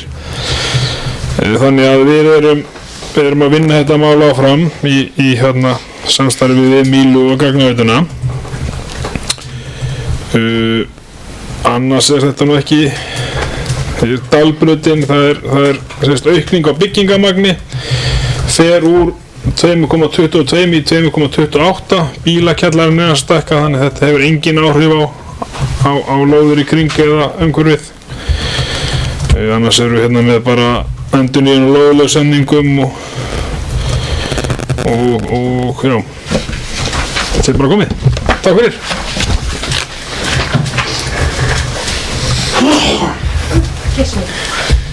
Takk fyrir þetta, bæjarfulltrúi Ragnar B. Sæmundsson. Eru fleiri sem óska eftir að taka til máls varðandi fundargerð skipulags- og umhverfisráðs.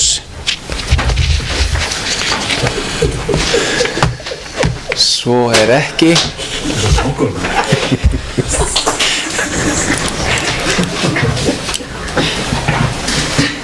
Það er þá hér með 95. fundargerð skipulags- og umhverfisráðs lögð fram til kynningar. Það var 13. liður á dagskrá fundarins, hefur málsnúmerið 18.01.006. Það er fundargerð velferðar- og mannréttindaráðs á árinu 2018. Hér er að ræða 90. fundargerð frá 29. október 2018 og 91. fundargerð frá 7. nóvember 2018. Og orðið er laust þessa fundargerðir velferðar- og mannréttindaráðs.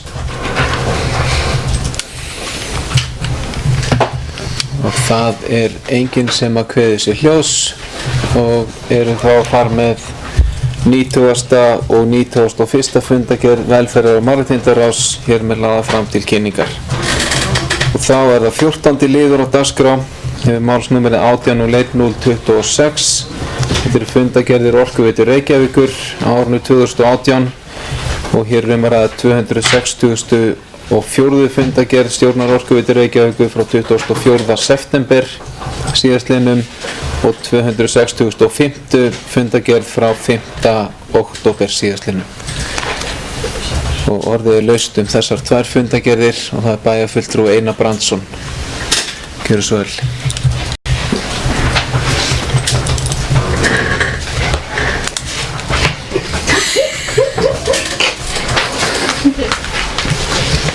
Já, forseti, ágætu bæjarfulltrúar og aðrir sem á hlýða.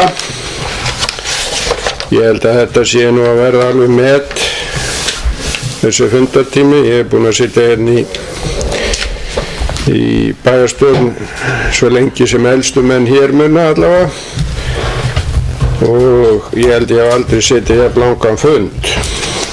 Spurning hvort að þetta er eitthvað sem að forseti þarf að taka til sín eða hvað það er en þetta er nú bara svona mikið af málum sem hafa verið hérna og þungaðikta mál.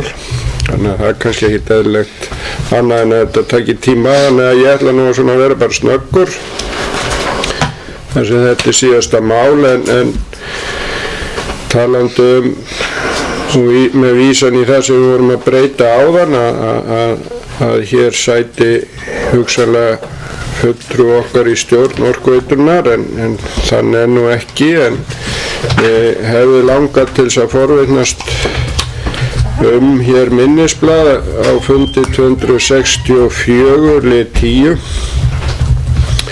en það verist sem að það hefur verið lagt fram minnisblað húsnæðismál Veitna hér á Akranesi og þetta er svona mál sem að maður hefur áhuga á að fylgjast með og ég fer svona það lauslega bara fram á það ef að þetta er ekki það mikið trúnaðarmál, þetta minnisblað að þeir bæjarfulltrúar sem bera ábyrgð á þessu stjórnarmanni okkar að þeir komi því kannski til hans þeim skilaboðum að ef að þetta er ekki svo mikið trúnaðarmál að það með ekki fara út fyrir stjórnina að það var ágætt að fá að sjá þetta blað því að það er kannski eitt af því sem að stjórnir Orkuveitunnar og Faxaflóahafnir og kannski fleiri ráð og annað þurfa að taka upp að það er að birta þau gögn sem að hægt er að birta og er ekki trúnaðarmál undir svona fundagerðum en það er ekki hægt að komast inn á það á vefnum hjá Orkuveitunni allavega. En þið komið þessu kannski til skila eða upplýsu okkur hinn ef einhver hefur þetta minnisblað og getur reifað hvað á því stendur ef það er ekki eins og ég segi trúnaðarmál. Takk fyrir.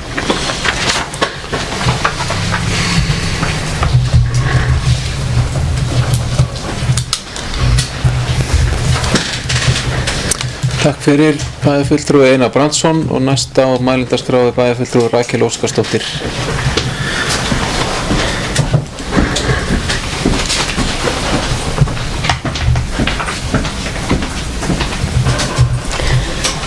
Forseti, ágætu bæjarfulltrúar, ég skal lofa því að þetta sé í síðasta sinn sem ég stend upp á þessum fundi. Einu maður sem hefur skammast yfir því hvað fundurinn er langur eða ekki kannski skammast, lagt áherslu á það er samherji minn bæjarfulltrúi Einar Brandsson en ég er bara glöð að taka þátt í þeim fundir sem að hann slær sitt met.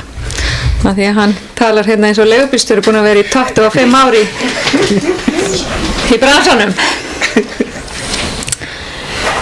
En hér erum við að ræða fundagerðir stjórnar Orkuveitunnar og ég ætlaði að koma hér upp nákvæmlega undir sama lið, meðal annars 10. lið, að kalla eftir þessu minnisblaði eða fá hér einhver svör frá bæjarfulltrúum meirihlutans það hvað fór fram í þessu bréfi og ef að svörin ekki hér nú þá að fá þetta sent ef að ekki svo mikið trúnaðarmál að ræða. Annað, enn og aftur vill ég vekja máls á því, eða máls á stöðu innri endurskoðunar hjá Reykjavíkurborg. Hérna 5. liður Hallur Símonarson innri endurskoðandi mætti til fundarins. Þetta væntanlega innri endurskoðandi Reykjavíkurborgar. Hver staðan á þessu máli með innri endurskoðandi Orkuveitu Reykjavíkur? Og mér heyrist á umræðu samfélagsins, þjóðfélagsins Reykjavíkurborgar að innri endurskoðun Reykjavíkurborgar ansi störfum hlaðin þessar stundirnar, þannig að hvort að þetta hefur komið fram, að ég get ekki séð það í fundagerðum þó að þetta sé fundagerð 24. september, hvort að það sé komin einhver hreyfing á þetta mál og hvort að við ættum þá að endurvekja okkar bókunum þetta mál innan stjórnar Orkuveitunnar. Takk.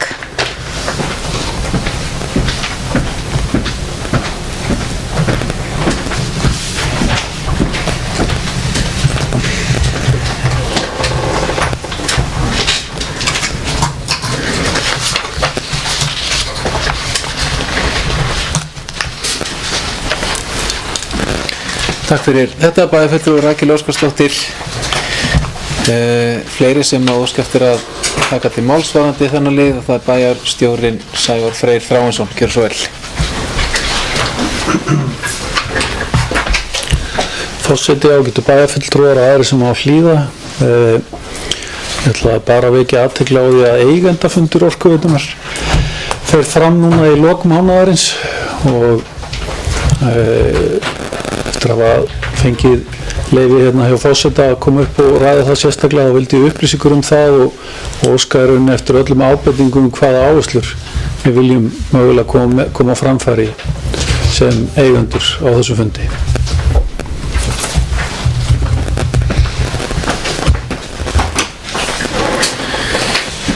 Takk fyrir það, bæjarstjóri Sævar Freyr. Fleiri sem óska eftir að taka til máls? Svo er ekki og forseti óskar eftir að fá að tala úr sæti sínu.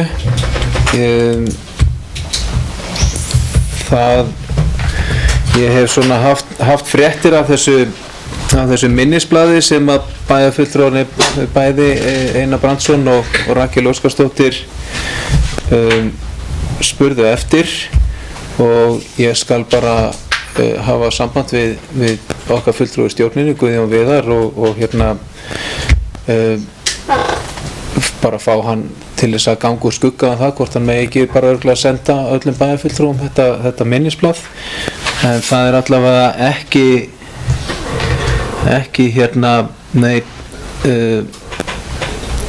trúnaður varðandi það að það er sem sagt eftirfarandi tillögur varðandi húsnæðismál á Akranesi voru lagðar fram fyrir stjórn Veitna á stjórnarfundi í júlí 2018 og það er sem sagt lagt til að stjórn samþykki kaup á lóð og byggingu nýs húsnæðis á Akranesi sem áætlað er að kosti 183 milljónir króna án virðisaukaskatts. Og jafnframt er lagt til að stjórn feli framkvæmdastjóra að ganga til samninga með sölu lóðar og fasteigna Dalbraut 8 Akranesi með þeim fyrirvara að endanlegt samkomulag verið háð samþykki stjórnar. Þannig að og þessar tillögur hafa sér að farið í gegnum aðfangaráð og gátlistar ákvarðanatöku þetta er sem sagt bara komið í ferli hjá fyrirtækinu og Veitur sem sagt ætla sér að eyða 183 milljónum í uppbyggingu á nýju húsnæði hér á Akranesi. Það er staða mála. En ég skal ganga úr skugga en það að bæjarfulltrúar geti bara fengið afrit af þessu minnisblaði. Varðandi stöðuna á innri endurskoðun, að þá hef ég ekki svar hér og nú, en sjálfsagt að eins og bæjarfulltrúi Rakel Óskarsdóttir bendir á að hreyfa við því máli.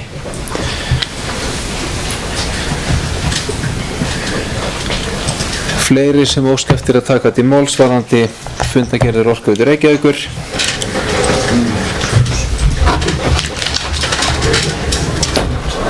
Svo er ekki, og eru þá hér með fundargerðir Orkuveitu Reykjavíkur nr. 264 og 265 lagðar fram til kynningar. Fleira er ekki á dagskrá þessa bæjarstjórnarfundar. Ég þakka fundarmönnum, bæjarfulltrúum, bæjarstjóra og sviðsstjóra stjórnsýslu og fjármálasviðs fyrir